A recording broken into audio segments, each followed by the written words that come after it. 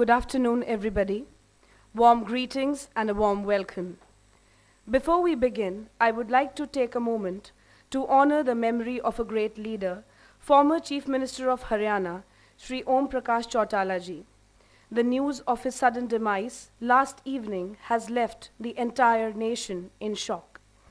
His contributions to the state of Haryana and his leadership will always be remembered.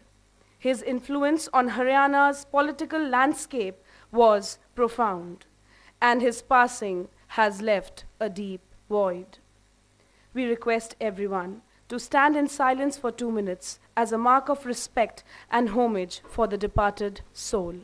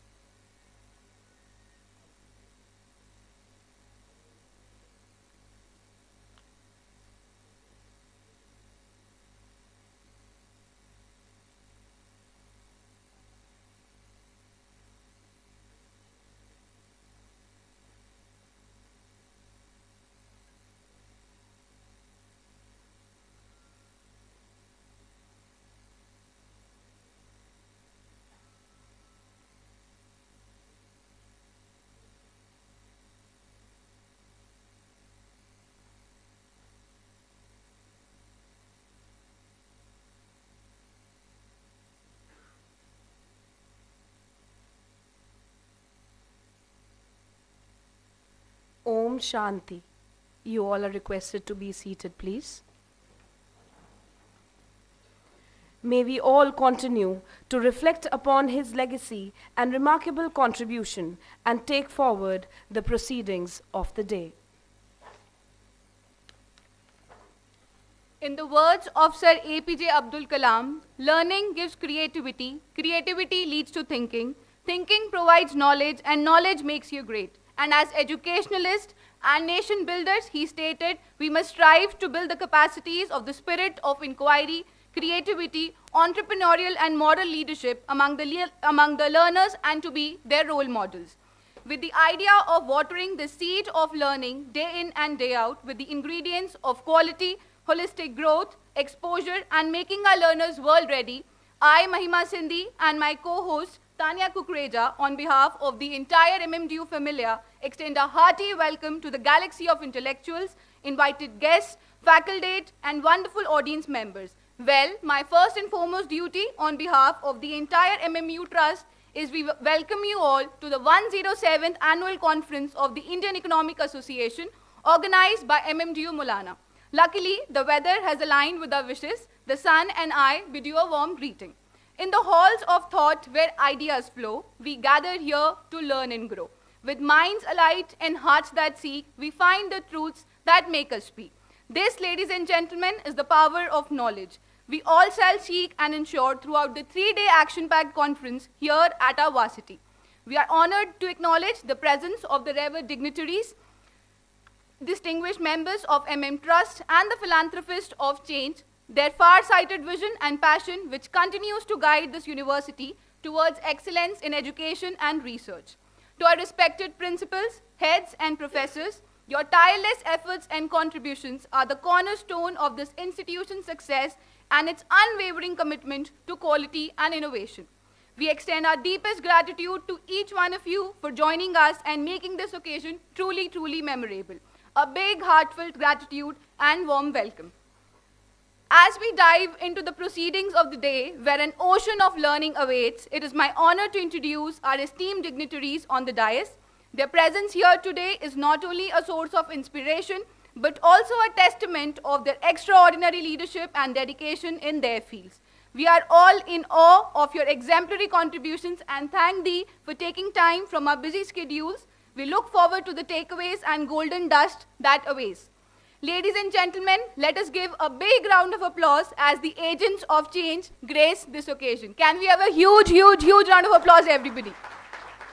We formally acknowledge the presence of Dr. Shamika Ravi, member of the Economic Advisory Council to the Prime Minister PMEAC, New Delhi, and Conference President. Professor Ramesh Chand, member Niti Aayog, Pattern 107th IEA Conference. Professor V.K. Malhotra, Chairman, Food Commission MP and Association President, IEA. Dr. Harish Sharma, Honorable Vice Chancellor, MMDU Mullana.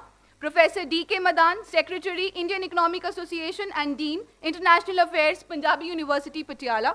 Professor Dr. Jayashish Sethi, Director, MMIM, MMDU Mullana, who have joined us at the Mullana campus to grace this occasion.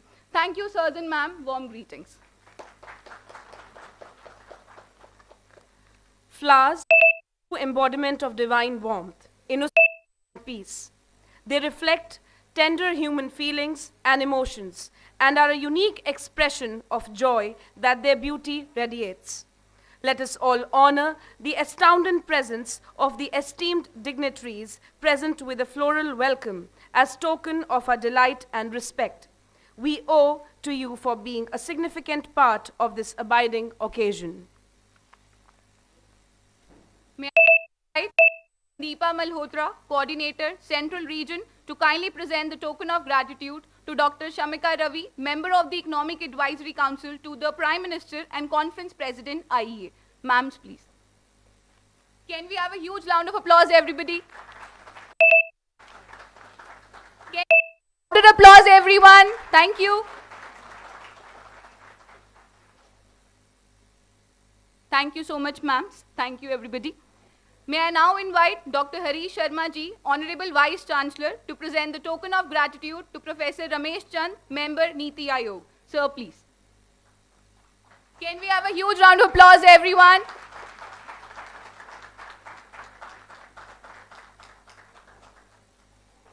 Thank you, sirs. Thank you, everybody. May I now invite Dr. Sumit Mittal, Registrar MMDU, to present the token of gratitude to Professor V.K. Malhotra, Chairman, Food Commission, Madhya Pradesh and Association President, IEA.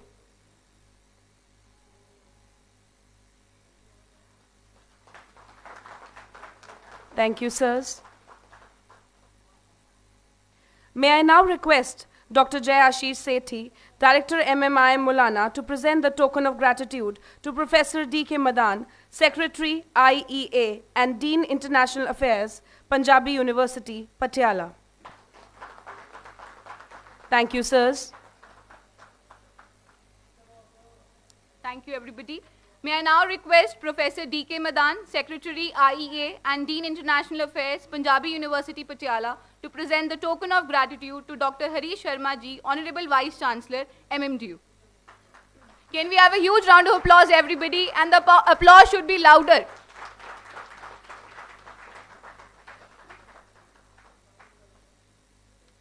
Thank you, sirs. Thank you, everybody.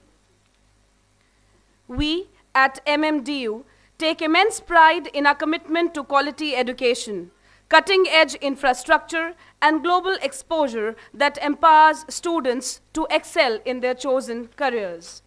A successful organization always and always has a visionary behind it for its consistent heights and growth pattern.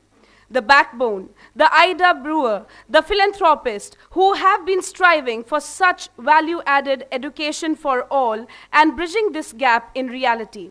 Dr. Tarsem Kumar Garg, Honorable Chancellor Maharishi Markandeshwar, deemed to be University, Mullana, and the man of wisdom and our guiding light, Dr. Vishal Garg, Honorable Secretary, MM Trust. With well-reckoned records in academic circles as education-driven opinion leaders who have played the key role in building and nurturing not just Maharishi Markandeshwar Trust, but many academic organizations falling under this trust. That MMDU includes MMDU, Mullana, MMU Sadapur, MMU Solan, Continental Hotel, International Schools in Karnal, Mullana and Sadapur, as well as Little Angel School, Sonipat. We owe this milestone to you, sirs, and bow in gratitude for bringing our dreams into reality. Let me take you all through a quick voyage of this galaxy of institute that Maharishi Markandeshwar deemed to be University Mullana is. May I now request the back-end team to play the video, please.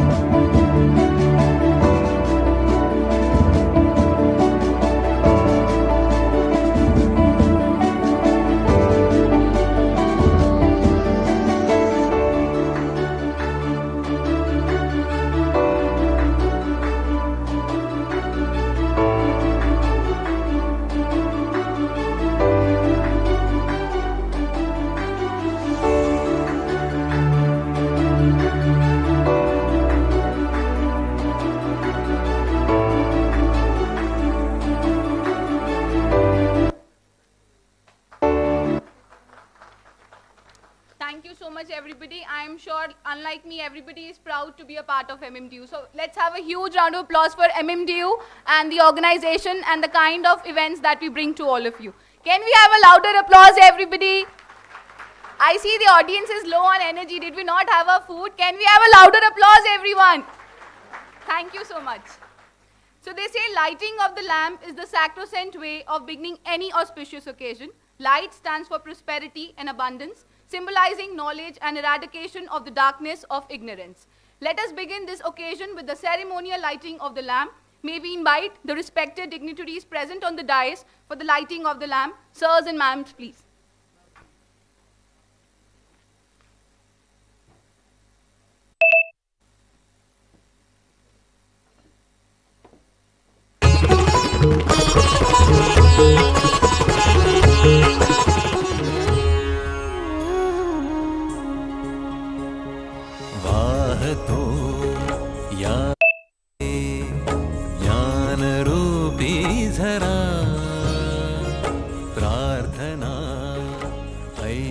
As the lamp is lit, let it illuminate our minds and hearts, guiding us through the discussions and sessions that lie ahead. Let it symbolize the wisdom we seek to share and the new ideas that will emerge from the collaboration between experts, scholars and practitioners. As we speak the divinely blessings of the goddess of wisdom, Ma Saraswati, to commence this auspicious occasion, may this event be a source of inspiration for all of us to continue our efforts in contributing to the global community through research, dialogue and positive action. Deep Jyoti Param Brahma, Deep Jyoti Janardhana, Deepo Hartu Me Papam, Deep Jyoti Namostute. The light of the lamp is the supreme Brahman. The light of the lamp is the form of Lord Janardhana. May this light destroy all the sins. I bow to the light of the lamp. I bow to the light of the lamp.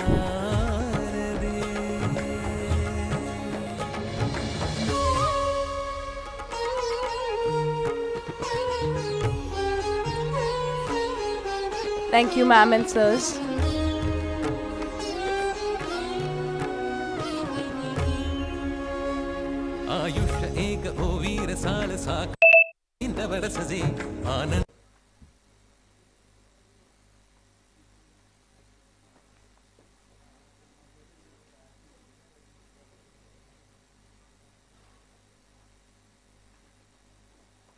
Thank you so much, everybody.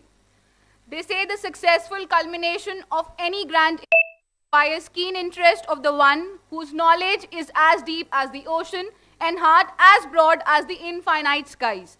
I take this opportunity to formally invite a true academician who's always led the institution with his far-sighted approach, Honorable Vice Chancellor MMDU, Dr. Harish Kumar Sharma, to deliver the welcome address and accord a ceremonial welcome to our most venerated ambassadors and dignitaries and introduce them to the gathering. Sir, please.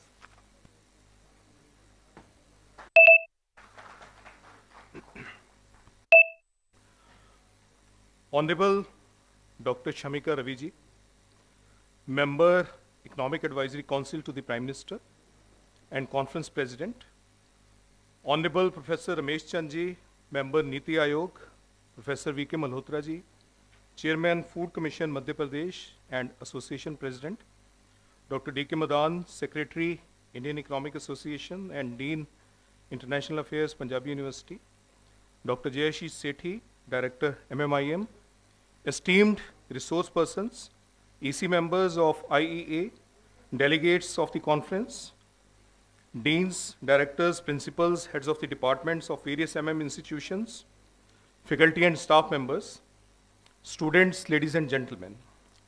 Namaskar. At the outset, on behalf of our Honorable Chancellor, on my own personal behalf, and the entire family, I would like to extend my hearty welcome to Dr. Shamika Ravi ji and Professor Ramesh Chand ji. They have been so kind to spare some time out of their very busy and hectic schedule and come all the way to our campus to be a part of the proceedings here. I also extend a hearty welcome to Professor V.K. Malhotra ji and Professor D.K. Madan. But for their support and guidance, this event could not have been a reality. My hearty welcome to all the esteemed resource persons and EC members of the IEA. I am sure their knowledge and experience will go a long way in motivating the participants of this conference. I welcome all the deans, directors, principals, heads of the departments of various institutions. A hearty welcome to all the delegates of the conference. Welcome to all the faculty and staff members and students of the institutions. It is indeed a memorable day for the MMDU when we have so many luminaries in our campus to discuss some of the emerging topics which are very relevant for our country today. I will just take an opportunity to briefly outline some details of MMDU. It all started in 1995 with setting up of an engineering college with an intake capacity of 180. As the years rolled by, we started with more institutions in the fields of computer applications, management, medicine, dentistry, pharmacy, nursing. So by 2006, we had 10 such institutions which were affiliated with Kurukshetra University. And in 2007, on advice of UGC, the central government declared this University as a deemed to be university with 10 constituent institutes.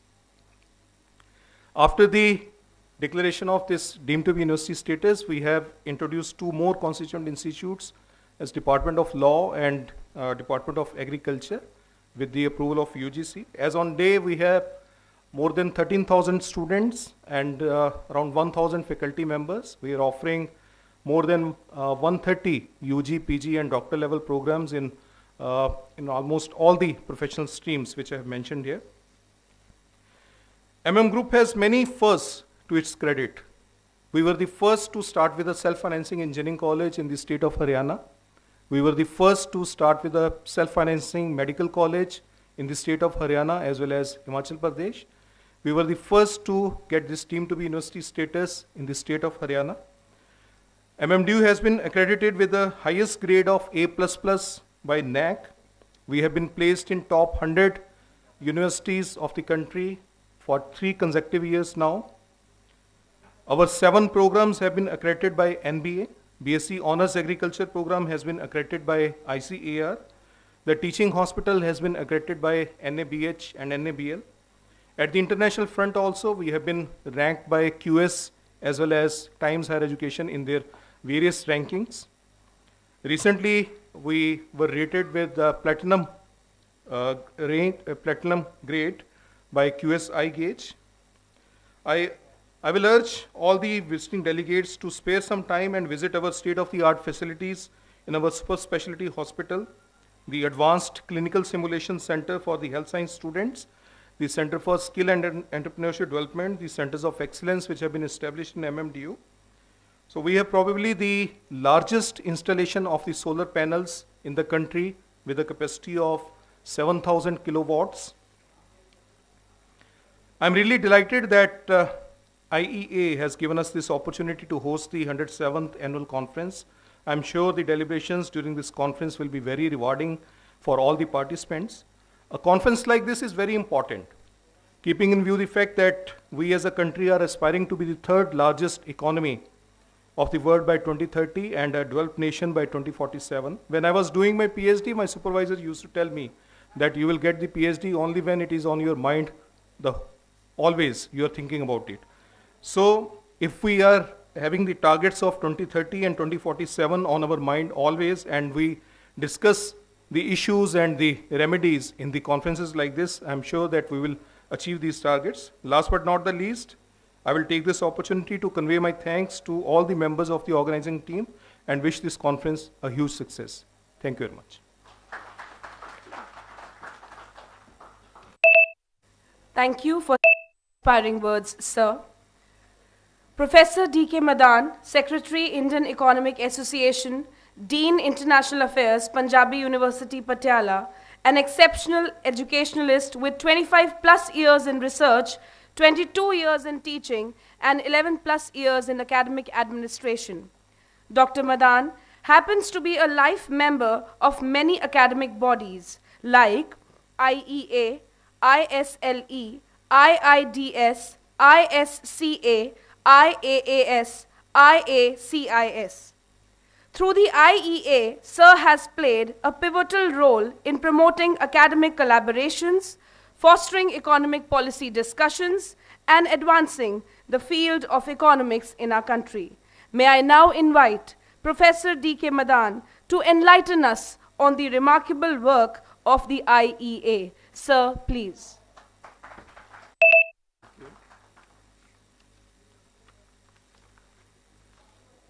Esteemed Professor Ramesh Chandji, Member Niti Aayog, Dr. Shamika Ravi ji, Member Economic Advisory Council to Prime Minister and our Conference President, Professor V.K. Malhotra, Association President of Indian Economic Association, Professor Harish Sharma ji, Vice Chancellor, Maharishi Markandeshwar University, Mullana, Dr. Jayashree Sethi, Director, Institute of Management, Professor Charan Singh ji, Chief Executive Officer, IGRO and Chairman, Punjab and Sindh Bank, Professor Sachin Chaturvedi ji, Director General, Research Information System, RIS, Professor V.N. Atri ji from Kurukshetra University, Professor Rakesh Mohan Joshi ji from his Vice Chancellor, IIFT, New Delhi. We also have Dr. Meena Chintamani ji, Pro Vice Chancellor, Narsi Munji Institute of Management, Mumbai. Dr. Deepak Srivastava, Director, IIM, Ranchi. Professor Gopinath from MS Swaminathan Institute of Research Foundation from Chennai. And so many other scholars who are joining this conference, faculty members, IEA members, delegates, IEA delegates, and executive committee members. I am very happy to share that many members from 25 states of India are participating in this conference, and more than 310 delegates registered for this conference. I I'm happy that Professor K. Parameswar Rao from Visakhapatnam, Professor K. Bagchi from North Bengal University, Darjeeling, Professor Baswa Raja from Mysore University, Karnataka, Professor Rekha Acharya from Indore University, Professor Sanju Karol, Director ICDOL Shimla from HP University, Professor Nirban Sarkar from West Bengal State University, Kolkata, Professor Jayesh Desai from Dean Academic University in Surat, Professor Bist, Professor Surinder Kumar ji, and Dr. Anish Gupta ji from Delhi School of Economics, Professor Jose from Gurgaon, MIT University, and so many others, Professor Jani from Gujarat, Professor C. Muthuraja from this Madurai University, and Professor Dulasi Vrindarajan from Madurai Kamaj University, and she is also our Vice President. Professor Arunachalam from Kerala, and Dr. Kamaljeet Kaur from Chandigarh, and so many other scholars. They have joined this conference, and I am very happy that this body, Indian Economic Association, that was established in 1917, now today organizing its 107th annual conference in this Maharishi Markandeshwar University, Mullana. We are also very much happy that IEA, that was established for organizing the annual conferences, publications, and giving policy guidelines to the government. With the presidentship of Professor V.K. Malhotra, I am very much happy that on the policy issues, he gave more importance. My friend Professor N.K. Bishnoi, he is also the Joint Secretary. He is also very much coordinating on this issue on the policy. I am very happy to announce this at this level. So here, just IEA has a very glorious past. And I just share that Professor C.N. Vakil, he was president of this IEA in 1934. Dr. D.R. Gadgil, he was president in 1940. Professor V.K. R.V. Rao, president in 1969. Professor D.T. Lakkadwala, he was president in 1994. Professor I.G. Patel, he was president in 1966. Professor P.R. Brahmananda, he was president in 1977. So we are also organizing P.R. Brahmananda lecture for this conference every year in his memory. Professor V.R. Panchamukhi, he was also president, and he was president in 1994, and he is also joining in this conference. We can see this one. And so many others distinguished persons, they handled this IEA, and now this IEA has reached this position, and IEA no doubt has organized 106 annual conferences till date. And last conference that was held in University of Delhi. And before that, we also have the conferences in Surat, Bangalore, Jain University, and so many other prestigious universities of the country. So I hope that this conference will give some follow-up actions to be taken by our government. In the last, just I end with this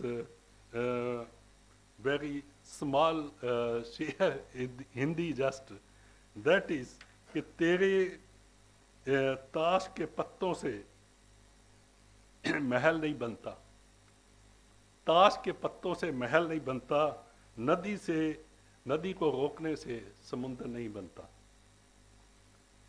बढ़ते रहो जिंदगी के इस हाल में, क्योंकि हर एक जीत से कोई सिकंदर नहीं बनता। Thank you.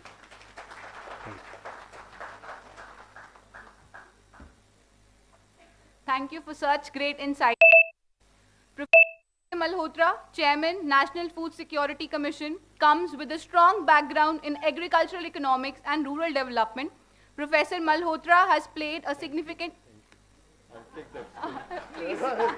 Thank you for your very generous introduction. Right. We are all, personally I feel, I'm a very small person. It is the benevolence and the affection of the fraternity that made me association president, and it is why I'm here. So, esteemed Professor Ramesh Chandji, member Niti Aayog, Professor Shamika Ravi ji, member PM's Economic Advisory Council, and known Brookings economist, Dr. Tarseem Kumar Garg, the Chancellor of the University in absentia, Professor Harish Sharma, the Vice Chancellor of the University, whom I met yesterday only afternoon, and I came to know what such a brilliant and nice personality could mean, and we had support from him in almost every respect that we talked to him since yesterday.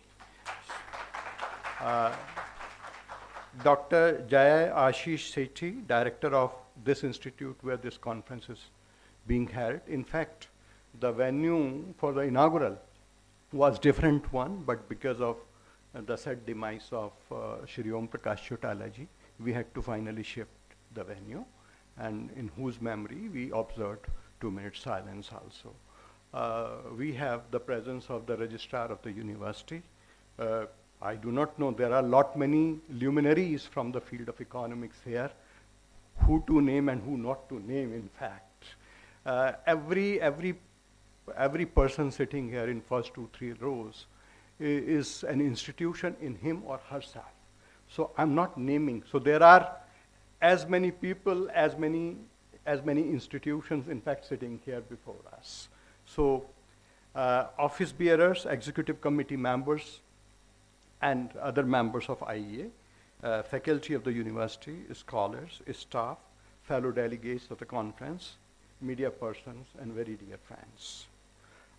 We have the proud privilege of having our 107th annual conference of the IEA in this prestigious university.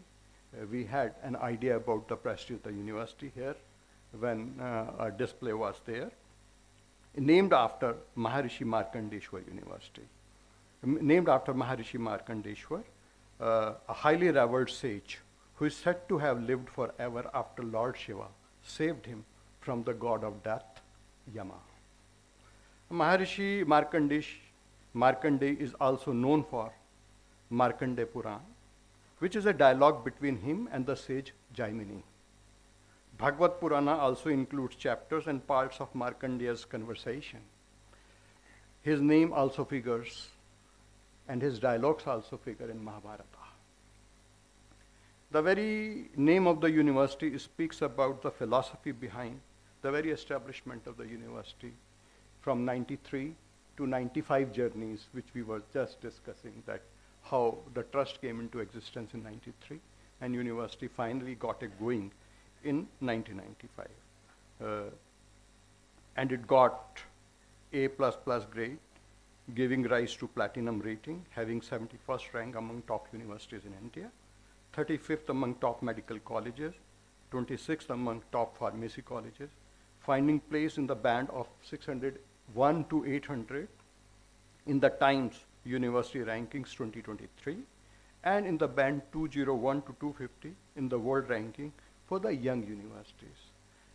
The recent researchers do prove the point that age of an institution is very, very important factor. All researchers related to democracy, economy, they prove that point. That is why there is a separate band for the young universities. As we are organizing this 107th conference, the IEA, which has a glorious legacy, Professor Madan gave an idea about that, as the best minds in economic science have been always at the heart and soul of the IEA. It has led money policy deliberations in the country for last more than a century of relentless working as an association. We can name all economists who have shaped the nation's policy, and they have been part of IEA.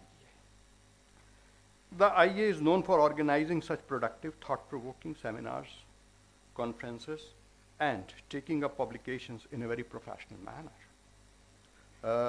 Barring the COVID year, most of the conferences have been organized in the physical mode, attracting galaxy of economists and policymakers in those conferences. This conference will have both the modes, keeping in mind the availability and suitability of highly renowned resource persons. Let me put on record few previous conferences organized in the recent years. ISID Delhi in 2018, Auro University Surat, AIGGPA Bhopal, our friend Professor Sachin Chaturvedi is here, and the way he extended his support in organization of AIGGPA Bhopal conference, we all still remain thankful to him. Jain University Bangalore, Delhi University in 2023. They have all left their own marks. We have the presence of Professor Ramesh Chandji here, and we know how our conference presidential addresses have been sought by the highest offices of the country. We always try to have the most debated and significant issues as our conference themes, and the choice is made in a very democratic process by inviting suggestions and then a group of people choosing the most significant subjects as the themes.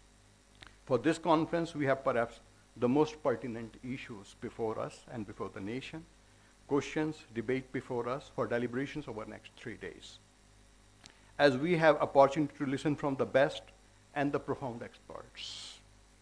Undoubtedly, the four main themes, Roadmap for Developed India, Targets and Challenges at Multiple Levels, is the themes for the next many years until India really attains it.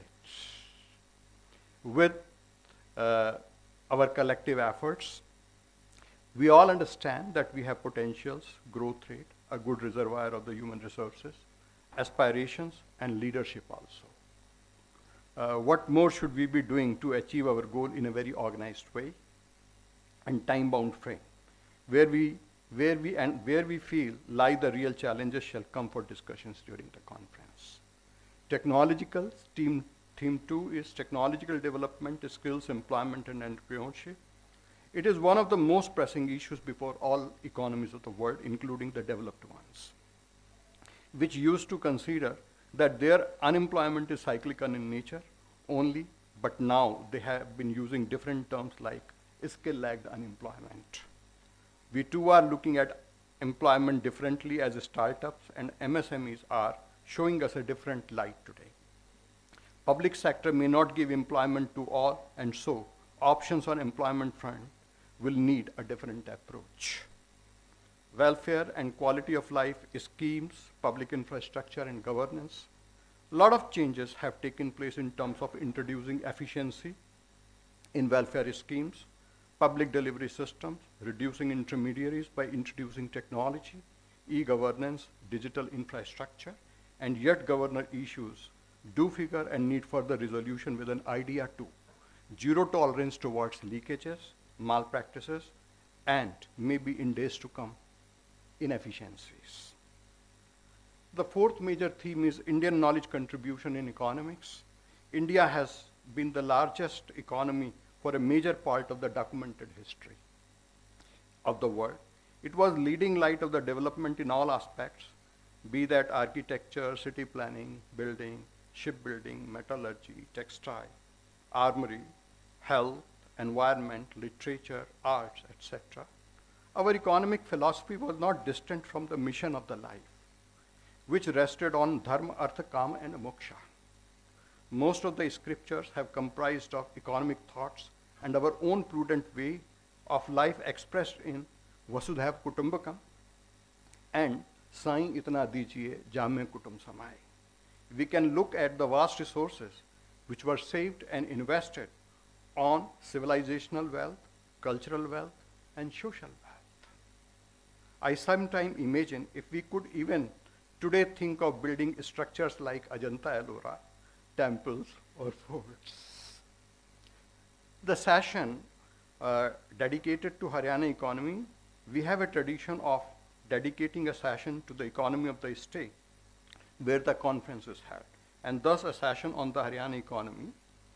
Our friends who have been studying and writing on Haryana and neighboring states would present their ideas, observations, and what has happened and what next may be done. They may also flag their concerns in respect of Haryana or the neighboring economies. I know that this list within these themes is too big to be discussed right now, and many issues will come up for discussion during the next 2-3 days. Some issues and ideas will ignite many more minds to study those further and contribute in those areas. I'm sure that this conference will definitely prove to be a very productive and a good value addition to our understanding of the world of economics and related policy making and evaluations thereof. We understand the mantra, coming together is a beginning, keeping together is progress, and working together is a success. We have a word, Wilson said it, we are in a world where we are drowning in information while starving for wisdom.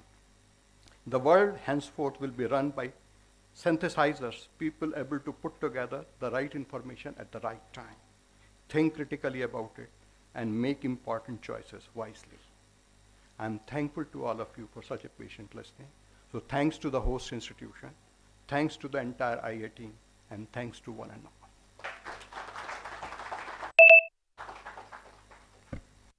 Thank you for enlightening us, sir. Professor Ramesh Chand, distinguished economist and member of Niti Aayog, India's premier policy think tank. At Niti Aayog, Professor Chand is responsible for providing strategic direction on a range of economic and agricultural policies, particularly those aimed at fostering sustainable growth, rural development, and agricultural reforms in India. Professor Chand is recognized for his expertise in agricultural economics, rural development, food security, and public policy. Sir has made significant contributions to the formulation of policies that address the challenges of India's agrarian economy, such as improving agricultural productivity, enhancing the livelihood of farmers, and ensuring food security. May I now invite Professor Chand to deliver the inaugural address. Sir, please.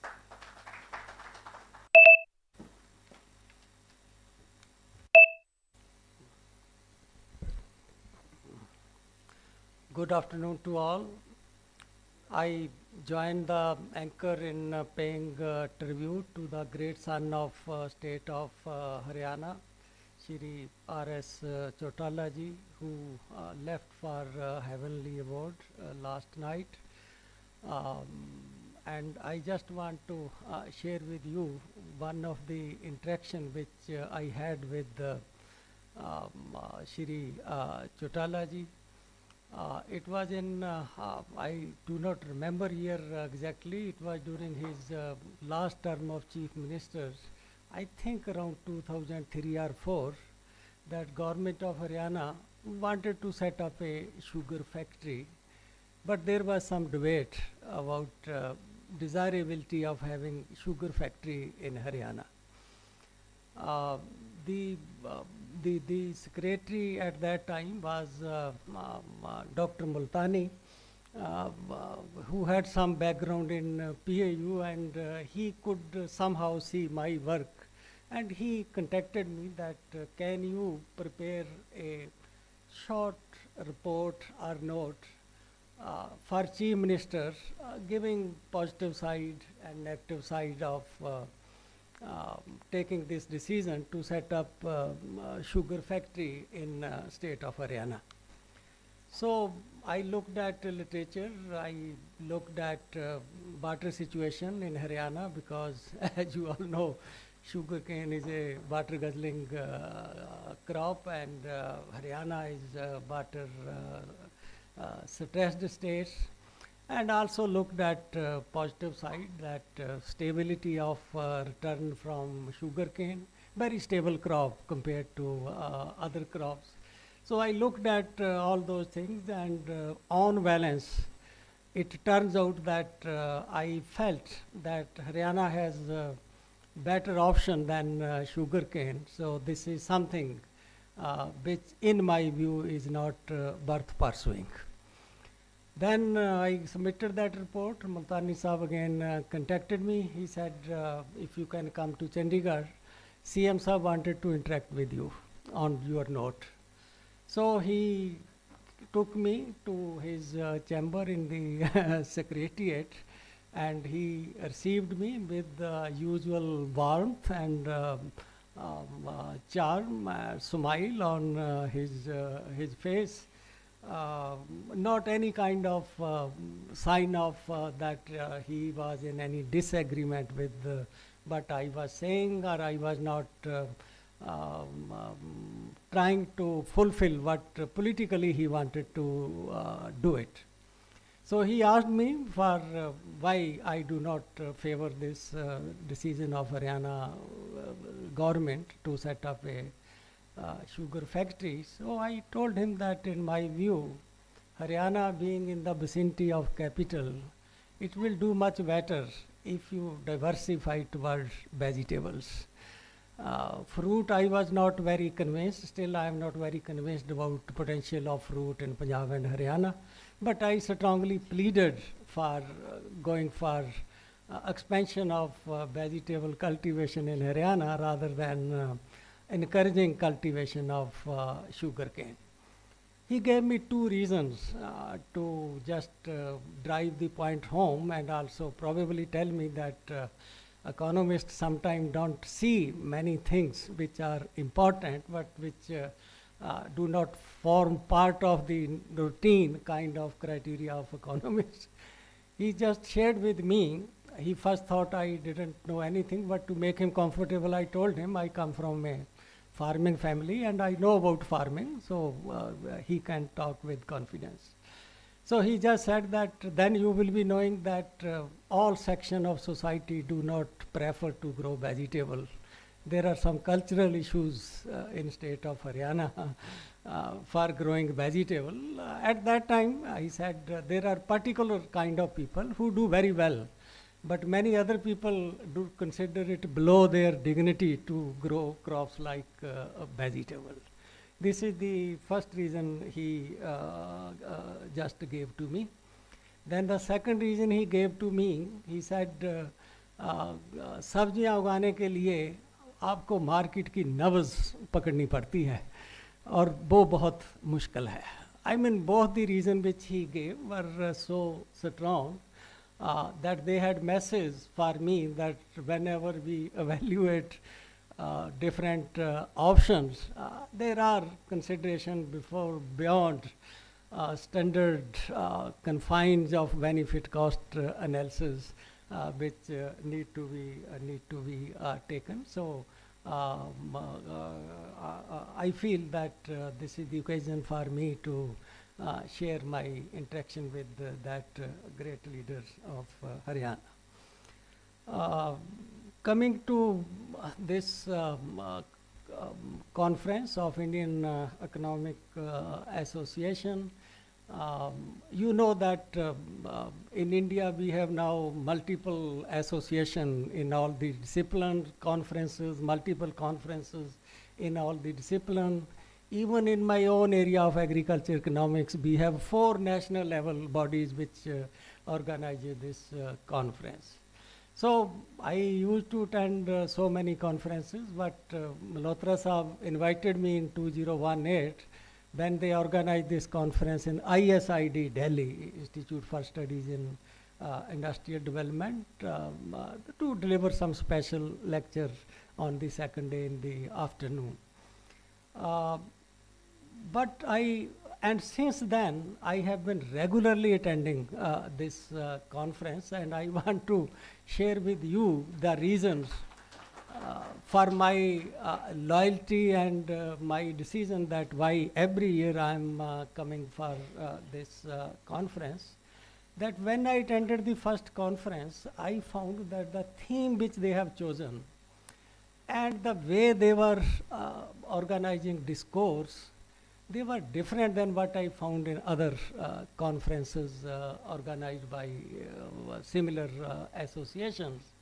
So what I conclude from now in a row, as I mentioned, that this is 7th time continuously I am attending this conference. So what I observed that how this group is different than many other group organizing this kind of event is, number one, that they are providing a platform for alternative viewpoint on all important economic issues, which even often challenges the dominant viewpoint, which is rooted in a particular ideology or in a particular thinking. And I feel that in a science like economics, having alternative viewpoint is very, very important. It may not be in physics, it may not be important in mathematics, where 2 + 2 is equal to 4, nothing less, nothing more. But in social sciences, it is very, very important that you have alternative viewpoint, and that is one thing which convinced me, which you will see even during the debate, the choice of theme which they make, that they do not make themselves a prisoner of a particular line of thinking, that you necessarily have to think in a tunnel, in a particular way. That was the one thing which convinced me.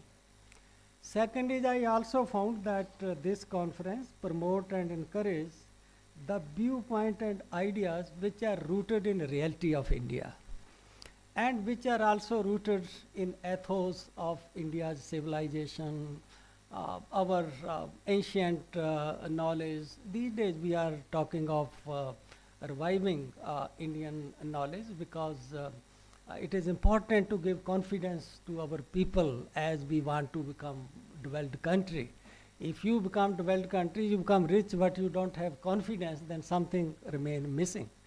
So giving this confidence means that we should not be oblivious of what was our state of knowledge before foreign rulers came to India and before colonial rules. So these days you find that those things are being discovered. People talk about Kautilya. Last year we invited Nicholas Stern in the Kautilya Economic Conclave, and he started with a quote from Kautilya. So the even Western world, they are looking at those ideas of India, which somehow were suppressed or went into oblivion for, I think, 1300 or 1400 years. So they, as Professor Malhotra also alluded to in his speech, that it is important to consider those ideas also, not accept them as such, but just to consider those ideas also, because of several reasons, because of their roots in the ethical values, how a king should be taxing its people. So if you read Kautilya, you will come to know that what are the underlying guidelines for even a king to tax its people, and how the border trade should be regulated. So, and how you should balance what goes to human and what goes to nature, what goes to wild animals. So it was so rich and it was so universal that this conference, particularly during 18, 19, I heard a speech by Dr. Mishra. I miss him. He was a professor in BHU with a lot of knowledge about ancient economic thoughts.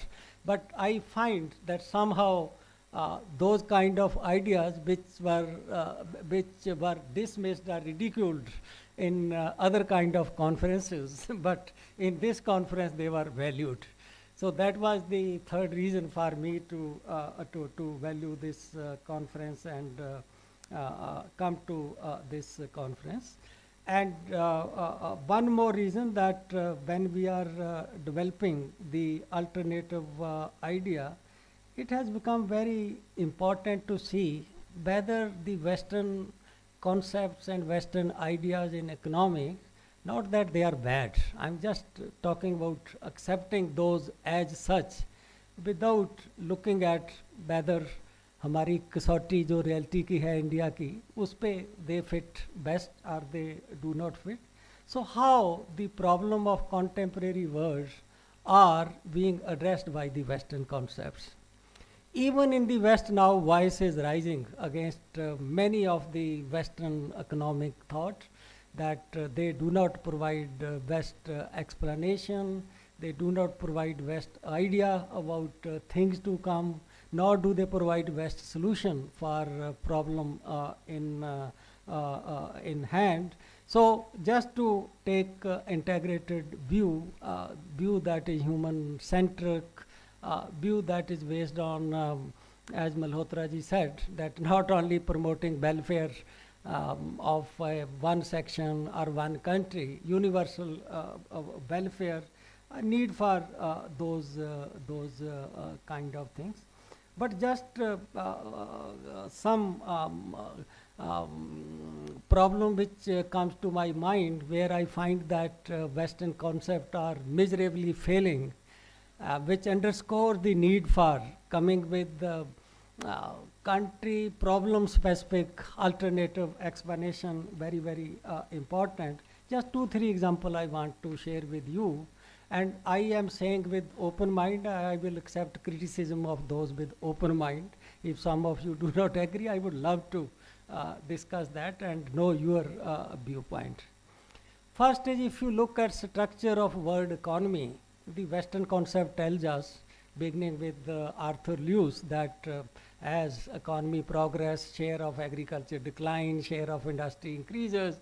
This we have been hearing from, I think, when we took first course in development economics during our masters. Repeatedly we have been listening to this, and we have also been seeing to this.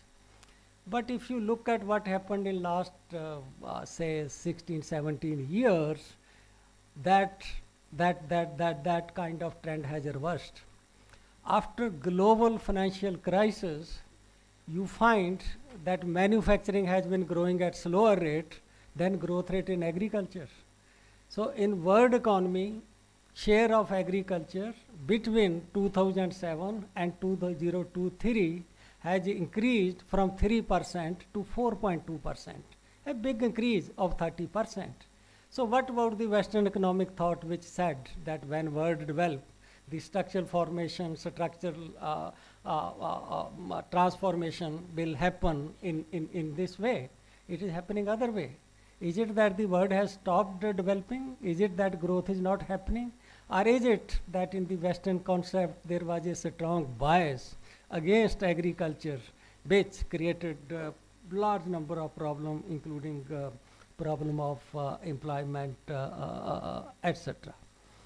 Then the second, this Western thought of power of scale. Again, we hear that scale is very, very important. I agree up to that extent that scale is very, very important. But stretching it to say that scale is the determining factor, I think the problem starts there. And particularly in farming sector, that according to Western theories, that big fish will eat small fish, and small and marginal farmer, they will not be able to withstand competition with the large farmer and larger farmer and largest farmers. So Western literature says that over time you will find that the labor advantage of small farmer will get diluted. So small will be eaten by large and farm size will become bigger and bigger. Precisely that thing happened in Latin America. Precisely that thing also happened in South Africa. But when you come to Asia, it has not happened at all. So cultural value of Asia have prevailed over the economic argument that in Asian country, even in advanced capitalist economy like Japan, recently highly developed country like China, the farm size even lesser than India, and it is surviving. It is not vanishing. So how come that scale argument is not able to reverse this trend which is happening in Asia, that still you find concentration of small and marginal farmer is increasing.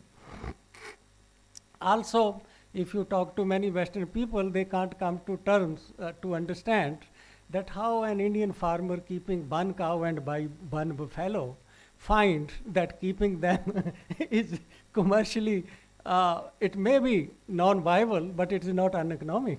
They earn profit out of producing 4 kg milk or like that, and how they are able to compete with other farms of thousands of hectares and thousands of dairy cattle. Similarly, this scale argument also go to industry. We have found that in India, despite industrialization, beside PLI and all those kind of things, you find that most of the employment still happen in medium, micro and small enterprises. So this was the second thing which comes to my mind.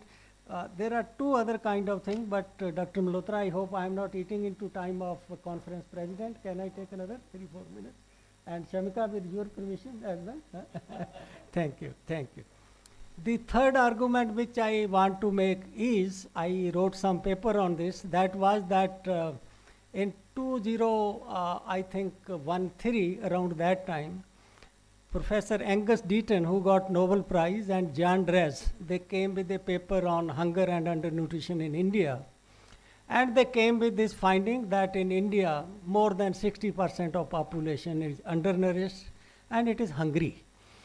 So, in fact, Angus Deaton also mildly put some sentences that in the light of increase in per capita food production, it looks a bit odd, but they reported that they did not deviate from this conclusion that in India more than 60% of population was hungry.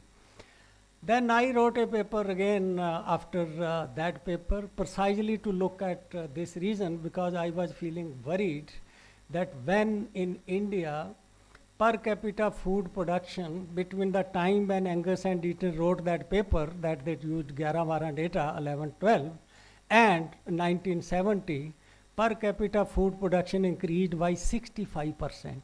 Per capita food production increased by 65%. And composition of food moved toward more nutritious food. Share of cereal declined, but share of milk increased, share of eggs increased, share of meat, fish and increased. That if this is happening, this entire increase is not going for export. Most of it is getting consumed in the India. So why we are coming with this kind of conclusions? I gave an alternative hypothesis in my paper. It is a keynote paper in Indian Journal of Agriculture Economics, where I said that much of the hunger in India is not for want of food. Also, entire hunger in India is not because there is no purchasing power. About 1/3 of the reported hunger in India is voluntary. People by choice do not consume so much of food which nutritionists feel that they should be consuming, and we all know in our houses that even if we know that I require 1800 kilocalorie, but the food I am eating is giving me 1000 or 1200, particularly in case of weight conscious ladies, that you find that the calorie intake is much less than what we feel they should be consuming. It's not that they can't buy food to have that calorie. It's not. But it's a voluntary. It's a voluntary. And also voluntary choice is because of cultural reason and so many other kind of things. So to show India in a poor light, that India's hunger is worse than Bangladesh, India's hunger is worse than Nepal, India's hunger is worse than sub-Saharan Africa, without looking at that what is the actual food situation. We are trying to correct this number, working with FAO. This time they addressed partly, not fully, partly they have addressed it, but that I'm talking of this Western concept, which ignores the cultural values and preference of people in the food habits. But disturb me most, this is my last point, the Western concept of work. That work we will consider, we will count only if it is paid. If it is unpaid, it is not considered work. So family work, it is unpaid, it is not considered work. So because of that, all studies will show India can never grow because women work participation rate is so low. Last 5-6 PFLS data shows that it is increasing, but still it just shows that in India the work participation rate of women is so far compared to men, and it is so low that possibility of India becoming a developed country without women entering into the conventional kind of workforce is ruled out. But do you think that taking care of children, working for family, taking care of elderly parents, in-laws, mother-in-law, those are, I think, more valuable contribution of women than earning 5,000 or 10,000 rupee by entering into work. And I particularly feel sad when all the data shows that lowest work participation rate in India is in the state of Bihar. Can you imagine when both families, men, women together come to state of Haryana, Punjab, they are both helping in agriculture, doing paddy transplantation, harvest, all those things.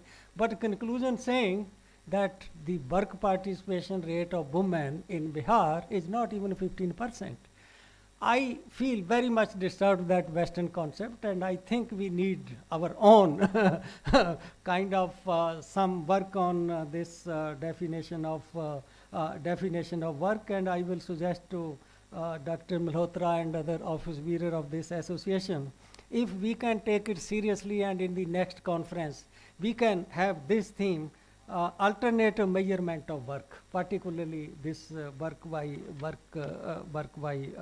women, and I think that will put the state in proper perspective. There are some minor things also, but I think I should not take too much liberty with the organizer. Like all of you, I am eagerly waiting to listen to the presidential address of Dr. Shamika Ravi, who is my colleague. PMEAC is also hosted in Niti Yog. We sit on the same floor. I would say that she is a great scholar. I think that you will see from her presentation, taste of pudding lies in the eating. But impressed me most about her work is that her work has a lot of traction.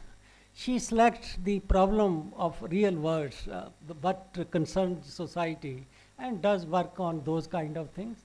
And her most recent work on looking at India's dietary transition and dietary changes, it was so good that it got attention of even Prime Minister.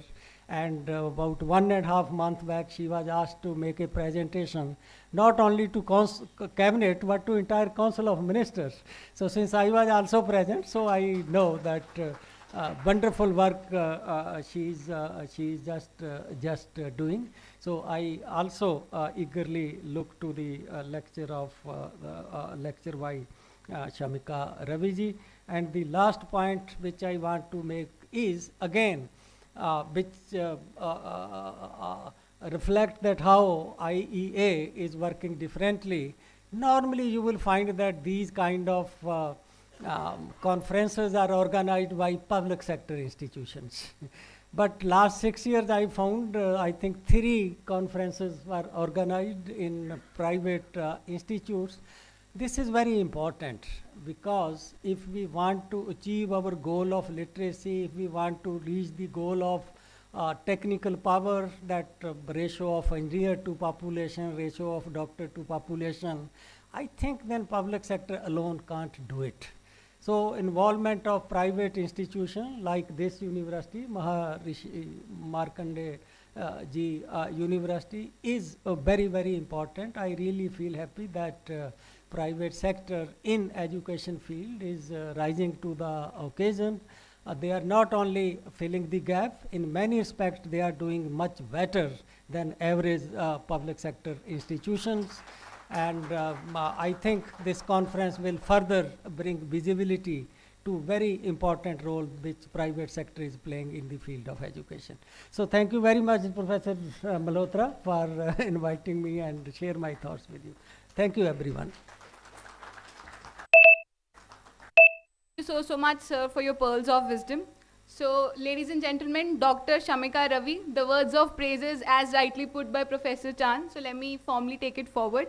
She is well-regarded economist and member of the Economic Advisory Council to the Prime Minister, EAC PM of India, is known for her expertise in development economics, public policy, and the intersection of economics and social welfare. Dr. Ravi plays a key role in advising the Prime Minister on economic policies and issues related to economic growth, inequality, and inclusive development. Her research and policy work primarily focus on areas such as poverty alleviation, health economics, education, and gender issues. Ma'am has been a strong advocate for data-driven decision-making in public policy and has contributed significantly to discussions on the role of economic policy in achieving sustainable development goals. May I now invite Dr. Shamika to deliver the inaugural address. Ma'am, please.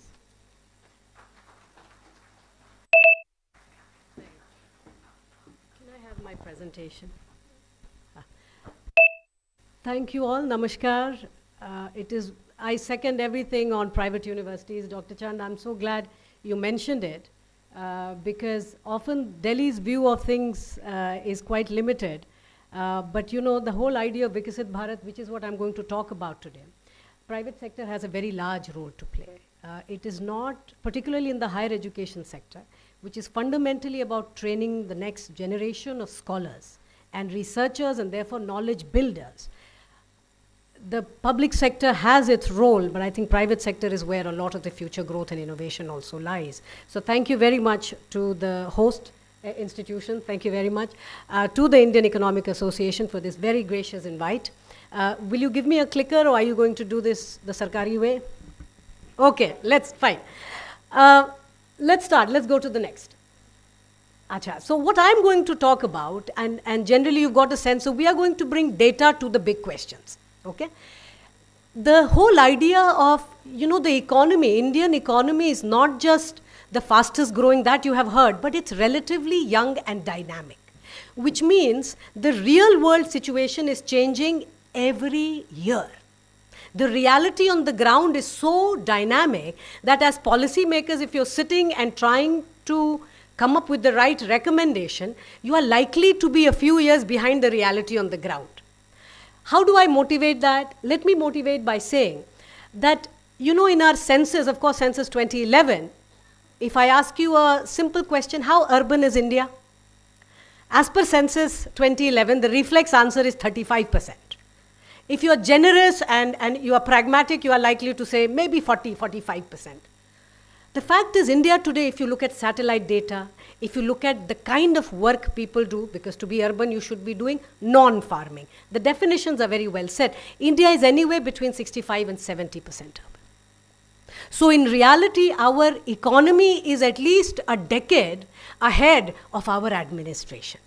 And of course, because I'm sitting in Haryana, we must talk about our neighborhood. You know, the city of Gurgaon, which is like the power engine of the economy of this state, used to be governed not by urban local body as the millennial city, but by a series of panchayats.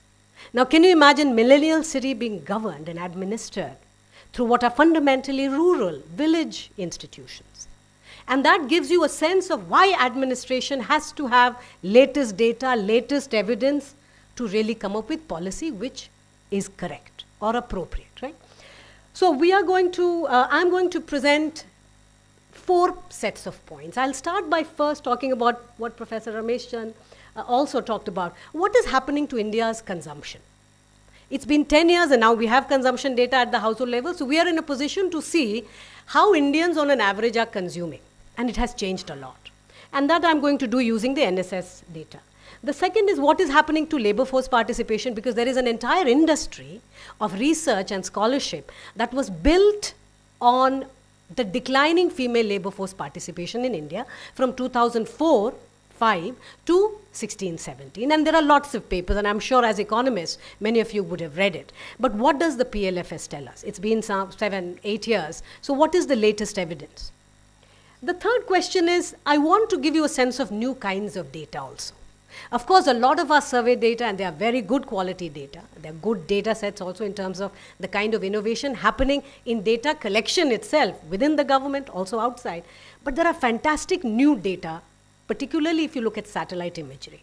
Not just nighttime lights data, but also daytime, 10 meter into 10 meter. We know what is getting built where, how high, how energy efficient, and so on. How warm does it get? And so there is a lot of data which is new. And how do we look at that to understand India's modern growth? Next. Everything that I'm going to present to you will be trying to understand, first of all, our aspiration. We really have a very a clear articulated vision and an aspiration to become a developed nation. That is what Vikasit Bharat is. So if 2047 is the window that we are going with, the idea is, how does policy feed into realizing this dream? Because that is not just the job of one government or one office. It will take every segment of the economy, every state and union territory. Let's start with the consumption. So what has changed over the last 10 years? National Sample Survey. Of course, we are looking at nearly 4 lakh households. Next. We can gloss over this. Sabse pehle, what you see is rural, 164% increase in terms of average monthly per capita consumption expenditure. Meaning one person's in the household per capita, average monthly consumption expenditure has risen 164% in rural areas. It has increased 146% in urban areas. Next. Food is now, for the first time in India's development phase, food is now less than 50%. It is a marker of progress. Right? In fact, if you look at cities, it is below 40%. It's actually 39%. We are seeing the diet becoming much more diverse. Earlier, we used to be thinking of food security from the point of rice and wheat. Now we are eating so much more. And it's not just us, people of a certain segment. Let's say this is the top 1 quintile. Even your bottom quintile, which means the bottom 20%, is consuming very diverse and new kinds of food. Okay? And how does this, obviously, if you're eating more and different kinds of food, it has direct bearing on your health. So I'm going to show you the data on what is it doing to anemia, which is one micronutrient, iron, that you want to look at. The policy implication of just these broad findings, number one, if food is now becoming a smaller share of the consumption basket, it immediately impacts the way we look at consumer price index or inflation. We cannot get spooked every time food inflation goes up, oh my God. So we need to recalibrate, and that the government is doing. Agriculture policy. Now, if people are consuming differently, production policies must also respond to this changing demand on the market, which means agriculture policy will now have to gently maneuver production. It's not always easy, as you can imagine, but it has to be done to meet the different kinds of domestic demand. Health and nutrition policy. Immediate impact and some evidence I'll show you. And a little bit on urban planning. Next. Okay, this is a very dense plot. It's basically comparing the 10 years, but you know the big takeaways in rural India? Cereal as a share of your overall consumption expenditure is falling. In fact, it has fallen by from 11% it has gone to 5% or something. Big decline. What are the troubling aspects of this? Consumption of alcohol, gutka, pan, all of that is rising very fast. If you disaggregate the data, and this is where there is a role for economists, because I don't think it's easy to think of politically when you say your bottom 20% in your villages, rural area, spends much more on pan, alcohol, gutka than it does on education or health. There is a government role there. Yes, you have to make healthcare. That's the whole idea of Ayushman Bharat. You make education free. But what do you do for this kind of massive change in consumption pattern? Of course, I'm talking about bottom 20%. What is a similar problem in urban areas? Your top 20% in urban areas are consuming much more processed and packaged food. More sodium, more cholesterol, all kinds of ailments. But remember, all aspects of growth that we think of in agriculture, it's not production that we want to raise. It's when you process that food. That is the next phase of agricultural growth, processing and packaging.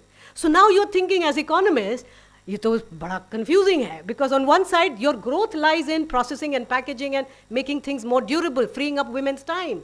It can travel much more, but the downside of that is it is having health impact. And I think as economists, this is where the data matters. We have to understand at the disaggregated level, packaged food is also a very big black box. It has to be pulled out. Kurkure is not the same thing as, let's say, ordering 2 idlis. So now we have to go food item by food item and make distinctions. Next. Another thing to note, again, in urban area, food is below 40%. So remember, even food as an inflation, as a problem to be thought of, it is becoming very, very, shrinking really fast in urban areas in particular. In urban areas, households are now spending much more on conveyance. Remember, your roads have become very good. But that also means people are traveling a lot more. They are spending more on conveyance. We have to think of public transport. We have to think of, these are going to be the burdens of the future. So they are closely linked with how livable and quality of life of average households. Next. Okay, so share of food is falling. In that, share of cereal is falling. Share of packaged process is rising. Conveyance is rising. Pan, tobacco, alcohol. This is troubling. Share of jewelry, ornaments, etc. has doubled. People are saving, but not always in financial assets. Of course, you know that more Indians are on equity markets today than have ever been, which means these are big changes happening. Next. Okay, this we can skip. It's just to show that even the poorest households are consuming like the rich. Next. You can just skip all this. Next. Okay. Now, you know the beauty of this data, because many of you are economists. If I were talking to policymakers, I wouldn't go so much into data. But because you are interested in economics and economics research, and that's my mandate here to motivate you, this data is very good not just for spending, it's also very good for actual quantities. Actual kilogram, how much rice, how many fruits, how much meat, how much milk. So quantity data has become available, and we can do a lot with it. Now, if you just look at what is happening to people across different quintiles, that graph is to tell you 10 years back, 11, 12, and what has happened to 22, 23. Top 20%, so the richest 20% and the bottom 20%. Do you see that overall, 10 years back, only 63% of Indians reported consuming some fresh fruits and alcohol. Fresh fruits. Today, that number is in excess of 90%. 90% Indians today are reporting that they are consuming some kinds of fresh fruits. Fresh fruits are different. It's important to study fresh fruits because it's a good proxy for affordability and access. Having it in the neighborhood. So if you have fresh fruits in Nagaland or villages of, let's say, Chhattisgarh, it means your back end, there are many things that are changing as far as logistics and supply chain, etc. are also concerned. These are perishable items. Fresh fruits are not growing everywhere. So there are many changes that are happening on the supply side. On an average, 43% increase has happened in that. But what about the poorest?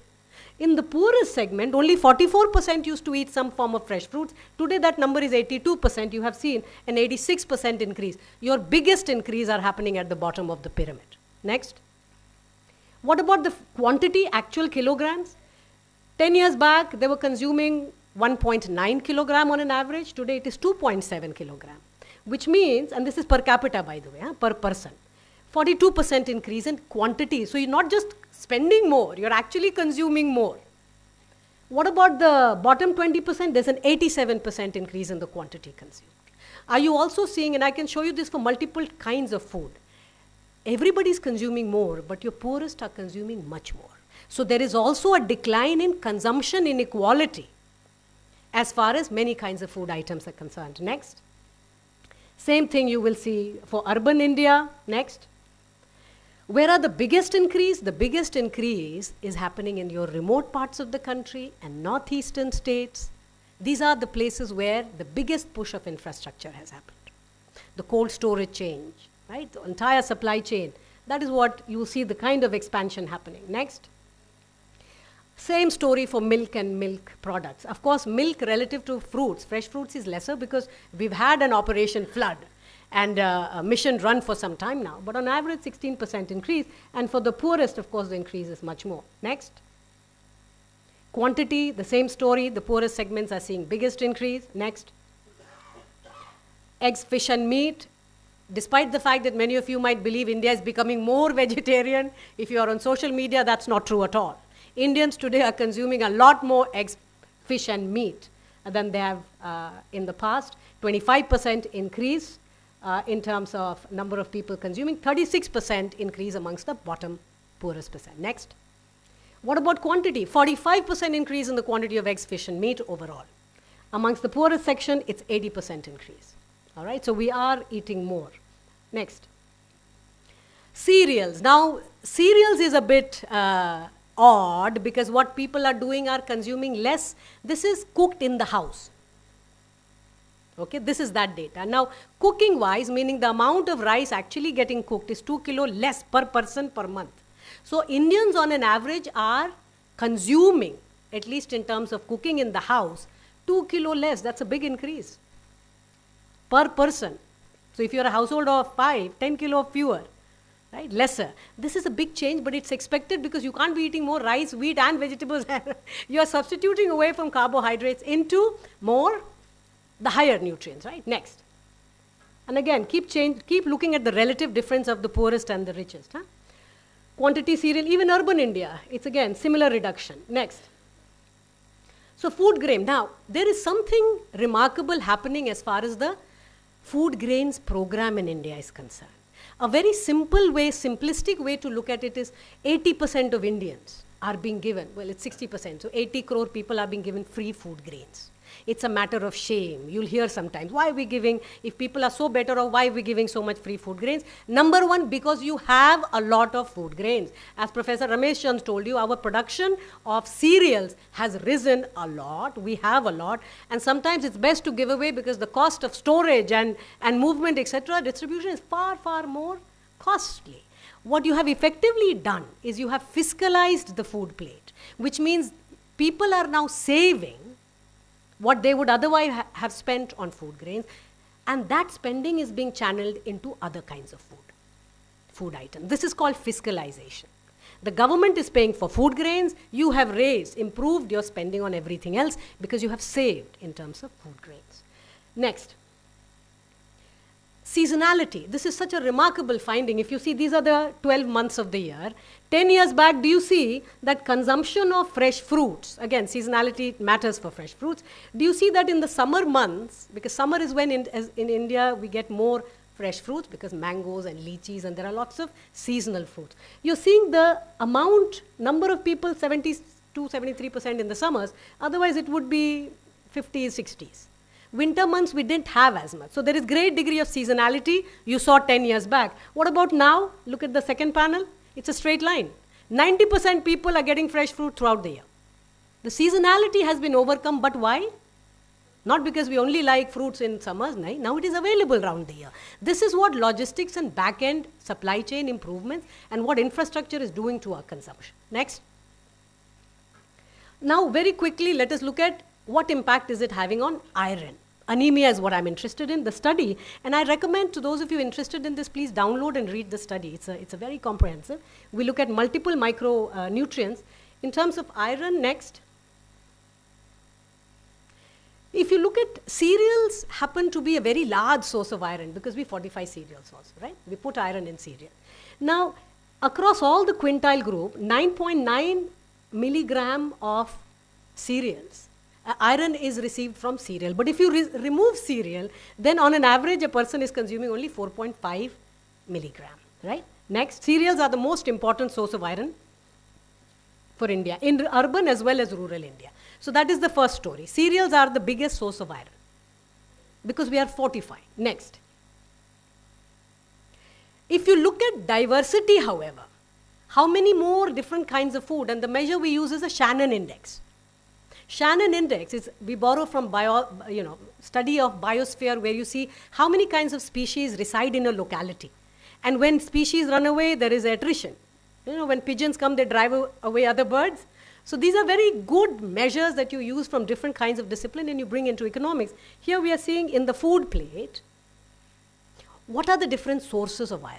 Earlier, cereal used to be your biggest source of iron, but what is happening now? You are getting iron from fruits, from all these other kinds of things. On an average, for all quintile groups, over the 10 years, food is becoming more diverse in terms of iron, because these are results I'm showing you for iron. It's the case for all micronutrients because you're eating more different kinds of things. Next. It's for every state of the country. So this is not a story driven by few states. You know, like the growth story when we say manufacturing or maybe agricultural superstar, nay. Food diversity is increasing across the country, in rural and urban, in every state. Next. If you look at, and this is just a small example, what are the sources of iron in Kerala? 40% iron for an average Kerala household comes from fresh fruits. Only 12%, 22% comes from cereal. But in Uttar Pradesh, do you see 70% is the main source of iron is cereal? What about Rajasthan, which has the least dietary diversity in the country? Overwhelmingly, almost 84 is it? I can't read from here. 84 is from cereal. So all the states are changing, some states are changing more. It also has to do with local availability and food habits. Just because it is available doesn't mean everyone's going to eat it. So please also recognize that economy will go so far, but culture and food habits, a lot of old cooking ways, we'll have to go back to some of those things as well. Next. What is the impact on anemia? Next. You see, on the x-axis here, you have the log value of what is happening to diversity and the incidence of anemia. Because you marry this data with National Family Health Survey, NFHS, and you know the incidence of anemia. Do you see that as your food gets more diverse, anemia is crashing? Now, the funny thing is that more intake of iron will reduce anemia. That is the definition of anemia. But more diverse sources of iron will reduce anemia much faster, which means fortification is good for a country which suffers from anemia. We are going to fortify rice, and hopefully in the future we will continue to fortify wheat, etc., because it's easy to do. But over time, the bigger gains are from making people eat more different kinds of nutritious food. And it's so common sense.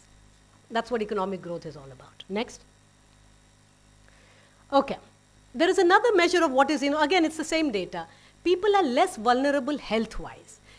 Earlier, remember, we used to measure what happens to poverty if you fall sick. 7% Indians were getting impoverished due to healthcare. But now that absolute poverty is below 3% in India, that is a very simple measure. Can we look at vulnerability? Because even the richer households, if somebody goes to a private hospital and has 1 week of length of stay, you are likely to incur a bill of 6-7 lakhs. An average household, even in your top quintile, has to cut down consumption somewhere. So that is a mark of vulnerability. When I'm hit with a shock, like hospitalization, how much consumption do I have to cut? Do I fall to the next bracket? I'm in the rich 20%, do I fall into the next? These are measures of vulnerability which we are bringing into modern, new, day-to-day policy making. Next. Look at asset ownership amongst the poorest 20% in India. This is vehicular ownership, because vehicle is a major lump sum expense, right? It's expensive. What you're seeing is, and why do I look at vehicles? Because this is not provided by the government. I'm not looking at Awas Yojana. I'm not looking at free XYZ that the government might be giving. You look at vehicles, because vehicle is something you buy. So in the poorest 20% of Indians, 10 years back, 4% had some vehicle. Mostly these are bikes and scooters. Today that number is 40%, a little bit in excess of 40%. It's a 900% increase. Do you see what that, of course, policy implication means? Now, even in the villages, everybody's got bikes. We have to think of traffic, lights, congestion, all kinds of other things. But these are all markers of improvement in quality of life. That is what your data is telling you. Also, remember, when you buy vehicle, very few people go and put cash. It's also an expansion in the formal banking, because a lot of this is financed formally. Next. Okay, very quickly, let's go over the female labor force just to show you that the recent trends are extremely encouraging. Next. This is just defining what is labor force participation. Next. We have lots of very rich data over the last 7 years, 8 years. Next. You see the crash? That has been very well studied. There is not a single paper on what has happened after the crash. You see, real policy making needs scholarship. I'm here to really tell you that if you are economists who are interested in impacting policy, kindly go to the data. Look at the data, write, ask first order questions. What is happening to labor force participation? Consistently rising in the last 8 years. It is rising much more in rural areas than it is rising in urban areas. Next, to one question again, what Professor Ramesh Chand said, that people, it's an unpaid work. We have been told, yes, in India it is rising, but you know it's all unpaid work. Actually, that's not true at all. Because this analysis removes all unpaid work. Now, when you remove unpaid work from all the data sources since 2004, what do you see? That crash did still happen, but the rise also happened. This does not include any unpaid work in the household or household. Do you still see a rapid expansion? So there is something happening, and particularly in rural parts of India, where women are coming out and participating. All right? Now, unpaid work and women, that in fact, there's an entire paper around care economy. 17% of GDP, that is the value of care that women are giving in the household. But there is no money transacted, therefore, we discount it. But I think which is a more institutional story, Professor Chand, which we have to think about. Are we discounting it in the family also? Because if we value, and that is where we say that Indian growth and development must have Indian characteristics. Our declining fertility rate at a stage when we are still under $3,000 per capita, rich countries have seen that. When women enter labor force, fertility does decline. And mind you, no country has managed to reverse it, no matter how much money you throw at the problem. If it's happening at such a low stage of growth, what are we going to do about it? Of course, internal migration will take care of some of that problem. But then what? Our dependent population will continue to expand. Our working population will continue to shrink. How do we even sustain this growth? Because we have just come out of poverty. We have a long way to grow. So we have to, I'm not just saying we put a value to it statistically. वो तो सबसे आसान है. As economists, we know. We put a shadow value and we put, okay, 17%. How does that translate into actual change on the ground? We say an average Indian woman from the age group of 18 to 59, that is your working age, spends 4 to 5 hours taking care of someone. That's the kind of time we spend, because care is almost entirely on the shoulders of women. It's not just children. It's also 120 million elderly above the age of 60, and that population is expanding. How do you help women do this? By the way, another very dismal, and this is to the ladies in the room, a major shout out. The amount of leisure time that working women in India have, minimal. You have barely like 15 minutes or something.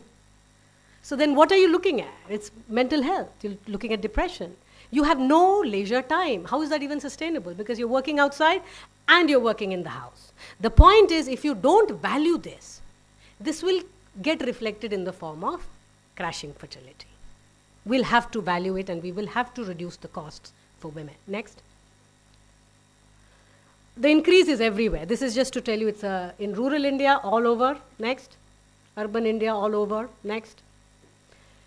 Across all your states. In fact, Professor Chand mentioned Bihar having low, but you know, we are actually in a state where traditionally female labor force participation has always been very low.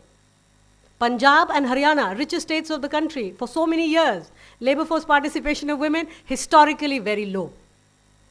So culture matters. It is not just affluence which is leading to it. Bihar is your poorest state, Punjab, Haryana are your richest for a long time, Haryana particularly. Labor force participation of women takes time and culture. It's not just money. Next. All this you can skip. He's also a conduit for people moving. Yes. Okay, now let's go back. Okay, this is a very important story. Institutions matter also, and this is something we have not yet talked about openly. Why is it that married men in India, because again, we have talked of marriage and women, and what about men? Marriage makes a difference to men's participation also. Married men in India enter labor force early, and they leave labor force much later. Unmarried men, on the other hand, are very late to enter labor force. They don't enter until the age of 30 and beyond, and they exit much sooner. For a country which is aspiring to grow, for such a large population, we only talk about women's labor force and saying we must raise women. What about unmarried men? If marriage as an institution, why are so many of our youth waiting till the age of 30 to do something? Why are we so busy taking exams? It's a reflection of a deeper, I'm saying that there are no easy fixes. Ye badha do, ye ghata do. The way multilateral institutions, many people when they come and lecture us, it's, I think, Professor Chand, and he raised these very difficult and important questions. Part of the reason why people come and lecture us, one, I think it's just poor economics. We should be very honest about it. I think they're doing injustice to the discipline. Second is poor understanding of institutions. These are outcomes. These are not levers. कि labor force participation बढ़ा दीजिए. आप ऐसे नहीं बढ़ा सकते. You have to understand why is women's labor force participation down? Why are unmarried men entering labor force so late, exiting so fast? If marriage as an institution is a disciplining mechanism, you've got to sustain your wife and kids and so on, then we have to have a serious conversation about what are seemingly institutions under a lot of stress today. Not just marriage, but children for sure, families for sure. Because we have seen this in the West. During pandemic, this is a very dismal data, we saw the largest number of elderly people die alone without a family around. That is when we started to say, this is not the growth and development we want. There should be fundamentally Indian characteristic in what we are trying to do. Families are important to the economy. But if families are important, then we must have policies which support families, which means it should enter your tax policies, it must enter your care economy, spending on these kind of institutions. Next. Marriage is good for men, marriage is bad for women as far as labor force participation is concerned. Next. Presence of children doesn't affect the men. Presence of children does affect the women, but what is interesting, and the paper talks about it, every state it affects differently. Married women in Rajasthan and Bengal in rural areas tend to work more. Married women with children. Even in Kerala, unmarried women tend to work less if there is a baby in the family. Could be your niece, could be your nephew. You stay back and you help. Do you understand why talking India's labor force is declining or rising? This is just such lazy research. India is a very large country. Every state, our average district is 2 million people. It should blow your mind. So to broad brush statistics means nothing as far as India is concerned. It's not helpful for policy making. Next. Next. Ye chalte jao, let's just, these are stories. Okay, just go back to the last, absolutely 2 seconds on, new kinds of data set. You know, survey data has human error, you can say all kinds of things. This is satellite image of a daytime. You are seeing 10 meter into 10 meter what's happening, okay? This is, okay, let's go next. Let's look at global settlement. This is just to tell you what happened from 2010 to 15 and 15 to 20. The shades, these are constituencies, parliamentary constituencies. And this paper is called Politics Matters, okay? This is to tell you governance matters. And of course, we have tried to do this comparing Odisha and Bihar. Bihar was richer than Odisha in 1991. Who remembers that? Today, Odisha is 2.5 times richer per capita than Bihar. So let's not pretend governance does not matter. Governance matters.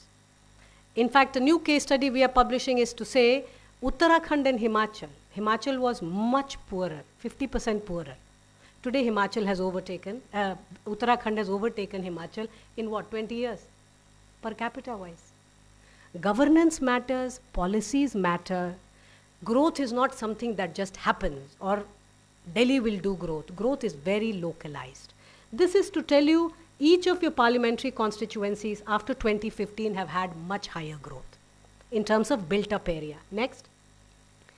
Your red, these are parliamentary constituency. This is 2010 to 15 and that is 15 to 20. Red means growth of real growth of more than 5%. It's anywhere from 5 to 10. Do you see how the redness in India is spreading?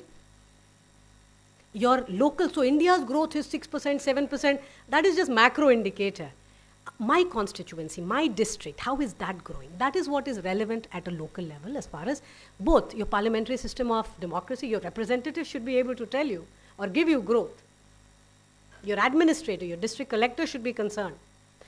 Eventually, democracy is about highly localized, right? Do you see how that redness is spreading? And a lot of that redness is in very remote parts. It's not happening in Delhi, Mumbai, Chennai, etc. It's happening really in the relatively more remote parts. Next.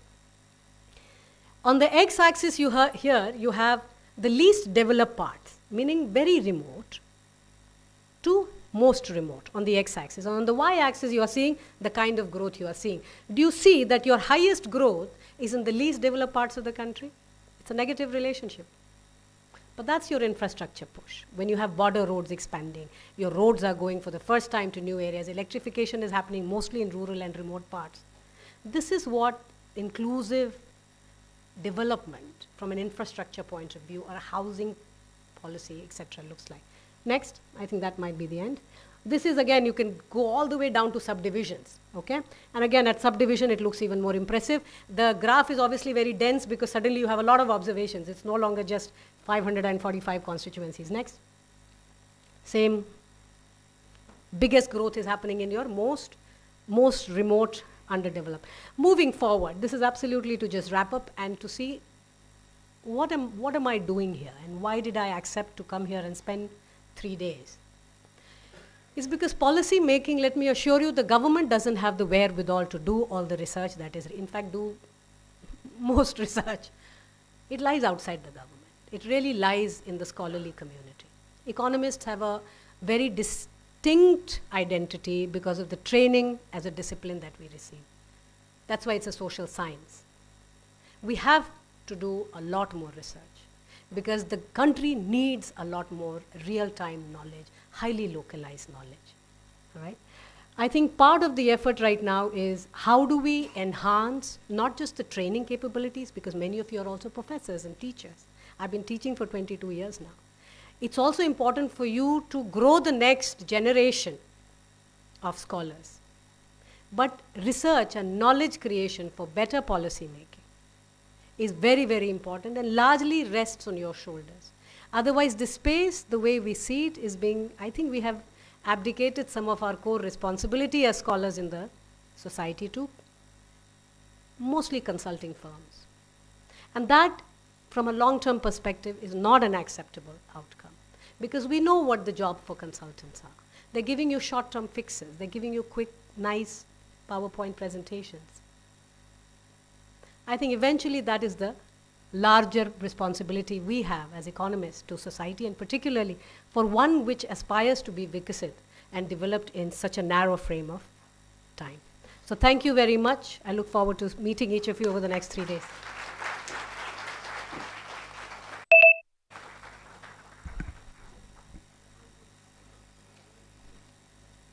Thank you so much, ma'am, for sparking new ideas and bringing different perspectives to light. Your contributions and exemplary leadership works are truly very, very inspiring. Thank you, ma'am.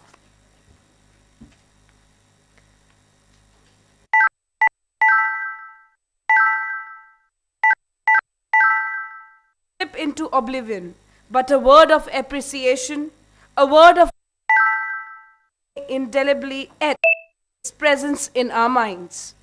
Now, it's time to express our gratitude. Here, we have a memento, a token of our appreciation for our venerated guests as an expression of our gratitude and inexplicable bond we have forged with them. May I request Dr. Harish Sharma ji, Honorable Vice Chancellor, MMDU, for the memento presentation to Dr. Shamika Ravi, Member Economic Advisory Council to the Prime Minister and Conference President, IEA. Sir, please.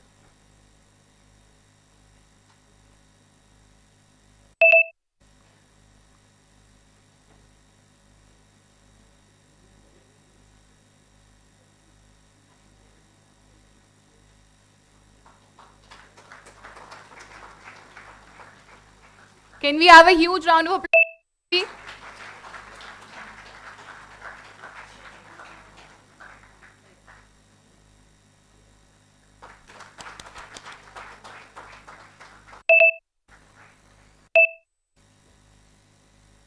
May I again request Dr. Harish Sharma ji.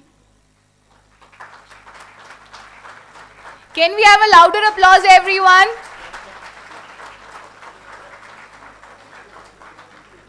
Thank you. May I again request Dr. Harish Sharma ji, Honorable Vice Chancellor MMDU, for the Memento presentation to Professor Ramesh Chand, Member Niti Aayog, Patent 107th IEA Conference. Sir, please.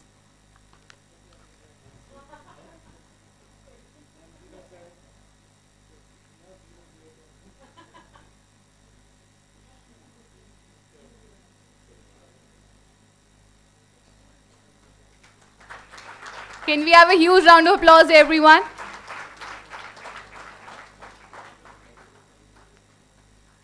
A louder applause, everyone. Thank you, sirs and ma'am.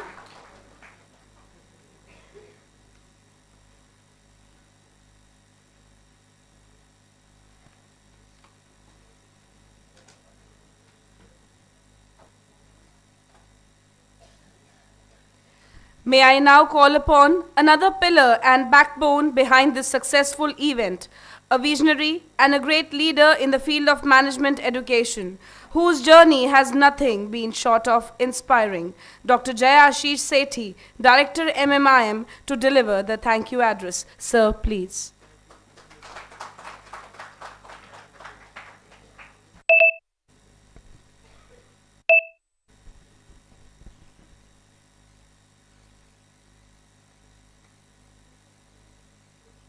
I'm thankful to Indian Economic Association for giving us this opportunity for organizing this 107th annual conference. I stand here to thank Professor Ramesh Chand for giving his inaugural address. Sir, your point of alternative means of measurement of work is well taken. Dr. Shamika Ravi, for presiding the conference. Ma'am, your research on food consumption habits of India and labor patterns were really commendable and an eye-opener. I'm also thankful to Professor V.K. Malhotra, President of Indian Economic Association. Our force who has been really put all the efforts for organizing this, Professor Harish Sharma, Vice Chancellor of our university.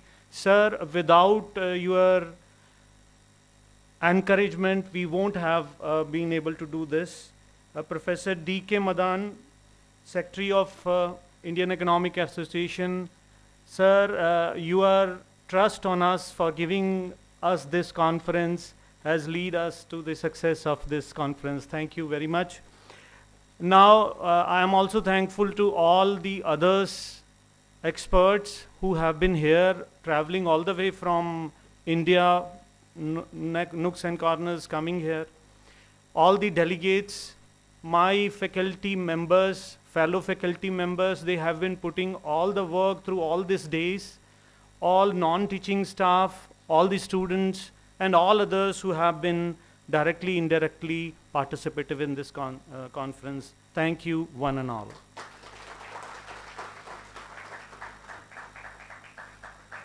Thank you so much, sir. A heartfelt gratitude. As we conclude the inaugural ceremony of this prestigious conference, I would like to express my heartfelt gratitude to all the esteemed dignitaries, speakers, and participants for being a part of this event. Your presence and contributions have already set a remarkable tone for the discussions that shall evolve ahead.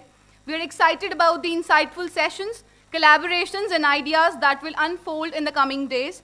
Together, we will explore innovative solutions, share valuable knowledge, and work towards achieving the goals of this conference. I look forward to engaging with all of you as we embark on this journey of learning and growth. Thank you once again, and let's make this conference a truly memorable and impactful experience. As a closing remark, a quote in the Forbes magazine the other day read, "The purpose of education is to replace an empty mind with an open one." As educationalists, academicians, and pioneers in education industry, facilitators and catalysts of change, let us all pledge to keep setting such strong foundations for our leaders of tomorrow to witness and grow upon. May I now request everyone to please rise with the national anthem. Let us all stand in respect and unity as we honor our country.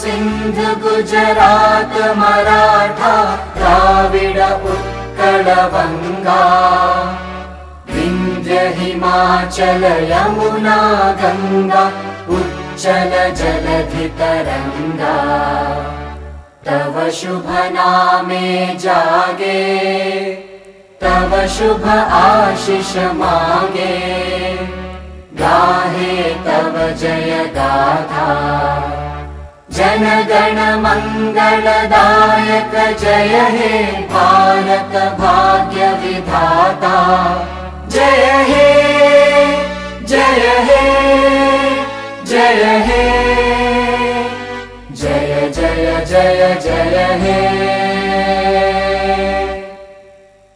जय हिंद, जय Bharat. I request you all to be seated. Tea is the magic key to the world where my brain is kept. This quote beautifully captures how tea can be a source of clarity, focus, and inspiration.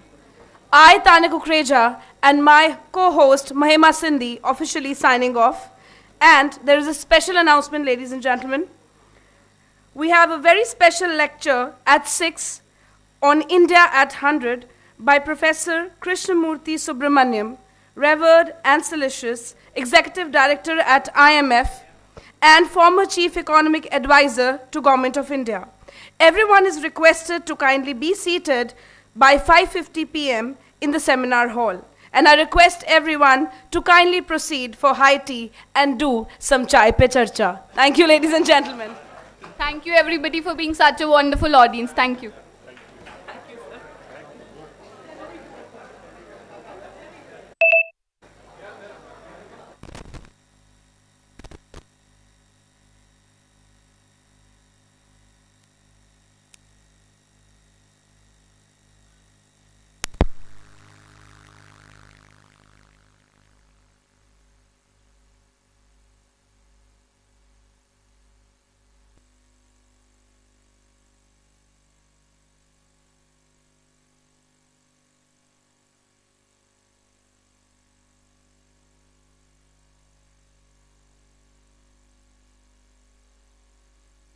Indian Economic Association.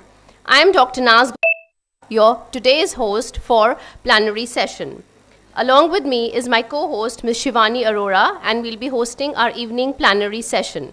It is my privilege to welcome you all to today's special session on India at 100, a reflection of India's journey and the aspect that, along with the path ahead towards the century.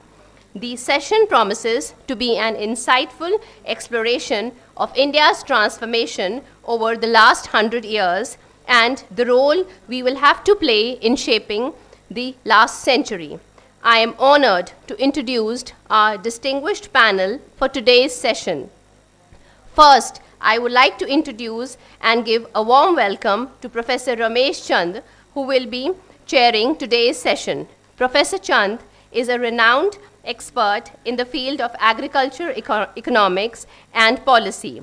As a member of Niti Udyog and a leading voice in shaping India's agriculture and economic policies, his work has had a profound impact on India's development trajectory. We feel extremely honored and fortunate to have with us today. Sir, can we have you on the dais? Okay, thank you. Okay. Co-chairing this session is Professor Charan Singh, a prominent scholar with expertise in the area of development economics and policy. Professor Singh's academic contributions and practical insights have greatly influenced India's development policies, particularly in rural development. We are delighted to have him join with us as a co-chair for today's important discussion. Our keynote speaker, a very good evening to Professor Krishnamurthy Subramanian, Executive Director at the International Monetary Fund, needs no introduction. Professor Subramanian is an eminent economist with a distinguished career that spans academia, policy, and international affairs. His leadership has had a renowned experience. His insights into India's economic growth, governance, and future prospects will provide valuable perspectives on India's journey to its century and beyond. We are deeply honored to have him here with us today to share his expertise. Can we all have a huge round of applause for our dignitaries today?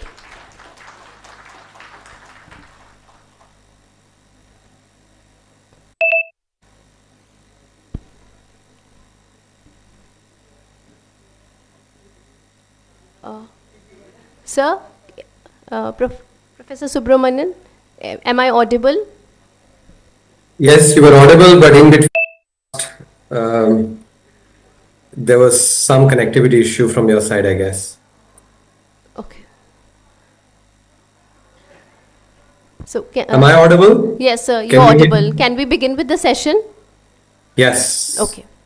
Okay. Thank you, sir. Thank you very much, and thanks to the Indian Economic Association for inviting me to share my thoughts on India at 100. I'd be happy to share what I think is incredible potential that India has over the next couple of decades, leading up to India becoming 100-year-old in 2047. So let me start by giving a couple of anchoring examples. First, let's take Japan from 1970 to 1995. The Japanese economy multiplied its GDP by 25.6 times in nominal dollars over this 25-year period. In 1970, the Japanese economy was about $217 billion to be precise. By 1995, a 25-year period, the Japanese economy had grown to almost $5.5 trillion. This was a period where Japan enjoyed its demographic dividend and was able to multiply its GDP by 26 times during this period. So it's important to anchor this particular growth episode. Second example that I have is of China from 1996 to 2021. Again, a 25-year period where China multiplied its nominal GDP, again in dollar terms, 22 times. So these cross-country experiences actually are very critical for us to keep in mind as we think about and as we aspire to about India's goal for its centenary year 2047. I think that India's GDP will multiply several times. So the goal that I have is for India to be a $55 trillion economy by the time India turns 100. So currently, if you look at India's GDP is, just give me 1 minute, just give me.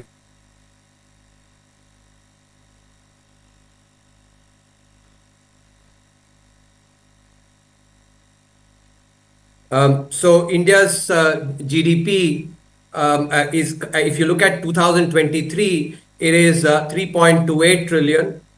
From 3.28 trillion, India has the potential to multiply its GDP about 15 times to reach 55 trillion. So this is clearly not as as ambitious as the growth that a Japan or a China enjoyed during a 25-year period. The reason I'm actually giving these anchoring examples is because, oftentimes over large periods like, a couple of decades, unless we run the numbers, we do not sort of understand the power of compounding, the phenomenal power that compounding has. For this 16 times increase in India's GDP, in nominal dollar terms, what we really need is for the Indian economy to grow at 8% in real terms. And I'll explain that, in a few minutes. But it is important to sort of set a, context beyond the economy itself. Very often you actually see a lot of cynical commentary commentary on the Indian economy. And I've always believed that the difference between a cynic and a visionary is that a cynic looks for challenges in every opportunity, while a visionary looks for opportunity in every challenge. And I think going forward, if India indeed has to fructify this goal of rubbing shoulders with the largest economy in the world when we turn 100, we need to be far more, conscious of the opportunities rather than get cowed down by challenges. It's interesting. Jeff Bezos, for instance, as you all know, he is the owner of Amazon. Famously said that we humans have this tendency to overestimate challenges and underestimate opportunities. And I think it is really important for us Indians to to sort of beat this trend of overestimating challenges. We need to be actually understand the opportunity that we have over the next 20-25 years. It is really critical. So what do we need actually? As I said, 8% growth. Let me sort of lay out the economics for this very clearly.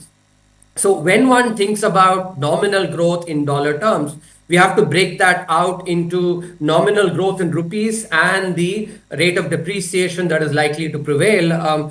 Now, the nominal growth in rupees itself actually can be broken down into real growth and inflation. So three inputs primarily are required in order to be able to estimate what the economy will be for India in 2047, which is the real growth in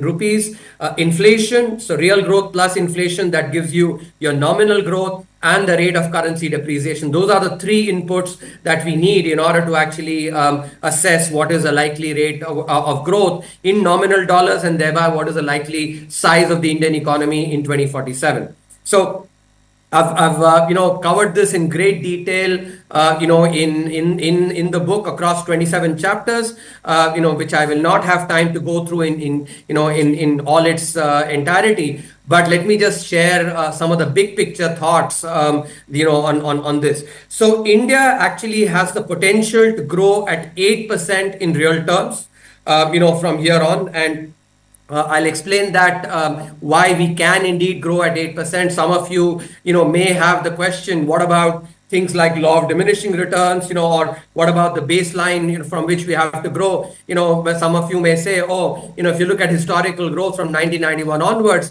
India has grown at on average about 7%, but that is from a base of a few $100 billion to growing to, let's say, close to $4 trillion.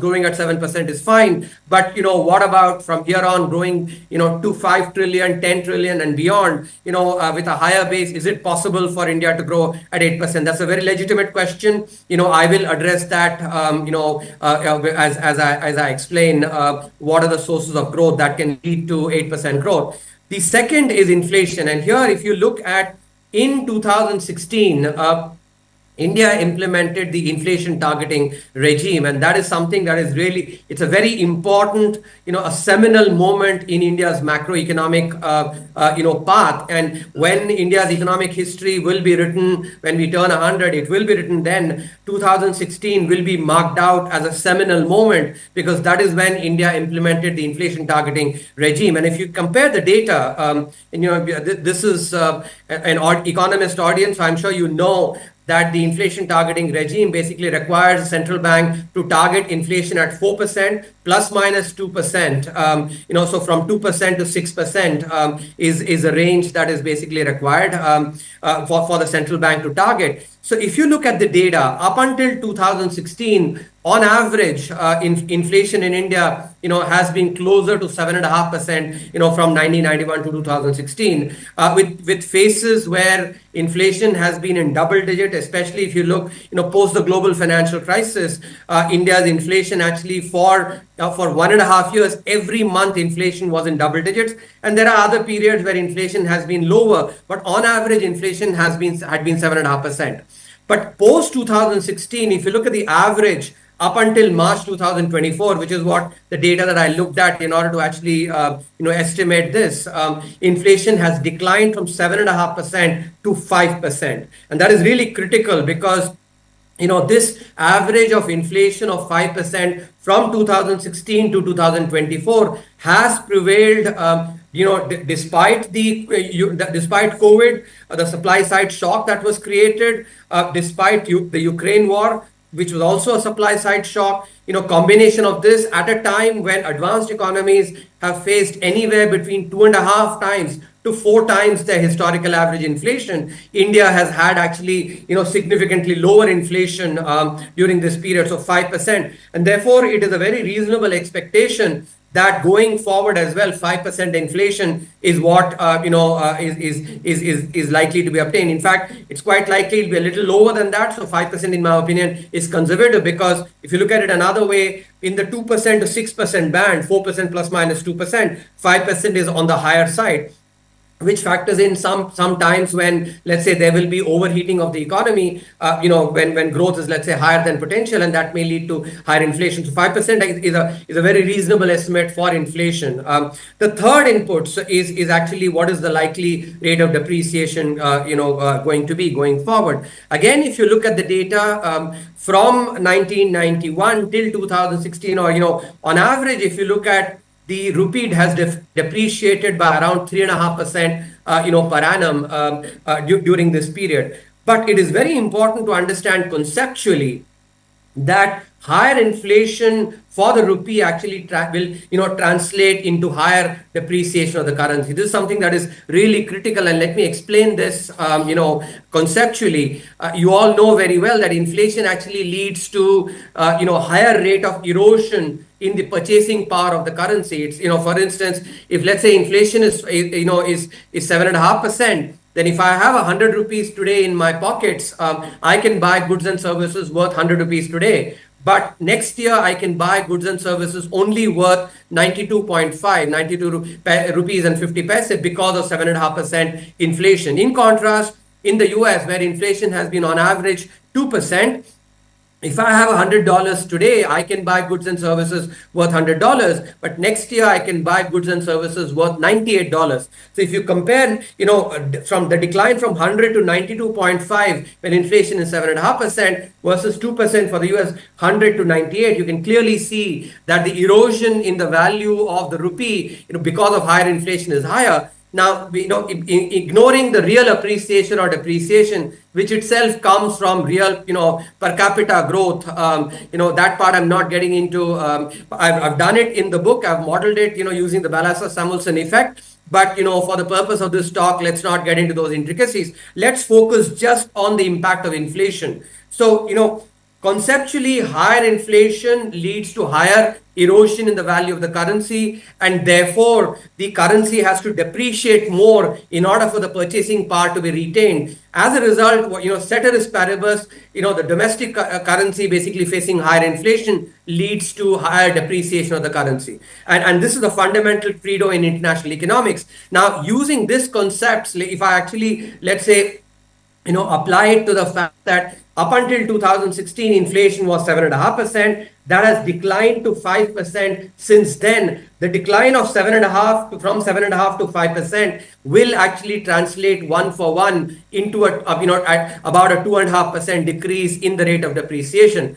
That leads you to then basically infer that from 3.5% rate of depreciation, that is what has prevailed in the past up until 2016, it actually will decline to about 1%. This is really critical. And when you actually look at the estimations that have been done by a Ernst & Young or a Goldman Sachs or even other estimations, including those by the Niti Aayog, in my opinion, the big thing that is missing is they've actually taken the rate of depreciation of the rupee vis-a-vis the dollar to be the same as what has been in the past, which I think is basically is just partial equilibrium analysis. It is not general equilibrium analysis. And I think when we look at the macroeconomy, general equilibrium is really important. It's conceptually also not coherent because the impact of lower inflation on currency depreciation has not been taken into account. I'll explain why, for instance, how this will affect the estimates that have been arrived at. So if we put these together, 8% real growth plus 5% inflation is 8 plus 5, 13% nominal rate of growth in rupee terms. Now, in order to estimate the growth in dollar terms, we have to subtract the rate of depreciation. You all know depreciation reduces the value in dollar terms vis-a-vis rupees. So 13 minus 1 is essentially 12%. At 12% rate of growth in nominal dollars, GDP will double in nominal dollars every 6 years. Why? Use the rule of 72, which is basically what most of us use to know. It's a very good thumb rule to know how many years it takes to double your money. 72 divided by the rate of return is basically what is the number of years it takes to double. 72 divided by 12% rate of growth in nominal dollars, that is 6 years. So GDP doubles every 6 years. In 2023, as I mentioned earlier, India's GDP was 3.28 trillion. Let's approximate it to 3.25. Now, from 2023 to 2047 is a 24-year period. If GDP doubles every 6 years because of 12% nominal rate of growth in dollar terms, then there'll be 4 doublings. 24 divided by 6 is 4. So 4 doublings translates into what? So from 3.25, which is what I approximated GDP to be in 2023, first doubling takes it to 6.5, 3.25 to 6.5, that's your first doubling. 6.5 to 13, that is your second doubling. 13 to 26 is your third doubling, and 26 to 52 is your fourth doubling, which is basically what that gets us close to the 55 trillion number that I have in the book. And in the book, of course, I've actually not done this back of the envelope calculation. I've actually provided the precise calculation that takes us to 55 trillion. Now let's also understand, for instance, why Ernst & Young comes up with basically, let's say, a 26 trillion prediction, or the Niti Aayog at 30 trillion. You can start seeing that as well. So if instead of the rate of depreciation being 1%, which itself stems from the decline in inflation from 7.5% to 5%, if I keep the rate of depreciation to be same as it has been in the past, 3.5%, then instead of 1%, if the rate of depreciation is going to be 3.5%, then instead of the rate of growth in nominal dollars being 12%, the growth actually comes close to 9%, 9.5%. Again, let's use the rule of 72. 72 divided by 9 is 8. So, GDP will double in nominal dollars every 8 years. 24-year period from 2023 to 2047, GDP doubling every 8 years translates into only 3 doublings. That is from 3.25 to 6.5. First doubling 6.5 to 13, second doubling and 13 to 26. That's the third doubling. So you can see the power of compounding here. That a small, decline from 12% to 9% actually translates into, compounding from, instead of 6 years to 8 years, and thereby, over a 25 or 25-year period, only 3 compoundings versus 4 compoundings, or 8 times multiplication versus 16 times multiplication. This is what I actually said at the start. Those of you who actually have not, if you have not seen through the calculation, you will basically wonder, what was this guy smoking when he was actually writing this book? Because you've not done the number crunching, you will find 15, 16 times multiplication to be completely, incoherent. But when you start doing the numbers and you start rigorously thinking about, using general equilibrium, not just partial equilibrium, you will start seeing why this makes sense. So let me just sort of, summarize this part of my talk by saying 3 inputs, 8% growth, 5%, inflation, 8 plus 5, 13. That's 13% in nominal rupee terms, 1% depreciation. Why? Because of much lower inflation. And lower inflation translating into lower depreciation. 13 minus 1 is 12%. At 12% rate of growth, rule of 72, GDP multiplies every 6 years. 24-year period, 4 doublings basically, which is 16 times multiplication from about 3.28 trillion to 55 trillion. That is basically the in some sense the macroeconomics. But let me now spend some time. I've given you the rationale for the 5% inflation and the rate of depreciation. Let me spend the remaining time actually on why 8% growth. And here's where I think it is important to understand growth dynamics at the macroeconomic level. Growth actually comes from primarily 2 sources. And by the way, this is true actually for growth at a firm level. when I teach finance to MBA kids, or I teach the same thing as well. Growth at the firm level comes from investment and the return on investment. Investment rate multiplied by the return on investment is what delivers growth at the firm level. It's the same at the industry level and at the country level as well. It is just that macroeconomists use jargon that actually is, so for instance, instead of investment, they'll say gross fixed capital formation to GDP, but it is nothing but investment. And for productivity or return on investment, they'll say incremental capital output ratio. That is nothing but basically productivity or return on capital. So gross fixed capital formation to GDP multiplied by your, incremental, output capital ratio is basically what is your growth. So primarily three sources. There are others. As I said, I've covered across 27 chapters. I've laid out growth drivers that can come from others as well. But for the purpose of the talk, I'm going to focus on just three things. Three key drivers. Before I spend some time explaining those drivers, it is important to understand why many economists and those of us who actually have not applied the framework carefully to the Indian economy will basically think that 8% growth is very hard to get. But as I've mentioned in the second chapter in the book, I've actually estimated potential growth for India using three different methods.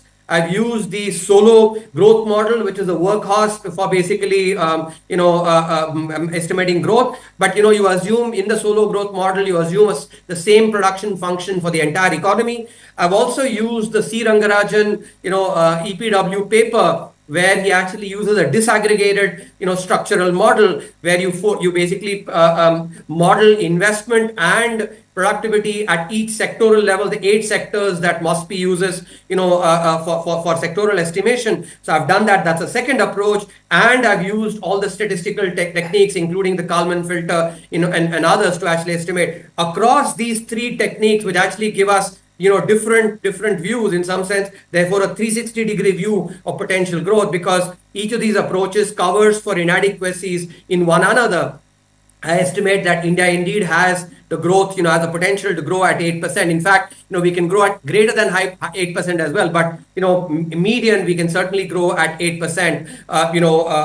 Now, what are the 3 sources? And I think this is where I want to distinguish Indian economy vis-a-vis advanced economies. So when you look at advanced economies, growth there has come primarily from productivity growth, not as much from investment, because the last 50, 60 years, they've more or less they've built their bridges, their airports, their ports, etc. And so investment rate has been very stagnant. If you contrast with China, for instance, China has invested much higher, unlike the advanced economies. But advanced economies, investment rate has been very, very stagnant. It is primarily productivity growth, which itself has come from productivity shocks. That is what has delivered growth in the advanced economies. For instance, in the 1990s, it was the arrival of the internet that actually was a productivity shock that lifted productivity, in the advanced economies. In the 2000s, it was outsourcing of manufacturing to China and, services to India. That's what delivered the productivity shock and in turn productivity growth. And now, in the advanced economies, people are talking about generative AI as that productivity shock. Now, it is therefore important to understand that why advanced economies have required productivity shocks, because they are at the frontier. If you think about the production possibility frontier that all of us learned in our microeconomics classes, production possibility frontier, advanced economy growth has come from pushing that frontier, towards basically to the northeast, and that is something that you need new ideas, you need new ways of doing business. That is what delivers that, that productivity improvement, pushing the frontier. And their law of diminishing returns is something that is really salient. But India's growth, in contrast to this, will be catch-up growth. Indian firms and the Indian economy is not at the frontier. So we are basically, much below the frontier. So our growth will be catching up, with the frontier, catch-up growth. And that's where it is really critical. So, we just have to do, many of the good things that other economies did to grow to be able to, to enable this catch-up growth. There'll be some pushing the frontier growth as well, I think, especially on the digitization bit and maybe some bit on credit creation as well, but far more of catch-up growth, which actually is far less subject to the law of diminishing returns, and therefore 8% growth is possible. Specifically three drivers, and you will see once I explain these three drivers as well, why law of diminishing returns is less likely to manifest. Those three drivers are: first, formalization of the Indian economy; second, productivity growth among formal sector firms itself; and third is credit creation. And let me put some more flesh into each one of these. First, formalization. If you look at the Indian economy, anywhere between maybe half to 2/3 of the Indian economy is still informal.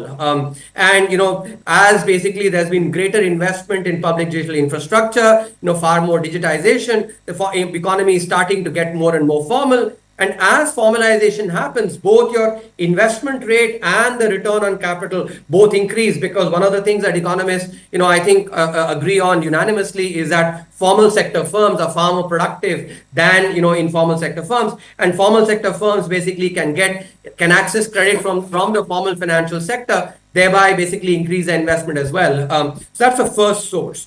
And, by 2047, one would like to, ambitiously would want that the economy is actually largely formalized, but that is not likely to be the case. There'll be still formalization to be done in the Indian economy beyond 2047 as well. So again, the law of diminishing returns is unlikely to manifest by 2047. Second, productivity growth.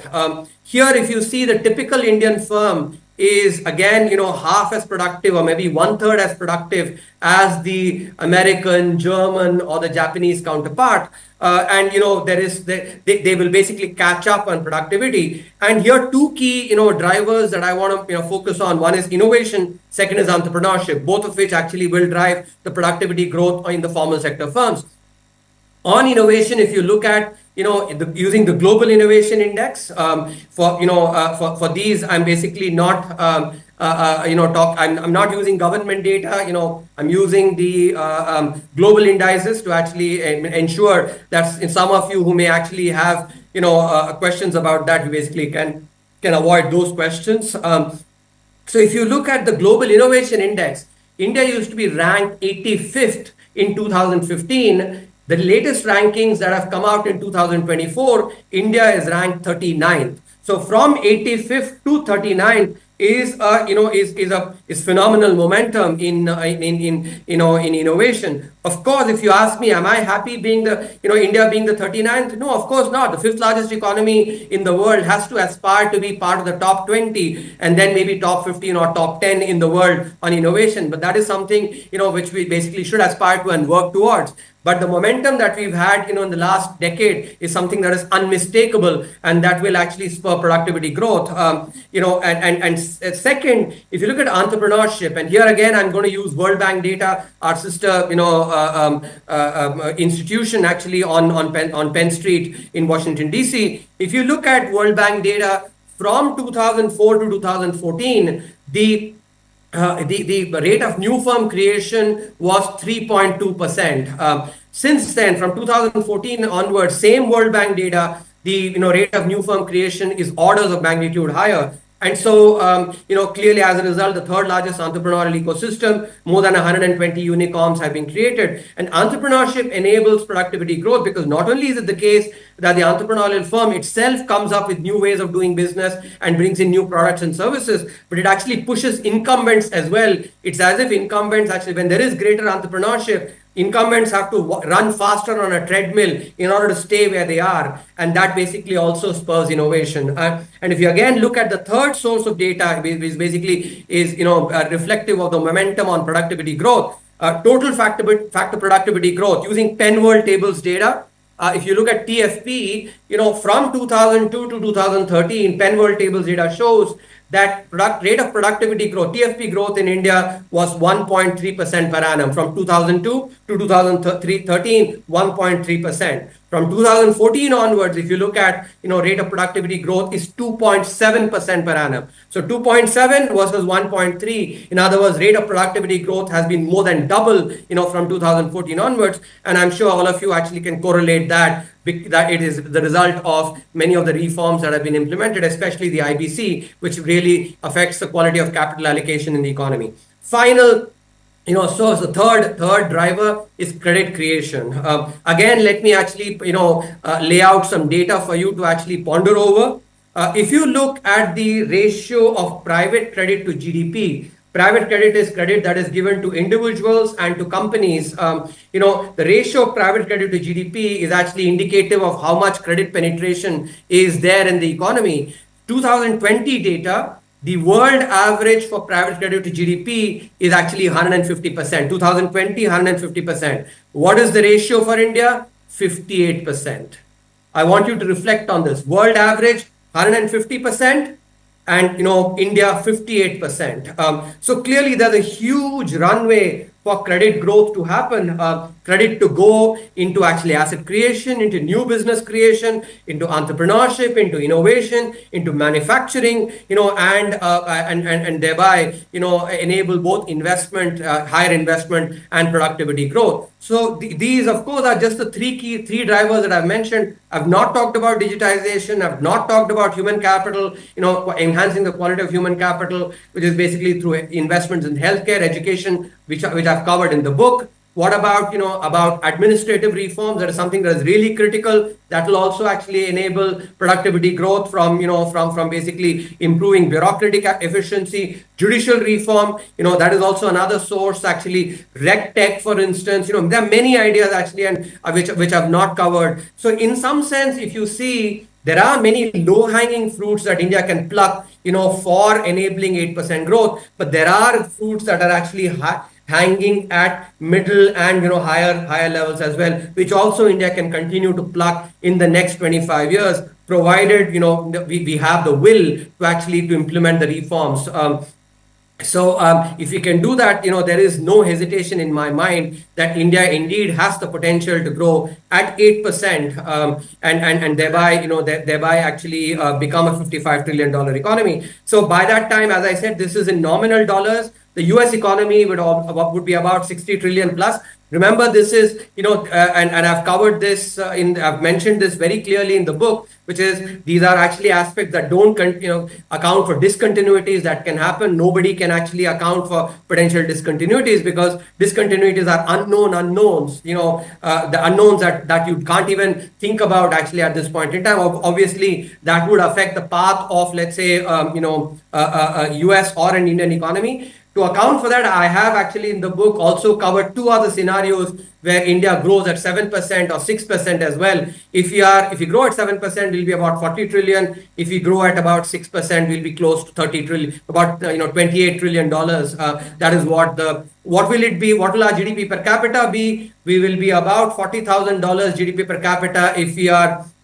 If we grow at 8% and become a $55 trillion economy, if we grow at 7% and become about a 40 trillion, our GDP per capita would be about $30,000. And if you grow at 6% and, there basically become about a $30 trillion, our GDP per capita will be about $20,000. That will be basically. So in some sense, the next 25 years, therefore, give us the opportunity to grow at 8% and thereby rub shoulders with the largest, largest economy of the world. And the last time this happened for India was around the 13th, 14th century. So the opportunity that India has is once in a few centuries, not once in a few decades. It's a once in a few centuries opportunity to rub shoulders with the largest economy in the world.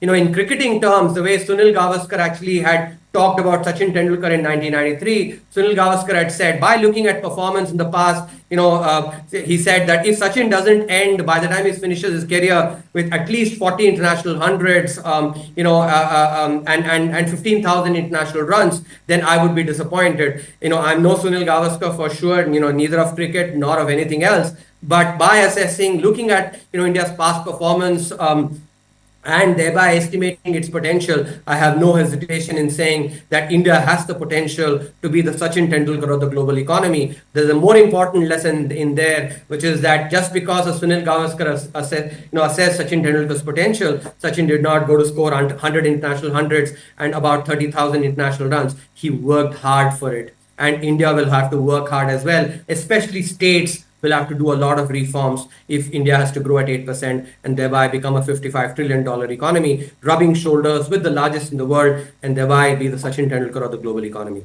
I'll stop there. Thank you very much. I'll be very happy to take questions.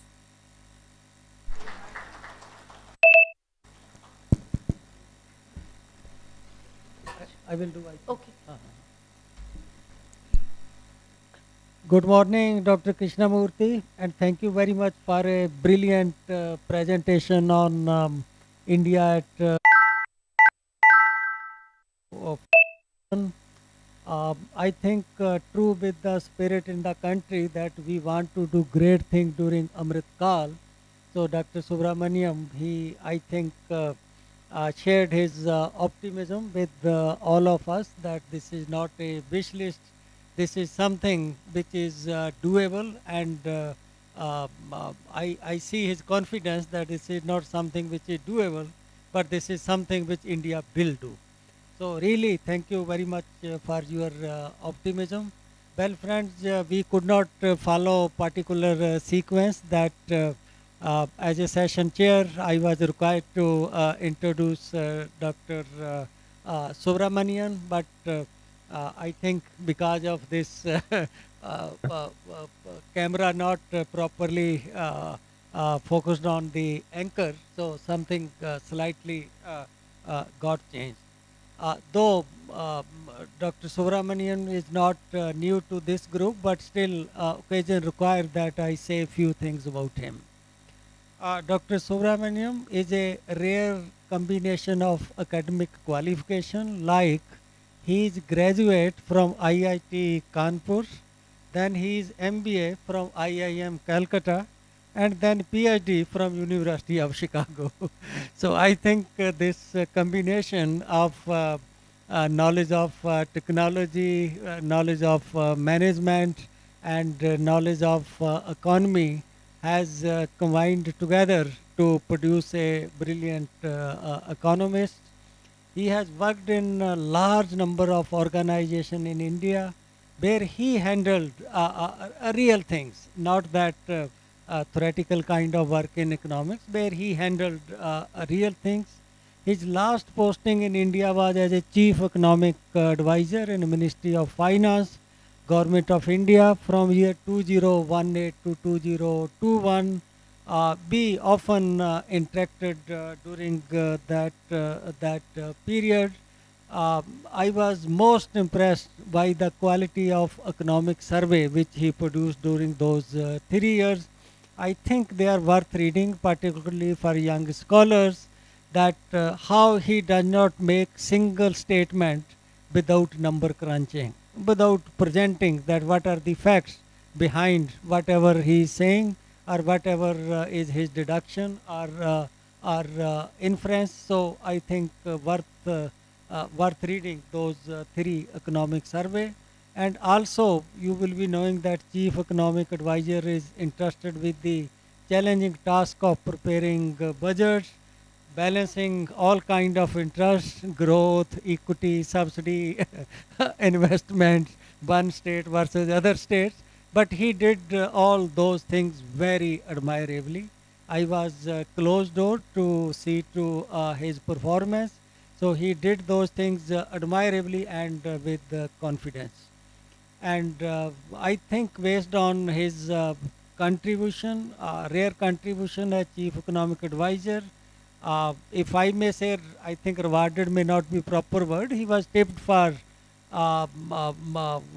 working as executive director in International Monetary Fund. He is the executive director representing India or South Asia. So he is holding very important position and looking after India's interest. I would like to make a few remarks after taking question from the participants. Then I have just a few observation which I will share if time permits. So I now take your question or comment because Dr. Suramaniam has mentioned that he's open to taking the question. So we start with Professor. Huh? Okay, no? Two questions? Yeah, please. I'm giving. Oh, okay, okay. I think there is time constraint kind of things. So only two questions from audience. So one from the right, if possible, one from the left. If it is from we want to maintain some gender balance. If it is from some female economist, that will be nice. Yes, please identify yourself and just.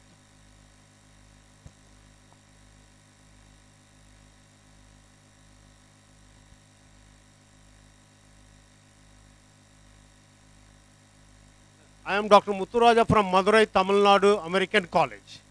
Thanks for your valuable presentation, very futuristic presentation. I fully agree with you, except only one point. Before your presentation, we enjoyed a presentation by Ms. Ravi. She made one key point. The point is, in a federal India, there are more red blocks in the form of economic social indicators. That means a rural-urban divide, gender divide, aging divide, how we can treat these problems in order to reach either 9% or 11% in 2047. That's my basic question. Thank you, sir. Thank you. Any other? Okay. Please, can you take mic to him?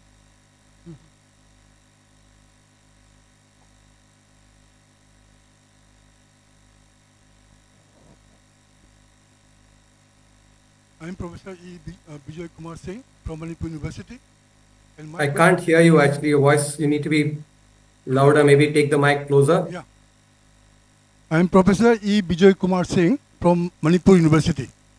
My question is, there is a feeling that the whole enthusiasm about growth and change that we are having right now may be hijacked by vested interest groups.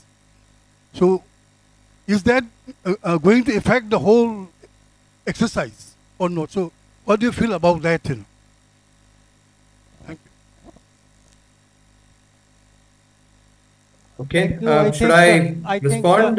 No, let me also, since they have given me this privilege of being a chair, I think I'm also supposed to make some observation, just some simple question.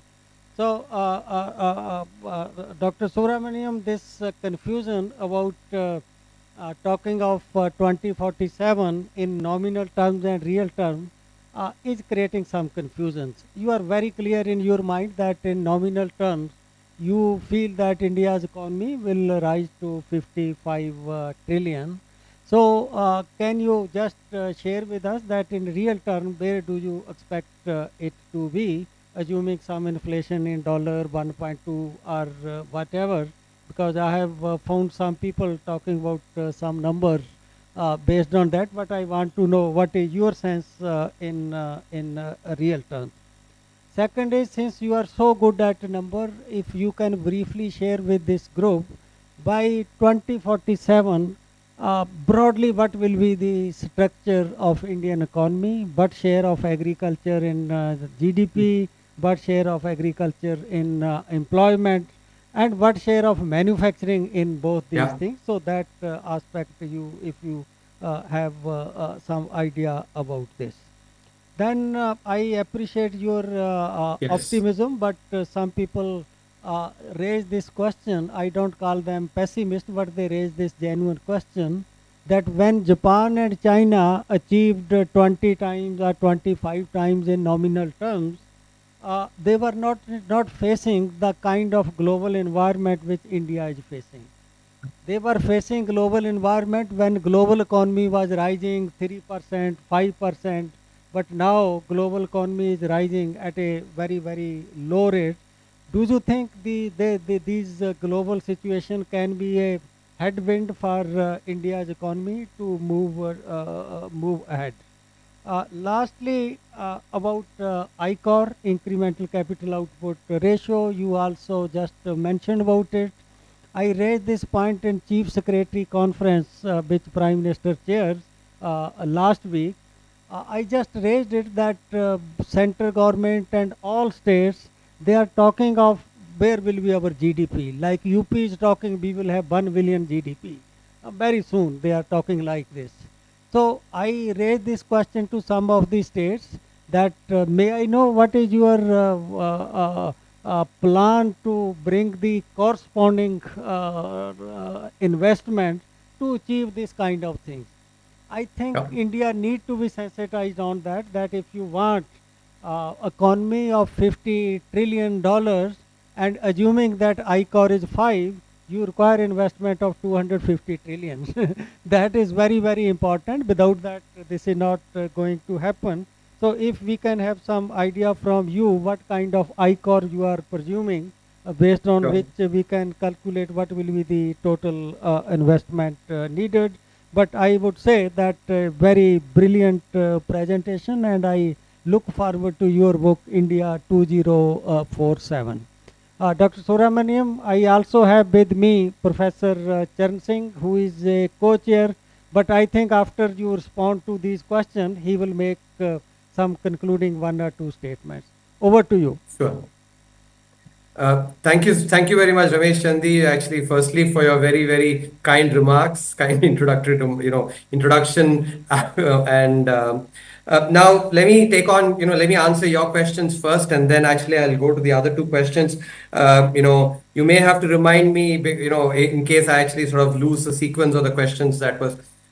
So firstly, on your, real GDP, see, the reason I actually did not go about, estimating real GDP in dollar terms is that will actually require, assuming what will be the US inflation from here on till, and that there is uncertainty because, see, for one, if we look at, as, on average inflation, there has been 2%. But I don't think that is something which is likely to prevail, going forward, because the US now is facing, a debt to GDP ratio that is close to 180%. Their fiscal deficits were, close to 8%. And therefore, their debt path actually is, sort of, they are in a debt spiral. And I think, of course, when I wrote the book, none of this talk about the DOGE, which is basically the Department of Government Efficiency, etc., was not there. And in any case, we have to wait and watch actually whether DOGE will really, will be able to walk the talk in being able to reduce their, costs, etc. And there is also, in my opinion, uncertainty about the real growth that is likely to manifest in the US because, for one, as I said, there are lots of unfunded expenditures, whether it's pension, whether it's social security, maintenance of a lot of their assets, etc. So because of their fiscal situation, actually, I am a little, nervous about the rate of growth itself. So I think, in some sense, the unknown unknowns or discontinuities that will impact basically, US inflation and US rate of growth itself actually is a little is harder to estimate, and that's why I felt nominal is actually easier to do. I haven't estimated therefore the real. But if you would like me to separately, or I can share, and actually with some I can maybe sort of create a fan chart based on the 3 scenarios. That's sort of a shorter. Now, your second question, which is about the overall sort of the structure of the economy and thereby what proportion. So I think again, I don't remember exactly. I don't recall off the top of my hat. I may have to go and check in the book. I do remember estimating the proportion of manufacturing, services, and and agriculture. Actually, what I've done is, as I explained to you, I've actually the sectoral level, I've modeled it at the 8 sector level, which is what MOSPI uses, and then aggregated that into manufacturing, services, etc. Overall, actually, just to give you a little bit of I can't give you the exact percentages, but in terms of the trends, there will be basically I am sort of taking into account, reduction in the proportion of agriculture, not a very large reduction, but some, decrease, because there's also potential, in my opinion, for agriculture itself, to grow through higher productivity growth, and some increase in manufacturing, given the emphasis on manufacturing, some decrease in overall proportion of services. Of course, in actual absolute numbers, all of these will increase as I've thought about this or estimated them in percentage terms. Now, your third question, which is about the overall investment that is required, and I think, that is something which we need about 37-38% of investment of GDP to be basically that's anywhere between 36% plus minus 2%. Think about that as basically the proportion of GDP that needs to grow into capital formation in the economy, and that is basically what, given the ICOR, and this is, I basically have taken into account the way I've modeled it is by looking at the historical distribution that has prevailed, at each sectoral level for, investment and for the, the IOCR, incremental output capital ratio, and drawing the median from that is basically what I have. From that, I get this estimate, for gross fixed capital formation. So, in absolute terms, actually, what you're talking about does seem, large, but in percentage terms, we need to get from about 32-33%, which is what it has been, to about 36-37%, on averages. So some years, when in good years, we have to target about 40% investment, so that some of the years when actually it is less than the average, the 33-34% can deliver that average of 36%. So I think that's answers hopefully your questions. I can maybe give some more details by email. I'll send you an email separately. Now, in terms of the first question that came, also you also had another question about the fact that India may grow during maybe not as favorable a period. See, this is something which actually I want to explain here. I have two observations to make. First, if you look at both Japan and China, we think is that they grew during a honeymoon period for the global economy, and which in my opinion actually is what Daniel Kahneman calls in his book Thinking Fast, Thinking Slow, saliency bias, which is very often we basically forget, taking a very rational view of history. We have a very sort of colored and far more by overweighting recent observations. The simple fact is, if you look at from 1970 to 1995, that was the period where there was that famous oil shock. As a result, there was double-digit inflation in the US. The kind of inflation that did not manifest even during before the Ukraine war. Now, the Volcker phenomenon that actually led to such high interest rates, actually, as a result, recession as well. So, this impression that, Japan grew during a time when the world economy was in a honeymoon phase is absolutely not true. Equally, if you look at China as well, from 1996 to 2021, there was a global financial crisis in that period, and some part of, of COVID as well. So black swan events. Now, when you look at both these countries, basically what they did was they converted these global shocks into opportunities for them. And that is why I emphasize actually that, it is important to not get consumed by cynicism, which is focusing on the challenges, overestimating challenges and underestimating opportunities. The second observation I have to make, which actually complements what I've just mentioned in terms of opportunities, is, see, if you look at the macroeconomic level and break down GDP into its components, you'll start seeing that I think we don't do a very rigorous estimation, we fall prey to this notion that the global economy affects as large an economy as India very large, in a very significant way. That is not true, actually, as I'll explain just in a minute. So if you look at, GDP is basically, and, Professor Ramesh certainly knows, but for the others actually, then, GDP is comprised of consumption, investment, government spending, and net exports. Let's look at the proportions here, with plus minus 2% sort of ranges. Consumption accounts for about 60% of GDP, and that is completely domestic, number one. Number two, investment. About 30% of GDP, 31, 32% actually is investment.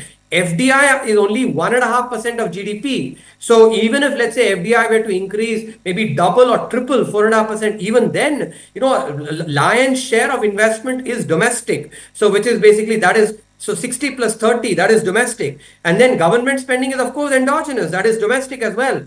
So only net exports actually is the only component that depends on, on the global economy. So for a large economy like ours, and that is why the examples of Japan and China actually are really critical. Even when global shocks do manifest, it is for India to actually focus on its strengths, like cricket captains almost, almost every time say before a match saying, I do not want to worry about the opposition. I want to focus on my own team, which is what India needs to do as well. Focus on good reforms in India, because almost the entire of our GDP comes from domestic sources. And therefore, if we do domestic reforms, especially states doing reforms, we should be able to convert some of the potential, challenges that will eventually definitely manifest over a 25-year period into opportunities. When you look at a long run, long-term period, there are always, tailwinds and headwinds. And I think, we have to actually be conscious of that, not just worry about the headwinds. But I think it is important to look at these challenges and convert them into opportunity by focusing on domestic policy, which is what China did following the global financial crisis, which is what, Japan did following the oil shock. They created basically cars that were actually so fuel efficient, thereby converted that crisis into an opportunity. China basically ramped up its domestic spending investment following the global financial crisis. So these are actually absolutely inspiring examples that we should be taking into account to actually not get bogged down by the cynicism that, a lot of people will definitely talk about. I think that mindset of looking at opportunity every time, I think is really critical. Now, let me actually, the other two questions that came, I think first, I think we can have an entire conversation on things that we need to work on. Human capital, as I said, I did not have the time to go into detail, human capital indicators, healthcare, education, etc. There are challenges, but I like basically looking at the challenge, at the opportunity that a challenge provides. And I think, that good policy can definitely do. So yes, we can actually, we can definitely grow, our human capital measures, significantly. And I think this is where we need to put the onus on states for reforms. I'll just give you one specific example. Take manufacturing. Everyone focuses on the central government saying, what are you doing on manufacturing, without understanding this basic point, which is that what does a manufacturing firm need? The 6 inputs that a manufacturing firm needs are land, labor, capital, power, logistics, and scale, economies of scale. Of these 6 inputs, 5 of them are state subjects. 5 of them are state subjects, except for capital. Everything else, land, labor, power, logistics, economies of scale, by, through ease of doing business, all these are state subjects. How many of us actually realize that India is a federal polity where the responsibility for reforms lies equally with states as well, not just with the central government? And, it's time now that the CIIs, FICCIs, ASSOCHAMs of the world start putting pressure on states. Equally time now that media and economic commentators basically start asking, when a state government's budget is presented, ask them saying, what have you done on land reform? What have you done on labor reform? Ask the chief ministers, ask the finance ministers of the state. The amount, I was involved in 4 budgets when I was actually with the central government. We go and explain that actually the entire team, along with the honorable finance minister, goes and explains to the citizens through press conferences, etc. But have you seen even one instance of actually, states going and explaining? No, it's time we start doing that. That is what we need to do to actually overcome some of the challenges that we have to face. There was a second question. I just forgot what it was. I think, hopefully I've covered through, through these. I just, the second question, I'm just missing out on that. I'm sorry. Brilliant. KS, I am now passing on to co-chair Professor Charan Singh to conclude the session. Professor Subramaniam, as always, you are so impressive, and I've always felt that your arguments are very captivating. I also like the fact that you have stated throughout your presentation while very positive attitude, and we know that China for 30 years at a stretch grew at 9%, and that is amazing performance in the history of economic growth. If they can do it, certainly we can do it. It so happens that before the Prime Minister started talking about India at 2047, and Professor Ramesh Chand knows, they gave us the assignment at IGRU to do a study, and Professor Surinder from Delhi School of Economics, who's sitting in the audience in the front row, probably you would have noted, did that work for us, first for 2036 and then 2046-47. All issues that you mentioned, we covered. We covered the productivity, we covered the structure of the economy that will emerge, we covered the employment, and I tell you, it was a mind-boggling exercise. So hats off to you. I've yet to read your book. I am aware that your book is out, but hats off to you that you've done this extremely difficult exercise and you have explained it to us in very simple terms. I appreciate the fact it's an Herculean task, which you in your presentation constantly marked it, that if this has to be done, only then, if this has to be done, only then, if this will be done, only then. The 3 points that you made, productivity and generative AI.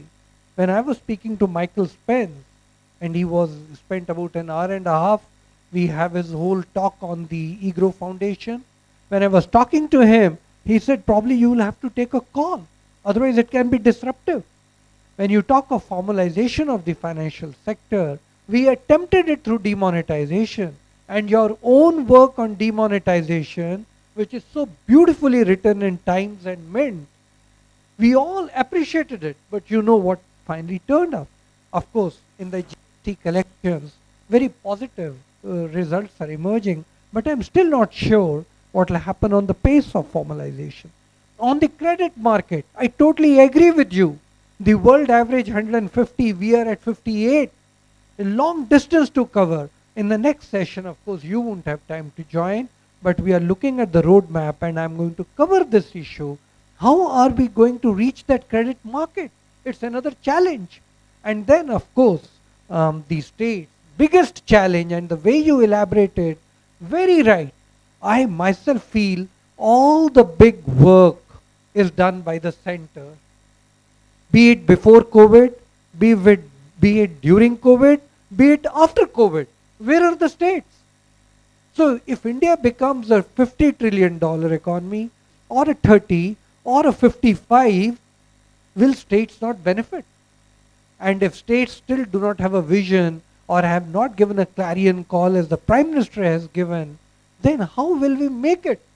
So I really think while your presentation provided a very positive attitude, it also provided the caveats.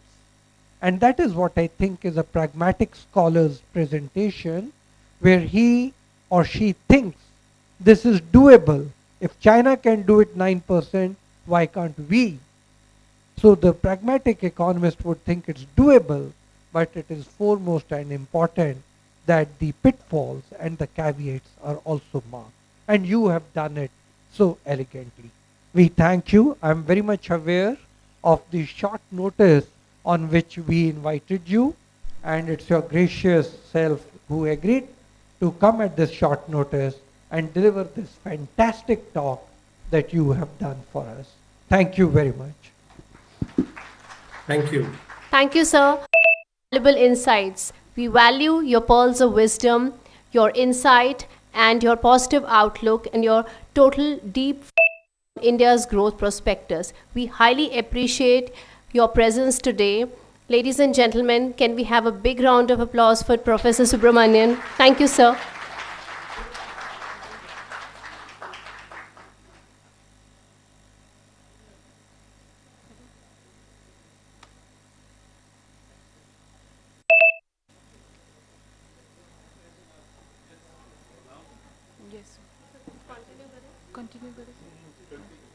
Very good evening, everyone. This is Shivani this side.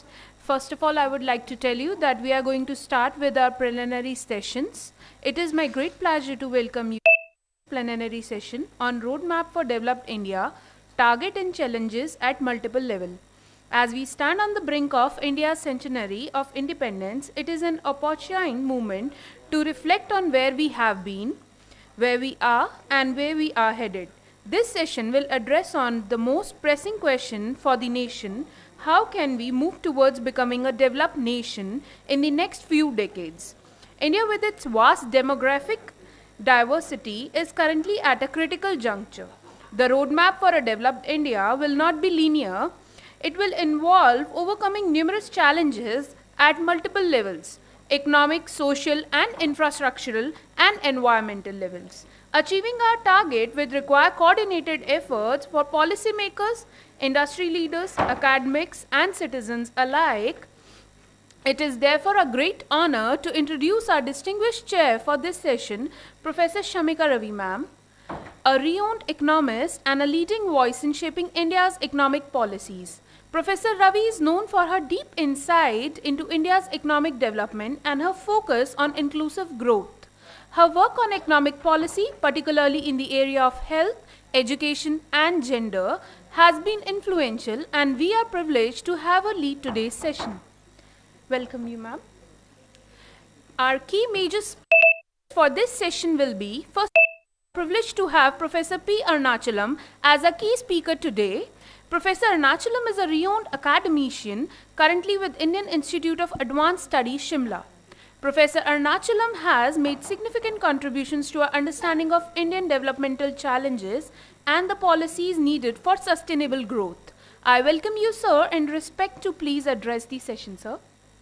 Second, our key main speaker for the second as the chair goes, we are privileged to have with us Professor P.K. Joshi, former Director of South Asia at the International Food Policy Research Institute, IFPRI, New Delhi. Professor Joshi has had a distinguished career in the field of agriculture economics, policy research and development. His work has been pivotal in shaping government dialogues related to food security, agriculture development and rural transformation across South Asia. On the third, I would like to invite Professor Rakesh Mohan Joshi, Vice Chancellor of Indian Institute of Foreign Trade, IEFT. As a keynote speaker today, Professor Joshi is a highly respected academic and thought leader in the area of international trade, economics and policy. His extensive experience and profound understanding of India's economic landscape have made him a key figure in shaping the nation's approach to global trade, economic growth and developed strategies. We are honored to have Professor Charan Singh, the chairman of Punjab and Sindh Bank, as a distinguished speaker for this session. Professor Charan Singh brings with him a vast experience in banking and financial sector, having served in various capacities in both public and private sectors. Professor Singh is a recognized authority on financial inclusion, banking reforms, and the role of the banking sector in facilitating sustainable growth. His insight into the financial challenges and opportunities that India faces will be invaluable as we discuss the roadmap for a developed India. Thank you, every dignitary on the stage. Please, let's proceed with the plenary.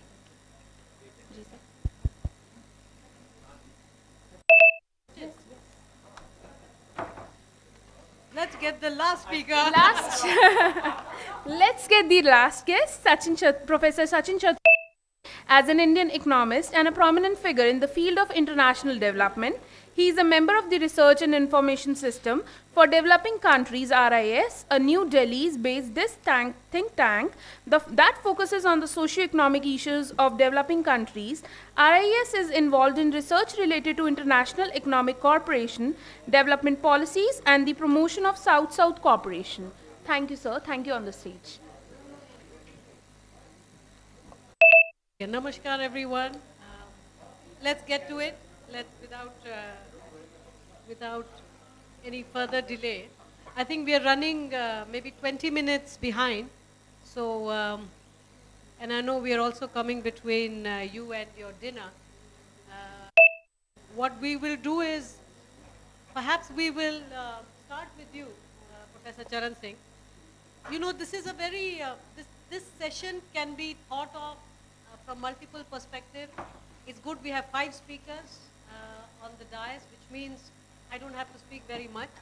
I think individually, since each of you are expert in your own domain, do let us know what do you foresee as the key challenges, and hopefully also define some targets from your own areas of expertise.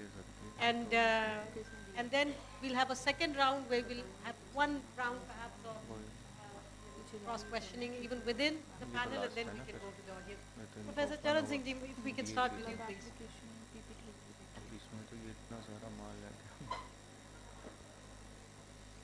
Thank you very much. I have been given 5 minutes, though I had prepared a PowerPoint presentation for 12 minutes, but I'm not doing, no. Otherwise I'll be the only one between you and the dinner. And me and the dinner. Right. No, but I think that's very good. I thank you for this. Now, I had thought about, as you know, my own expertise has been on fiscal and financial sector, and given the time frame of 5 minutes, I'll restrict myself to just these two.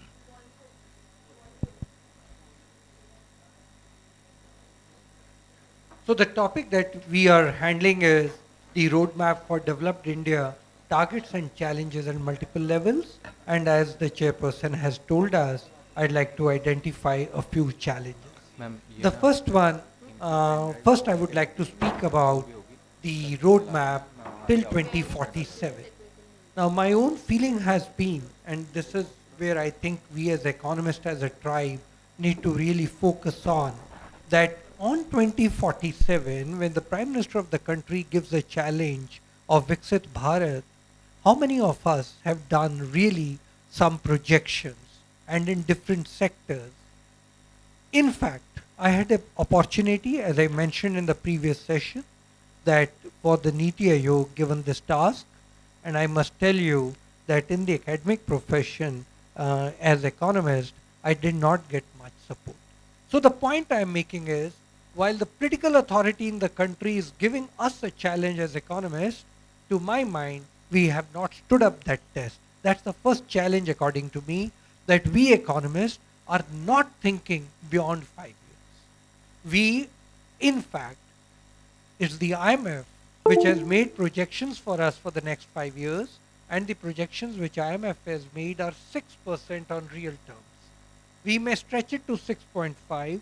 Our own exercise was putting us between 6.5 and 7, but we couldn't go more than that. But no, as an economist, that challenge has not been done. The second issue, Mr. Chairperson, Madam Chairperson, I would like to mention is, how do we define Viksit Bharat? How do we define developed India? Should it be defined in terms of the GDP, or should it be defined in terms of per capita income? According to my own research and studies which I have done for NITI, I think per capita income is the right indicator. Now then, if we are going to have the per capita income, then as an economist, I will need 4 factors. The first is, how will the fiscal policy play out? What will be the monetary policy? What will be the financial sector? And then I have to look at one last point, which is the mindset. Let me spend half a minute on each, and then I'll spend a minute on the last point. On the fiscal policy, Madam Chairperson, what is the path of deficit and debt? You will be surprised to know that will the current projection of deficit, which is though on the glide path, but only for the center and state, does not include public sector undertakings, does not include local bodies, that data has yet not been computed by we economists. And therefore, if we take the 6 to 7% deficit figure and project it forward, will it not explode? When it comes to debt to GDP ratio, whatever said and done, we are in the range of only for center and state, not like other countries where they have the public sector borrowing requirements. We are already at 80%. Where is the rest of the money going to come from? research has not been done. That's the third challenge. The fourth, we have noticed inflation target approach that we have done. Many of us in this room would be feeling that the governor delayed the decision to lower the interest rate. Let's not forget, in the second quarter of the current year, we have only clocked 5.4% of GDP. It's really a disappointment. Now, is it because of the interest rates? The governor, who's a good administrator, would probably say that, look, interest rate is not the only factor. But as an economist who has done research would say, yes, not the only factor, but the most significant factor. No research. The last point I want to make is on financial regulation and supervision. Please, is there any roadmap on how, and Professor Subramaniam mentioned, and I also stress that point, what will be the share of credit to GDP in the next few years? Right now, we are at 80% of GDP when it comes to the banking credit. When it comes to the complete financial sector credit, we are at 140%. But globally, the banking credit itself is more than 100%. Where are we? And how are the banks going to pan out? Commercial banks, MFIs, most importantly, the non-banking finance companies. You would have seen yourself every time the Reserve Bank is strangulating the banks not to lend to NBFCs. They are the people who reach the last mile. The roadmap is missing. That's the fifth. And the last point I want to make, and that I think is a very important point I want to make. This has been strengthened, my argument, which I've been writing on it since my days at IIM Bangalore. I've been saying, can India become progressive and Viksit with only the public sector's shoulder? That point which partly Professor Ramesh Chand made, congratulating the private sector universities, and later on Professor Malhotra also mentioned. But my point is, if the private sector is not asked to broaden their shoulders and now start shouldering the responsibility of Viksit Bharat, how are we going to attain it? And I want to stress the point. All of us know about our traditional, historical growth strategy. We were accounting for 30% of world GDP, not for 1 year, not for 1,000 years, for 3,000 years. America is only 25% today. Imagine what we were. It was all because of the private sector. And today, anything, but we are not ready to give the private sector any strength. Recent book by Panagaria talks about the mixed economy, the Nehruvian philosophy, that where did the mixed economy start? And are we really willing to let go and the private sector take over? Not as yet. These are the 5 challenges, I think. Thank you. Thank you, Professor Charan Singh ji. In the next round, I'll ask you the solutions to some of these.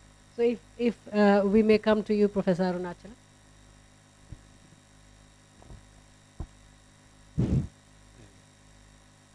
Thank you, Chairman. At the outset, let me congratulate IEA and the university for having given me this very good opportunity. I am the Joint Secretary of Indian Economic Association.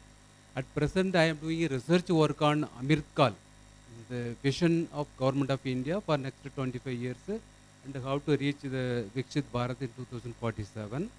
And some of the challenges we identified in our research work. One is that industrialization, because if you look into the industrial revolution period in European countries or in America, before 1760 to 1840 period, before that one, most of the European countries have been, majority of the people were in the agriculture sector only. But during the industrial revolution, these people migrated from agriculture sector, or surplus agriculture forces migrated from agriculture sector, allied sector, or even fisheries sector to industrial sector. Then from industrial sector, the employment opportunities increased, income opportunities increased, then they needed for other services, banking service, road services, schools, colleges. So then service sector development. So initially agriculture sector, then industrial sector, then service sector development. But when you look into the economic development of India, before British came to India, it was agriculture economy. During the British period also, India was an agriculture economy. Even the British government did not give much importance for industrialization of the country. Even before the First World War period, and around 200 industries were only established in India. After independence, the government of India took a lot of measures in 48 Industrial Policy Resolution, 56 another Industrial Policy Resolution, 877 Industrial Policy Statement, 1980 another Industrial Policy Statement, 1991 we completely opened for foreign direct investment. 2005 Government of India brought in Special Economic Zone Act to make India industrialized like a country like China. And 2014, 15, 16 this period Make in India program, I mean Mudra scheme, then startup program. Even after implementing so many industrialization programs, only partially we succeeded. That is why, I mean, Professor Subramaniam told that our industrial sector contribution to our GDP is only 17%. If we increased this 17% to 25%, the number of people employed in the industrial sector will be increased to 25 million to 100 million. This is what government is, estimated. So that will be a challenge at present. I mean, government has identified, even the same process been identified even China also. 1979, China opened its economy for direct investment. 1994, it was a middle level economy. 2010, it was a low level economy. 2010, it was a middle level economy. 2017, World Bank declared China as a developed economy. And during this period, China attracted very huge amount of money as a foreign direct investment. That money flooded into industrial sector, infrastructure sector, then finally, the service sector development. But in India, even after opening our economy in 1991, instead of industrializing the country, from agriculture sector, we moved over to the communication sector, third sector. In between the industrial sector, we missed. That gap only created a lot of problems in India. To overcome that problems only, now Government of India taking, productive linked incentives, so many, maybe Madam may be knowing very well. All these programs are coming up, and also to attract foreign direct investment, Government of India taking a lot of effort in increase the infrastructural facilities in the form of Gadi Shakti program. 7, engines of growth program is coming up, because if we have world-class road facilities, railway development facilities, port facilities, airport facilities, container transit facilities, this will attract, if we have world-class, it will attract more foreign direct investment in the industrial sector. That will make India industrialized, then more employment opportunities will be there, income opportunities will be there, then both men and women get equal opportunities in the employment market. Then that if women are coming into the labor market, automatically that will solve poverty, hunger, unemployment, so many other problems, related problems will be solved. And same pattern, South Korea also, same industrialization process only, they developed the economy. So industrialization is a challenge at present. That's why I'm telling that India was not industrialized, though Government of India took a lot of measures in solving that one. Second important point, poverty. In 1971, when Madam Indira Gandhi was there, she brought one Garibi Katao program. Remove the poverty from India program. And in 1975, she brought another 20-point program to remove the poverty from India. The 11th 5-year plan, we brought inclusive program also. And even after implementing so many poverty reduction programs, still we are telling that 11.5% of the people are living below the poverty line. Not only that one, Madam already told that even periodic labor force, they have estimated that 32.5% of the children who are studying in government schools in rural areas are suffering from malnutrition. To overcome this problem, Madam Nirmala Sitharaman came with a plan of upgrading the rural Anganwadi. Nearly 2 lakh Anganwadis will be upgraded into smart classrooms with breakfast, lunch and tiffin also. That program also implemented. But still, always world report from India or outside world coming, India been ranked 105 out of 117 countries in the Hungry Index. This always creating a bad name for India. We had a positive vibration in this hall. A positive government, a positive prime minister, positive economist. But when reports are coming from abroad telling that India been ranked as 105th country with respect to Hungary, inequalities also, nearly 57% of the people are, 10% of the people are sharing 57% of the GDP. Only 50% of the people at the bottom have sharing only 13% of the, this type of, when reports are coming, always, we feel there's a challenge, regarding how to, as Subramanian sir already pointed out, 55 trillion, definitely we will achieve, no doubt about that one. But who is sharing that money? Who is taking the money? And what about the people at the bottom level? how we are going to, do justice for the people at the bottom. These are the challenges, madam. You have to keep in mind. Thank you. Oh, thank you. I think one aspect of industrialization which we often forget, that I don't think historically, if you read in institutions and history of industrialization across the world, no country has managed to industrialize without violence. We might be an experiment, as the only experiment which is trying to industrialize the society, the economy, in a truly democratic fashion.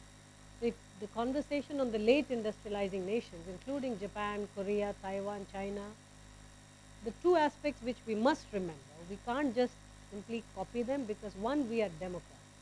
Democracy has its own pressure. It's very important to state them, to understand the laws and the rules within which we are playing this game. That's number one. Number two, technology transfer. In almost all the past industrialization that has happened, through violence or otherwise, the US has played a very major role, either by having military bases or by actively getting into agreements, tacit or sometimes explicit, with these nations where technology transfer has happened for the growth and development of the American economy. Now, neither of these two conditions really exists as far as India's growth is concerned. So sometimes when we look at industrialization as a sterile mechanical process, it is unlikely to happen in that way. But I like what you have said, Mr. Arunachalam, which is if the transition, every economy has made from agriculture to manufacturing to services. But still today we do have experts who come and lecture us as perhaps we will become a model in terms of making a switch from agriculture to industry, to services. Perhaps the Make in India or the push for manufacturing might be premature or not suitable. We'll talk about that why it fundamentally, what you alluded to, jobs. Where will the jobs come? And I'm all for growth and agriculture, as Professor Ramesh Chand would say, but no economy in the world has grown agriculturally while creating jobs. Job creation does not happen in agriculture. It can happen in processing and other, but there are lots of checks and balances we have to keep in mind. May I next come to you, Shri Rakesh Mohan Joshi. Thank you, Chair. Dr. Shamika has, she is very meticulous, in fact, in our work, and very meticulously she made the presentation. Probably there is no time better than today for me to talk on the topic, which is Roadmap for Developed India Challenges. As all of you are aware that I specialize in international trade, and international trade for many years have been very dry. India's export is not increasing. But one thing that, whatever we talk of, that international economy is an integral part of developmental system of any country, and India cannot be left alone. So I'll talk. When you look into, we and our generation have grown through talking, globalization. We have grown through talking free trade. And free trade, a lot of organizations came. First GATT was there, then WTO was there. And now, I think a real, challenge has come, or a real, interesting situation has come in the world which was never before. You have seen three things that, very recently, it is not only we talk of Swadeshi and Viksit Bharat, but now most countries in Europe wanted to talk Viksit Bharat, or the Viksit their own country. Most of the international, I was in that international committee for the dairies, we started making that self-sufficiency indices in all international forums now, how countries are. From free trade, we are moving towards more and more protectionistic era.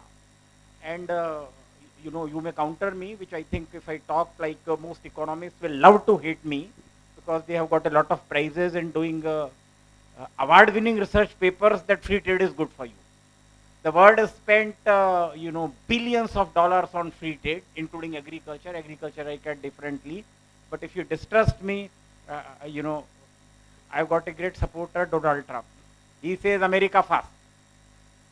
The whole organization in 1995, it came as, WTO, that, reduce the tariff. If you reduce the tariff, trade will increase. And we have spent all of our life doing research that free trade is good. We also convinced that free agriculture is good. And one important clause, what WTO was, one was MFN. Most favored nation. Most favored nation is not to favor a nation, but not to discriminate. So tariff has to be one. Now Donald Trump says, I'll increase from 10 to 20. The basic of WTO was to reduce the tariff. He says, I'll increase 10 to 20. He says, Canada, 25. Mexico, 25. The next day, the Trudeau went to him, say, sir, save us. He says, China, 65. He says, if you are with China, 100%. Am I joking?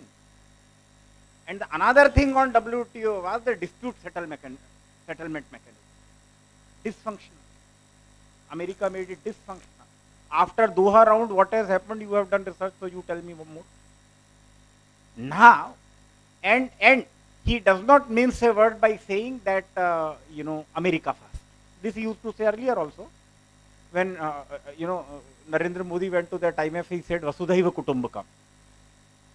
अयम निज परोवेति गणना लघु चेतसाम उदार चरिता नाम तो वसुधैव कुटुंबकम. तो हम तो उदार चरित्र वाले, हमारे लिए तो दुनिया वो है. But he says no. And now another thing which he has said is that American economy is in distress.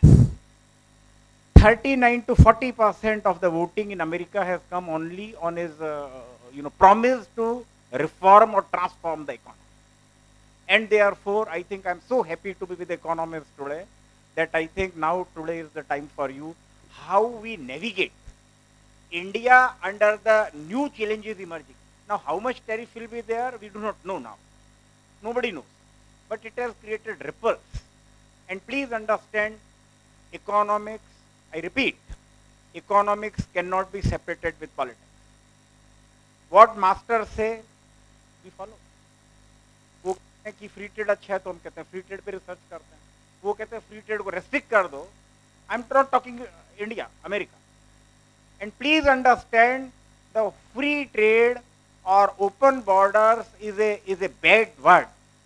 Not in India, but whole of Europe and America. Just go to their history. In 1923, when the Treaty of Versailles was signed with Hitler, they said that let's protect Germany. If you have don't allow Germany to increase the tariff, but we increase the tariff. America did tariff 18%. Prior to World War II, no economist in the world wanted free trade, and tariff barrier was there. It was only World War II. Then everybody starts saying free trade. And it has to be sold. Another thing. After this, in 1930, when the Great Depression came, it was that, we will protect some country, restrict them to increase the tariff, while the tariff was increased by America, tariff was increased by Britain, tariff was increased by France, and it was a humiliating treatment. They said Germany will die, but incidentally, not Germany, it was a global, crisis. And the Great Depression. And to a great artist, who was holding his paintings in Geneva for 10 cents, you made him Hitler. Hitler wanted to get admission in the Architect College of Geneva because he was a painter. But it was all your tariff restrictions which made him Hitler. And the world saw what I think you do not know. But जो जीता वही सिकंदर है, क्योंकि वो हार गया इसलिए आपको पता है, लेकिन जो जीत रहे हैं, you do not know what they are doing. So now the challenge for India is, to find out, the effective strategy how to navigate this. Very little thing I will also like to tell. More than tariff. Now, new things are coming for us, which we are negotiating in each of the trade agreements. Number one is that the carbon credit or carbon tax. Now, if you talk of the carbon border adjustment mechanism, in which these taxes, in case these are implemented today or tomorrow, it will increase the cost of the Indian goods in the market to 30 to 35%, and you become incompetitive. And only secret of success for your being in the global market is your competitiveness. They say carbon credit, and I think I was working with a very major research project on that plantation. EU Deforestation Act. It was to be implemented in December. Thank God that it is 6 months. So they say that we are deforesting, and therefore anything which is deforested, they would put a tax on that, and it will become incompetitive in the market. Now, what has happened is the compliance of this Deforestation Act for carbon, and the traceability is too high for India, that I think our products would become incompetitive. So, two things. One is we need to constantly improve the quality. We need to constantly be competitive. In manufacturing, we have to be constantly competitive. In our agriculture, dairy, India has come out as a largest producer of dairy with 235, 239 million metric ton of milk, double than the America produce. Wherein they said that India can never be self-sufficient in milk. Agriculture, 1966, Nehru, Shastri ji said ki ek bar khana khaiye aap, then only the hunger of this country can be removed. But now India is the largest exporter. But can I ask all the economists that India is the largest importer of edible oil?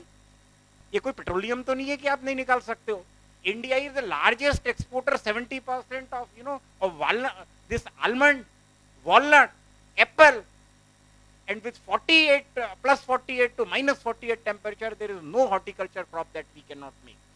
And I think it's a time for introspection. Thank you, Chair. Otherwise, Thank you very much. You know what is euphemistically called industrial policy today?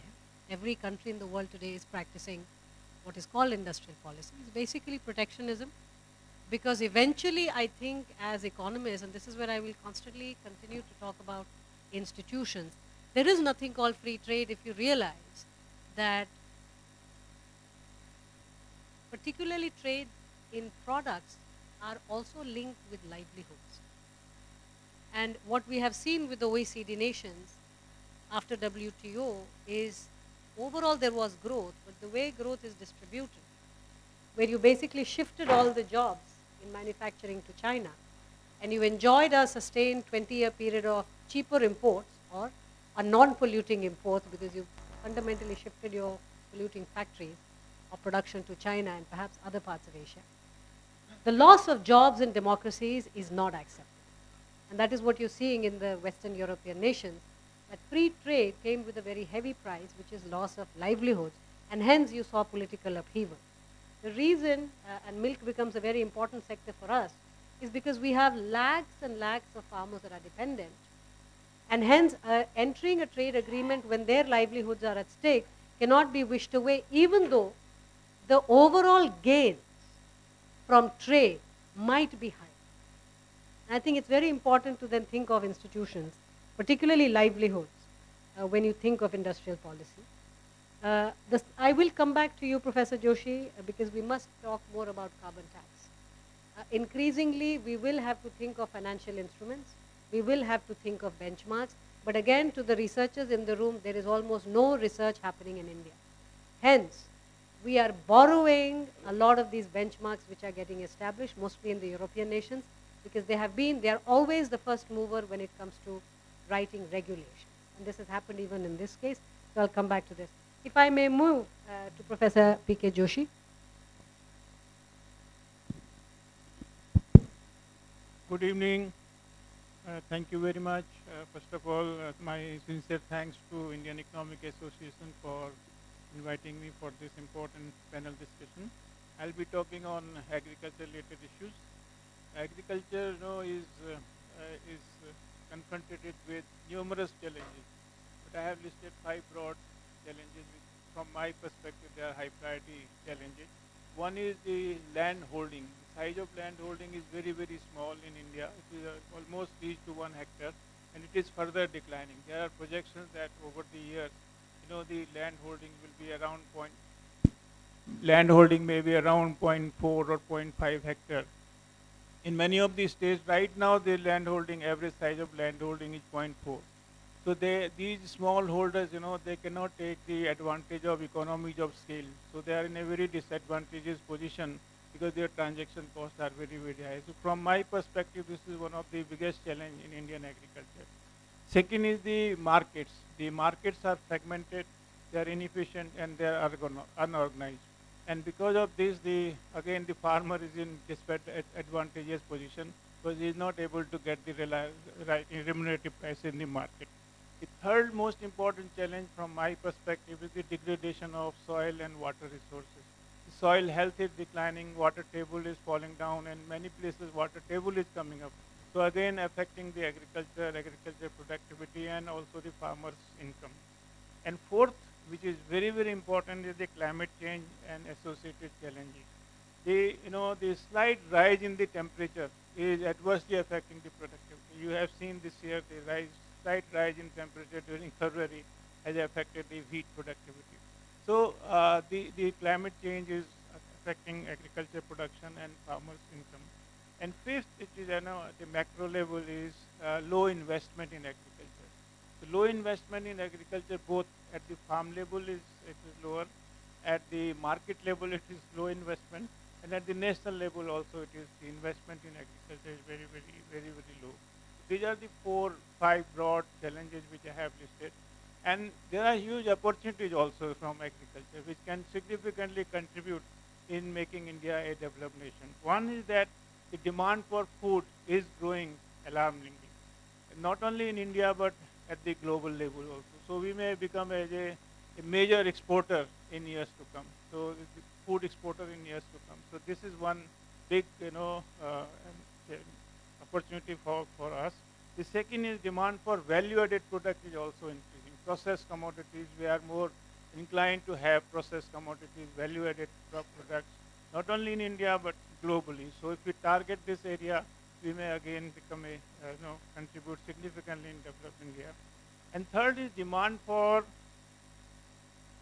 agriculture commodities for non-food commodities like ethanol, demand for ethanol. Now Government of India has mandatory that 20% ethanol will be blended with oil.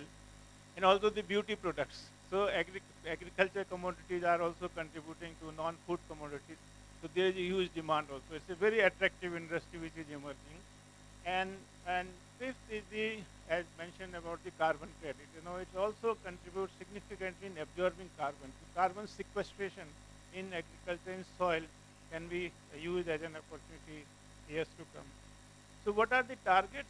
Recently NITI Aayog has a working group which has given the supply demand estimate by 2047, and the working group has given very recommendations for every commodity and did a detailed analysis using different scenarios, and they have revealed that in most of the commodities India will be surplus in food commodities. We will be deficit in edible oil as well as in pulses. In majority of the cases we may be surplus. In fruits and vegetables, if we go business as usual, if productivity does not increase, then we may be deficit, otherwise we may be surplus. So, what we need for achieving the future targets and to harness the opportunities, what I feel that we need to have an integrated approach. We have to synchronize 4 things. One is the innovation in agriculture. We have to tap the power of technology. This is an era of disruptive technologies. So agriculture research must tap this disruptive technologies which are emerging on a regular basis. And we should be really ready for absorbing this kind of technology, and we should respond that how we can harness the power of disruptive technology in agriculture sector. The second is the enabling policies, especially the crisis, procurement, investment, and the risk mitigation related issues. And third is the effective institutions, because smallholders is a really big challenge. So what sorts of institutions we evolve for them, for production, marketing, processing, participation in export, or whatever growth we are achieving in agriculture should be more inclusive. So this is the third area. And then fourth is the needed investment in infrastructure. Now we need a different kind of investment in infrastructure. Traditionally it was road, irrigation, but a different kind of investment in infrastructure is needed. So these are 4, we need to blend these. We need to synchronize these 4 pillars so that we harness the power of the agriculture sector. So what are the key areas on technology front? first is we need to reprioritize our agriculture research. We need to quickly respond to what are the challenges, what are the opportunities. So quick respond to the new challenges. Second is the eco-regional approach. India is a very heterogeneous country. We have temperate, we have semi-arid, we have arid region, we have coastal region, we have hill and mountain. So a very heterogeneous country. So a different kind of approach will be needed at micro or meso level. And then third is the improving efficiency and sustainability in agriculture. Climate resilient agriculture is to be introduced, new varieties, climate resilient varieties, management practices are necessary. And then integration of technology. There are large number of technologies are coming from different fronts, but integration of the technology is important. And farmers' skill development, at different levels, new technologies are coming. So skill development of the farmers to absorb those kinds of technologies is necessary. Different technologies are available. I'm not dealing with those technologies. And I will just share with you what kinds of reforms may be needed and institutions are needed. I have tried to list down few reforms and institutions. One is the already mentioned about the land reforms. Number one is the land reforms are needed. They are long due, and there are already Planning Commission or Niti Aayog has already have a model market act. Dr. T. Haq was the chairman for that, and they have introduced to different states but not been implemented properly. So this is one area which we need real address for this particular area. The second is on reforms on technology dissemination. The existing model is not effectively working.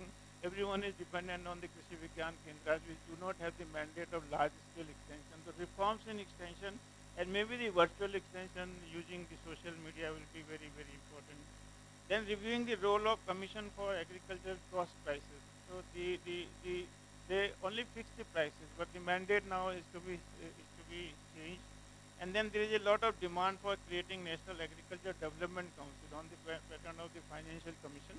The similar kind of council is to be needed. And then I am also thinking that if we have to make the farmer producer organization or cooperative success in agriculture, we need to federate them. Federating this kind of institutional reform is also needed. And then there is a need for public-private partnership in agriculture. So there are lots of examples from the non-agriculture sector on public-private partnership, but unfortunately we have not applicated those public-private partnerships in agriculture sector. For example, drawing lessons from aviation sector, road sector, power sector. How can we inculcate those models in agriculture sector? Also, I was Professor Joshi, if you can just wrap up in half. We'll come back again for a second round. Two points. One is that because smallholder has a small produce.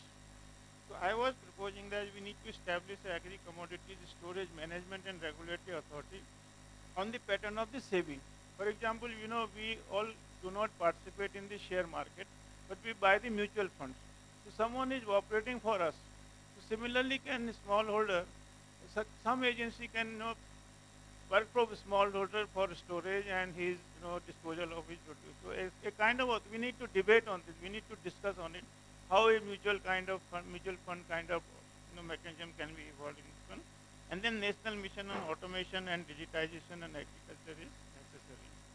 So these are few points which I would like to share with you, and I'm sure that the agriculture will play a very, very important pillar in making India as a developed nation. Thank you.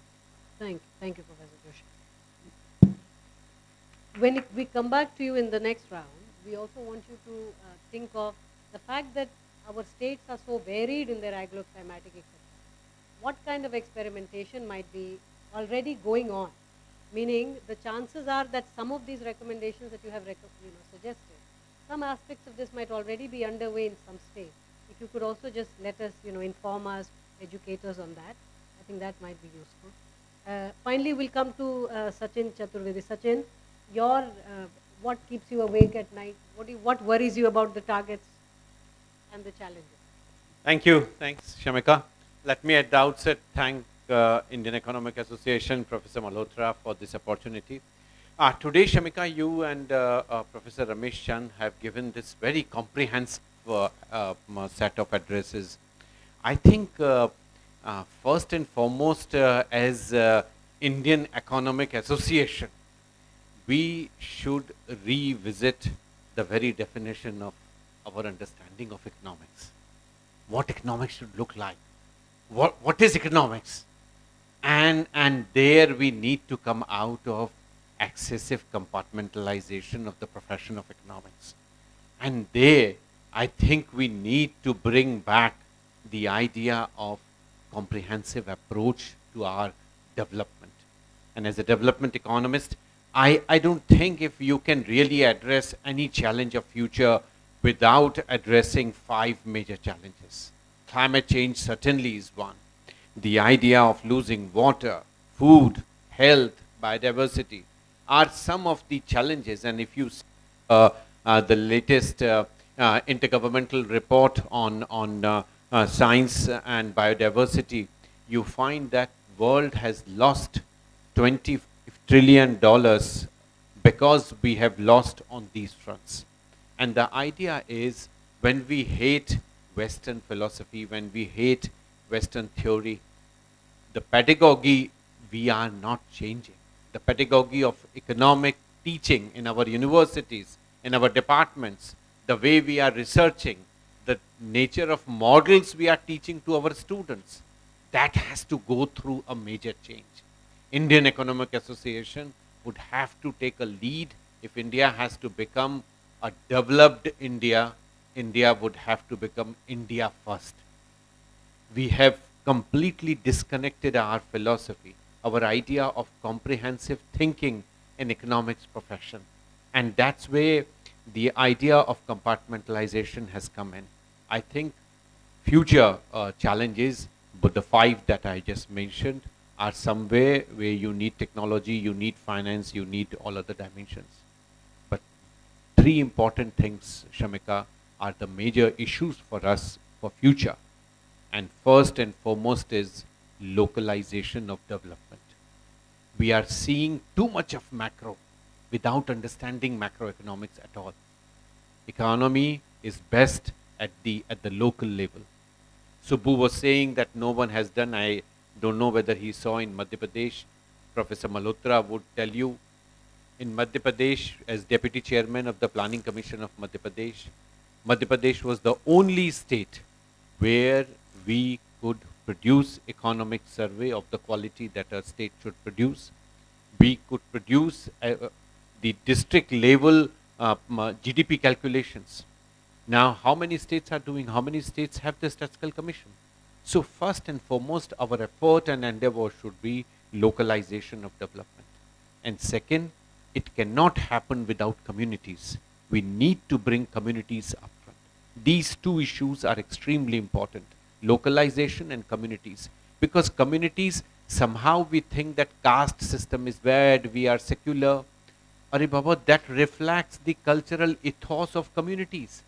Why certain clusters, and Kanak Sabhapati ji is sitting here, Kanak Sabhapati ji, you know why some clusters are successful and why some clusters have failed, why some communities are entrepreneurial and why some communities are laid back. Nothing bad in being laid back. Somehow we have a sort of trade-off with Western philosophy of efficiency in economy, that you have to produce this much, and production and consumption led economic development. Should that be India's lead? So communities, their practices, the idea of comprehensive thinking, that can give us 2 dimensions. And there I stop, Shamika. First and foremost, you very rightly mentioned about institutions. Institutions can work best at the local level. In his urge to make big banks, we have consolidated several banks. From Indore, we lost Bank of Indore. Several cities have lost their banks, and we have ended up in situation where local ownership is missing. And as a result, local pride of excelling with economic development is not happening. We need to bring that in. And each university delegate here, each delegate of Indian Economic Association would have to see what part of our discussion they take back. Shamika is very good. She spoke so well. Ramesh Chandji's presentation was good. That's not the idea. What is it that we are exporting back to our districts and universities? So that's where we need to start thinking in terms of how the developed country would look like. So institutions, connecting that with nature. The current GDP calculations do not bring in nature. We have been emphasizing in terms of well-being index. Prime Minister has spoken already about it, of going beyond GDP. We need to see how GDP has to be readjusted to bring in loss in biodiversity. How do we, can we really have 7%, 8% growth at the cost of losing biodiversity from all across? Adjusting forests here and there, asking Madhya Pradesh to compromise our land because you are building hotels in Nicobar and Andaman. Is that development? So localization of biodiversity is health, local measurement. I think they are important issues. Thank you. Thank you, Sachin. On the localization of development, and many things that MP has actually been a front runner in innovation as far as policy making or apparatus of policy making is concerned. I know that Niti Aayog, Professor Chand, also has a state support mission, and where the idea is to build entities like Niti and therefore think tanks or centers of excellence where a lot of such rigorous work can go into localized policy making. I think your point on communities is extremely, extremely important, because we, in the effort to become more efficient, which is again, it's a highly westernized way of thinking, and that's how we have taught economics as well. The role for local institutions like communities has completely been bypassed. In fact, if 150 years back, if you study some of the history, local public infrastructure like canals, etc., were not entirely funded by the kings or by the people. If you think of kings as government today, a lot of it was also collected locally by the communities. And today we are bypassing, and hence there is a role, and we should think of what exactly is a community, particularly when we think of reversal of fertility, etc., these larger structural problems. I think the government will have a very limited role to play there. And I think thinking of community, even defining community. Of course, many of these go back to Professor Ramesh Chand's point of perhaps we should think of new measurements. We have to measure things new because these are new problems. And if these are new problems, we have to think of new solutions and measure them appropriately. The point about loss of diversity, this is a point we've been trying to articulate, though not sufficiently, because again, the research, you see, anything that bubbles up to a policy level at a national level really has to originate from some rigorous research work, which is why I'm constantly appealing to you to pick up these first order problems. Not all states of the country will play the GDP game because they cannot play the GDP game. Madhya Pradesh will never become a Gujarat or a Maharashtra, though it borders both, and it has a lot in common with both, simply because the nature of the two states are different. The more important issue is, do we want a Madhya Pradesh to become growth-oriented in the same way that Gujarat and Maharashtra? Perhaps not, because biodiversity is of great value. But if it is of great value, then MP has to be compensated to then not pollute and industrialize and grow the way the other states are, which means again GDP plus or a enhanced GDP, augmented GDP. I don't know how we want to term it, but we have to measure this. If we don't measure it, it's just going to be talk and want to get done. There are differences across states if we look at certain innate things. If you look at time use survey, we know that an average Gujarati actually does work 1 hour more than all the people of the Northeast. Now, does it matter? I suppose it does matter if you consider productivity and growth. But I'm telling you that culturally different states are. Different kinds of efforts and different kind of outcomes are being aspired. But very, very important set of points. And I think the most important one, Professor Malhotra, we must rethink IEA's role. This cannot be one other conference. For people like Sachin and me, we go to conference every weekend. But there is a reason I think this conference has to be different. Because elsewhere you do not have gathering of scholars. They are consumers of research. That is very different. So in some ways, the questions which are being raised and some of the suggestions in terms of, these are scholars who've been thinking of these set of problems. You might also think of these as ideas to extend your own scholarship and join these efforts. So now we come back to Professor Charan Singh. You were the most disciplined on the channel, and hence you really did stick to your 5-6 minutes. I want to go back to you, sir. You know, you have highlighted some very important set of problems. I want you to speak a little honestly now in terms of NBFCs. Is it time we think of regulating them differently than the way the RBI has continued to do till now, which is trying to push them to be regulated to the same terms and conditions as the banks? But they are clearly not banks. So let's hear a little bit from you on what have you thought in terms of NBFCs, who are, by the way, we disparagingly or sometimes call them as shadow banks, or we think of them as extremely risky part of the larger credit market. Do tell us a little bit, because you did raise that issue, very important. So, most importantly, I must say that these NBFCs will not be wished away. They cannot be wished. The NBFCs are as large in terms of percentage of business to GDP as commercial banks, even in the USA.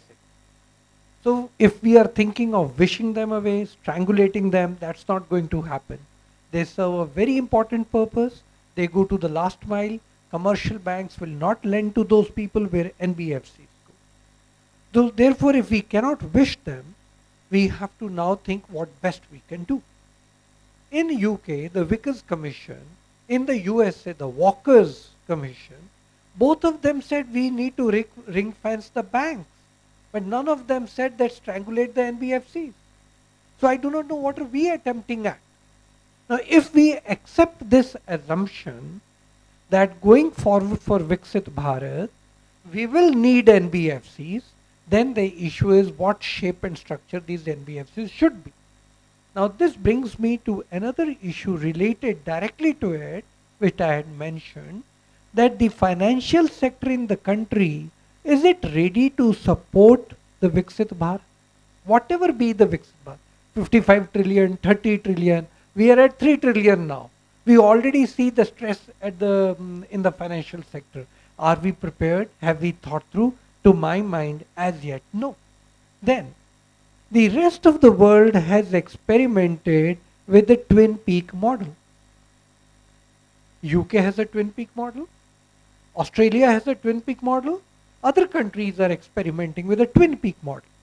That means that some of the firms will be regulated differently, and they will be probably outside the central bank. In our country, we have for agriculture NABARD, for MSMEs to some extent SIDBI, we have a different regulatory authority for insurance and provident funds. My thoughts are NBFCs, because they're so different animal, and the RBI is not used to deal with this animal because they are generally used to a very different style of regulation. It is good we survived the COVID. It's good we survived the Asian crisis. It's good we survived the global financial crisis. So I'm not saying that the RBI's regulatory supervisory mechanism is not good. I'm not saying that. I've been there. All I'm saying is that the regulatory capacity and supervisory skills that are required are to be different from a commercial bank to that of an NBFC. The NBFC's governance model is different. Their credit flow is different. Their deposit collection is different. Now, if you are going to link and always keep telling the banks not to lend to NBFCs, where is the NBFCs going to raise resources from? And why do you think the last mile, people who do not have documents, who are in the informal sector, 90% of the country is in the informal sector, where are they going to source resources from? If we say there are 6 crore MSMEs, and many of them are absolutely micro, 95% of them, where are they going to get the resources? They don't have the documents. So therefore, yes, we need to strengthen the MSMEs and provide them documentary evidence, as well as ensure that they pick up the documents. In the meantime, we just can't strangulate them because they are providing jobs to nearly 12 crore people. So they're important. Therefore, I am of the view, like you have a separate regulatory body for different sectors in the financial sector, it's now time the government should come out with a separate regulatory body for NBFCs. 20 years down the line, you can then say that all regulation and supervision will concentrate in a single authority. Fine. But by that time, you would have also grown a lot. Education and financial literacy would have happened. And these MSMEs today, which do not even have a document, they would have prepared themselves. You could then concentrate regulation in 2 or 3 authorities. At this point of time, it is high time that we start thinking of a different set of a regulator for NBFCs. If you give me a minute, I want to bring 2 points to your notice. My view is that inflation target also stunts growth in a country like ours. In all countries of the world where inflation targeting was experimented and implemented, none of them enjoy a demographic dividend. It started on a radio talk show by a politician to a radio anchor in New Zealand, how inflation targeting really got introduced. To now just supplant it, a Western concept, on a country like India, especially when it is recovering from COVID, I think is very, very harmful and suicidal. Let me share one statistics with you. The 30-year average of inflation in our country is 6%. That's my calculation. Professor Ravindra Dholakia conducted an econometric exercise, and he said the threshold level of inflation, where it does not strangulate growth or stunts growth, is 5.5%. Now imagine we have an inflation target which pivots at 4%. You are straightway inviting sacrifice ratio. So my recommendation is either inflation target should be revised and made more tolerable, or it's time to pause it because we want to grow and gallop. Where will we grow at 6 to 8% if this is something like a blinker on us and our legs are tied and we can't run?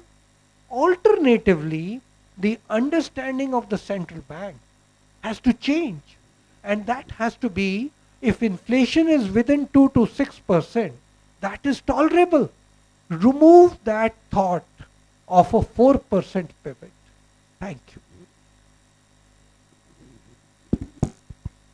Very, very important points. And again, to those of you who are listening and you plan to write and be motivated, both these points are extremely important to push, because these are philosophical differences in the way institutions eventually lead to a final outcome, which of course is a combined one, which is we need high growth to be able to manage everything, including the SDGs.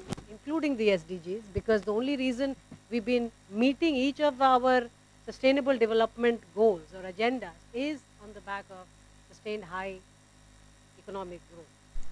Your second point on NBFCs, I think we should write something on this, because while many of you I know who came and spoke to me during the break who are interested in financial inclusion,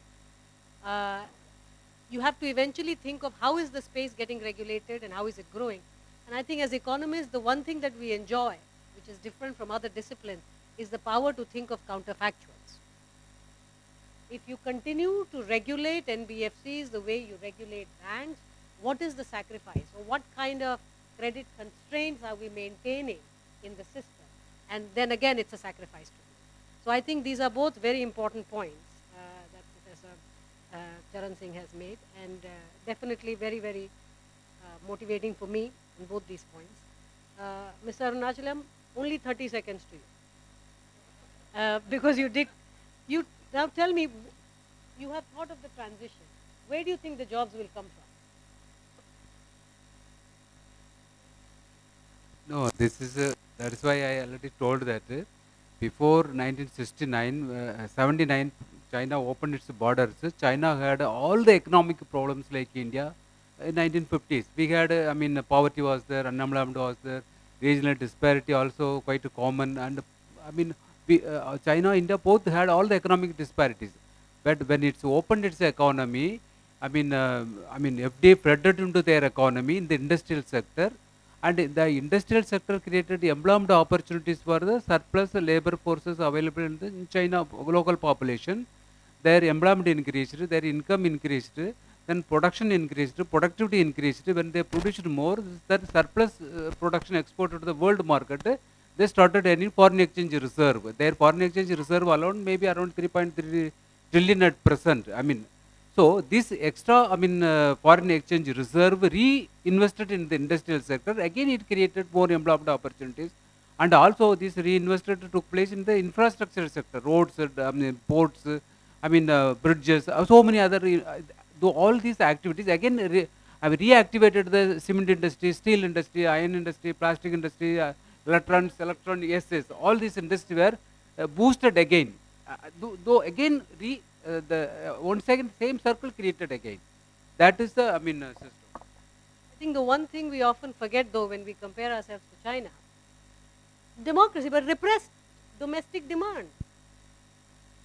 Their growth has largely been on the back of exports because global demand has fueled it, and hence global turmoils also have a much larger impact on China. India's demand is not repressed. And again, it goes back to democracy. The point being that it has taken, I think it is very important for us to acknowledge that it has taken us 10 years to completely do a 180-degree on manufacturing. 10 years back, if you visited Delhi, the phrase you would hear is, India has missed the manufacturing bus. Why should we produce? China is already producing everything cheaply. But it's very important as younger scholars to think strategically in terms of next 50 years. That's why Vikasit Bharat then becomes that it's not just about cheap products, it's livelihoods.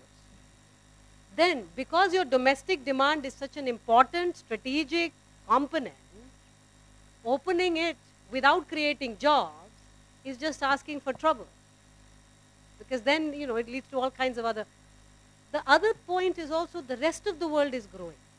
Africa is growing, South Asia is growing, which is very large. Latin America is growing. So demand for manufactured, even simple manufacturing, not very high end, continues to grow. So that whole place is being vacated. It has already been vacated by China because labor is not that cheap anymore. Is India ready to get onto the manufacturing bus? There are many buses coming. Are we ready to get onto that bus? I think within this administration, there is now a clear mandate that yes. Let me also tell you anecdotally, and I wish some of you, if you're from Tamil Nadu, etc., you should think of doing a survey. Many of our factories in places like Tamil Nadu are getting mid-management, meaning 10, 15 years of work ex. They're not getting them in India, so they are recruiting people from Europe. That is the kind of HR deficit we have, because every student wants to become consultant or engineer and therefore go into services. We don't have manpower to manage factories at the mid. So we also have to go back and feed the pipeline and get back into universities and teach operations, factories, floor management, first order manufacturing concerns. Sachin, I will come to you last in terms of tell us what can we do to support research. After all, if IEA has to become effective beyond a talk shop, what do we do to the younger scholars in terms of supporting their research so that they actually pick important topics, which are of important policy concern? Thank you, Shamika. I think first and foremost, important thing is to, as I said in the beginning, is to contextualize our pedagogy and our sort of teachings that are there.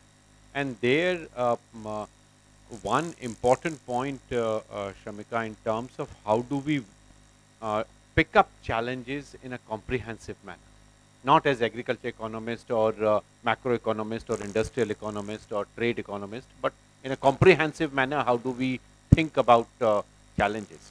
And this is largely happening because everybody would be recommended to read Adam Smith. Everybody would be recommended to read Wealth of Nations by Adam Smith. Nobody would be encouraged to see a theory of moral sentiments, the first book by Adam Smith. So, appearance of ethics or value system from economics, the idea that man is a social animal. Man has to think about others, the idea of compassion. So this is something where the basic tenets of the Indianness that you talk about, that has to come in. And this is extremely important for social sciences in general, but economics in particular. Because the cutthroat competition, survival of fittest, etc. are not Indian theories. Coexistence is one. We are not just saying Vasudev Kutumbakam, we actually mean it. So economic design, designing of our models, designing of our incentives, they cannot be at the cost of natural resources or other nations or specific other states. It's not just Gujarat, it is many other states. So first and foremost, our students in economics should be given a comprehensive understanding of the idea of development. And that development is not what we heard in terms of 8 or 7%, because we have to be the developed country. Developed country would be one where localization of development is ensured for everyone. To those of you who enjoy teaching, and many of you are teachers, perhaps a time for a textbook based on Arthashastra. After all, I'm not sure how many of you have read it. We are never really required to read it. I'm a product of you as well. And you know, usually what happens, if you're not required to read it, you're not going to. So I think it's time perhaps to write some of these. I think pedagogy also changes when we create more content which addresses some of these critical concerns. On carbon tax, just maybe very quickly, if you can tell us, is IIFT hopefully doing something on carbon credit? So we do a lot of research on that, and I wish that the more research to go. But normally, you know, our perspective is a bit different, that, you know, we take it as a non-tariff measure, and how to fight this non-tariff measure with others. So that is our prime interest is in, you know, negotiation. But I think... so we are still playing defensive. We are not creating our own benchmark. Again, youngsters in the room, these are the new financial instruments. If you do not understand it, we will continue to play defensive. So think of carbon credit. How do you measure it? How do you index it? And then how do you eventually, a lot of the G20 conversations on green finance, it is at a certain level where it makes sense, and you hear fantastical numbers like several trillion and etc. But in actual cash, it doesn't translate very much. Not all of it is because the party that has to give does not give. Also, the ask from the global south is not very clear. We are doing a major exercise for that. For defensive, we are doing a major exercise involving all the states and the stakeholders. But again, I said that, you know, states have to be involved. You know, despite of pumping, you know, millions of rupees, at least billions of rupees, the total share of 8 states of Northeast remains 0.27%. So there is a complete asymmetry. Usme Assam has got 1.5 and rest ka 0.1, 0.1, 0.2. And India has pumped so much of the, you know, non-lapsable fund in Northeast. I think, again, the states which you are talking of, you know, especially Gujarat, Maharashtra, Karnataka, Tamil Nadu, and Andhra Pradesh at the most, so, you know, and Delhi. So, you know, they are because of the other factors why they are exporting. And when you come to the international trade and export, states still, we made a system that now every state has to have an export policy. We also made a system that, you know, district has an export. We are also sensitizing the district collectors and the district commissioners to promote export. But on the ground level, it needs to see the light of the day and make it effective. And it's very right that unless these states come into the picture, you know, India's share in export, you know, you are very right to say that, you know, let me tell you, in 1947, when India became independent, our share in export, India's share in export in the world trade was 2.54%. China's share was 0.9%. Then many economies came and they worked very hard. So many organizations came. In 1984, our share in the export became to 0.4%. It remained for multiple years. And then it was 0.9. Last 10 years, our share in the world export is 1.8%. 1.8, 1.9. So there is a German saying, in everybody is going aage, running, and you are standing still, you are automatically going backward. Despite of, I think, the data that I think we give, that this year we had that, you know, record target in export, but the share in the international market is not coming up. And that require at least, you know, going to the nitty-gritties of that export, going to the, logistics. We were long talking of the China plus one, China created a space one, distrust in China, China, America. But I think to what extent we could take advantage of that, only you know. In export we could not, in FDI you are aware of that. I need not talk about that. Satyam vadet nanratam ne vadet satyam apriyam. Sach bole, jhoot na bole, lekin apri sach na bole. Thank you so much. The last question, because we run out of time.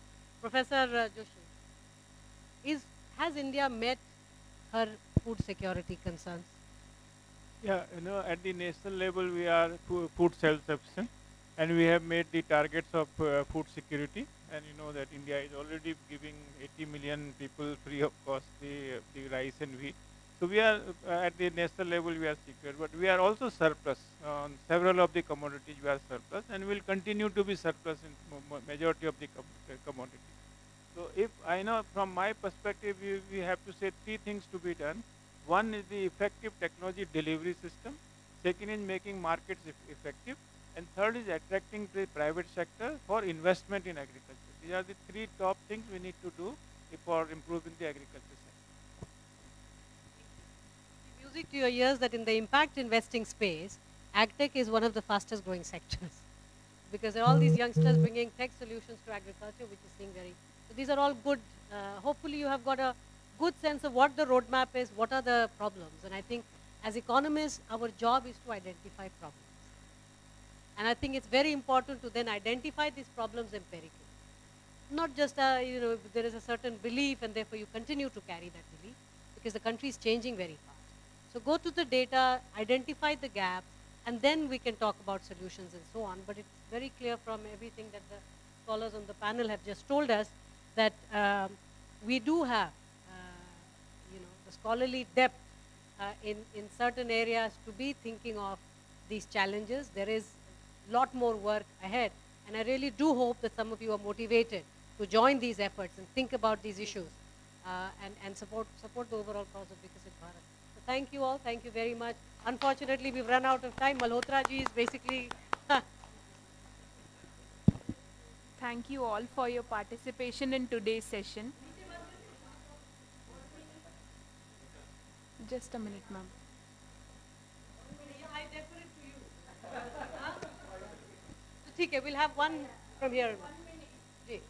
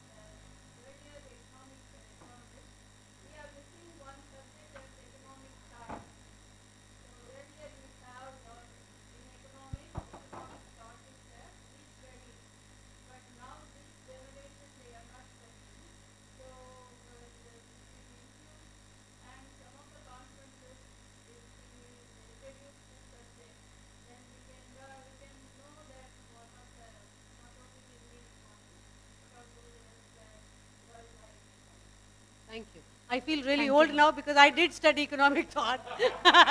So these kids are not studying, I feel bad. It was a second year subject in Delhi University, and it was a compulsory, everything was compulsory. But it was very important, it was extremely important. I'll come back to you, sir, the lady here.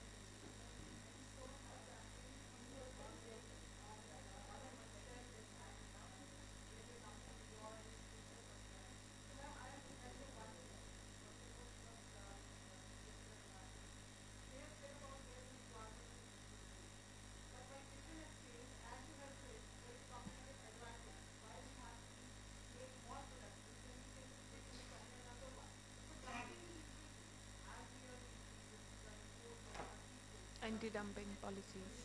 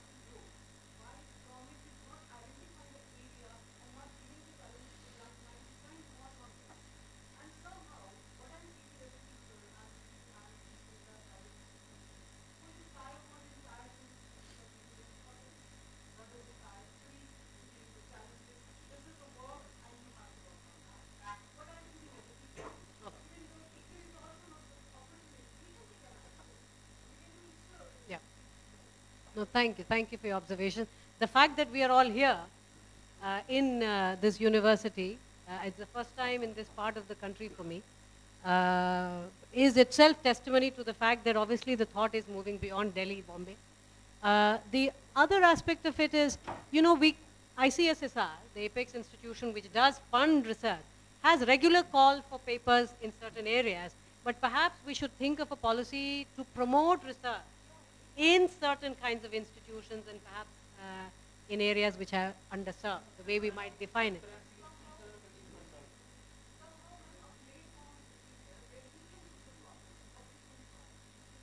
Sure.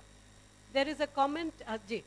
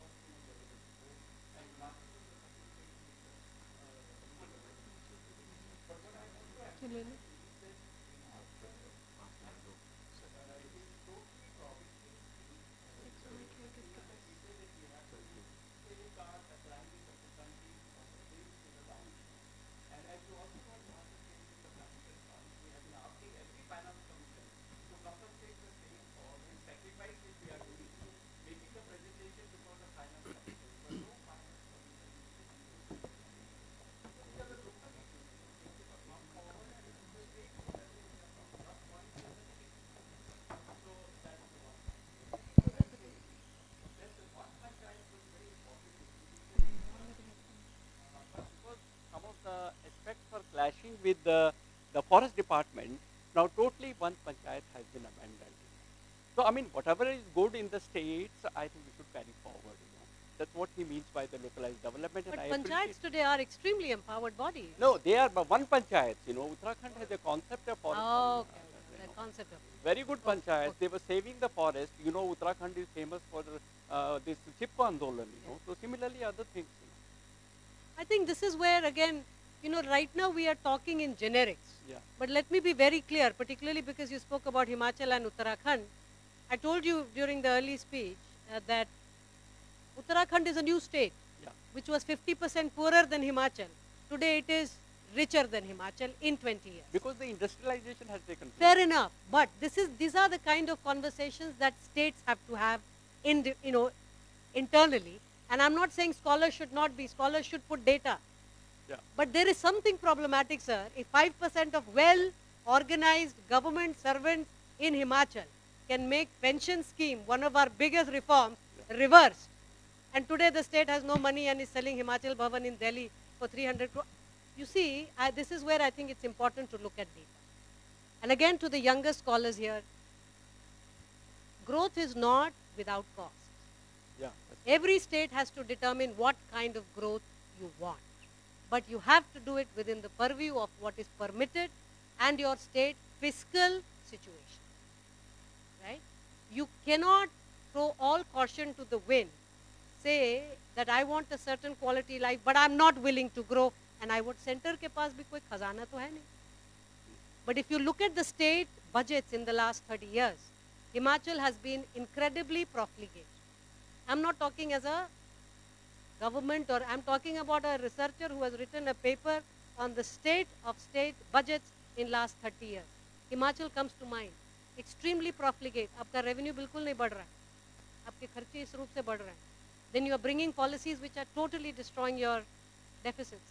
You have gone over and beyond what is permitted. But you will allow me to say that Himachal is spending a lot on the social sector, the social development. Much more, yes. Yeah. Himachal is spending, as is Kerala. Yeah. And Kerala has gone to Supreme Court to ask the state for money, the center for money. We are protecting the forest. We are trying to reduce the So is pollution. Meghalaya, so is Nagaland, so is Kerala. Kerala is doing a great. What I'm trying to tell you, sir, that this is not a political conversation. Yeah. These are economists in the room. It is very important to have your exact cost and benefit, and you also have to identify the institutional level at which this will get solved. You see, people have to vote, and the institutions have to provide them with the kind of growth and development. Okay. Now I come to the second question, because being a professor of economics, recently a seminar was organized in Chandigarh by Professor Shergill, where it was challenges of teaching economics, what are the trends. And I think the IEA should take a lead. They should also organize more of this seminar. If Dr. Shergill could do it in Chandigarh, and he has called people from Punjab, Himachal and Haryana, and one-day workshops. Yeah, even Tamil Nadu also. So IEA can do it, It's very, Malhotra sir, I think there has to be something on pedagogy. I think it's very important, because this is the largest collection of economic teachers also. So what should go into textbooks and pedagogy and so on? Thank you. Very good idea. Thank you. Thank you. Thank you. Continue your conversations over Thank you dinner, all. please. Sir, it's 8:30. Thank you all for your participation in today's session. We hope you find this discussion insightful. Thank you so much. Over.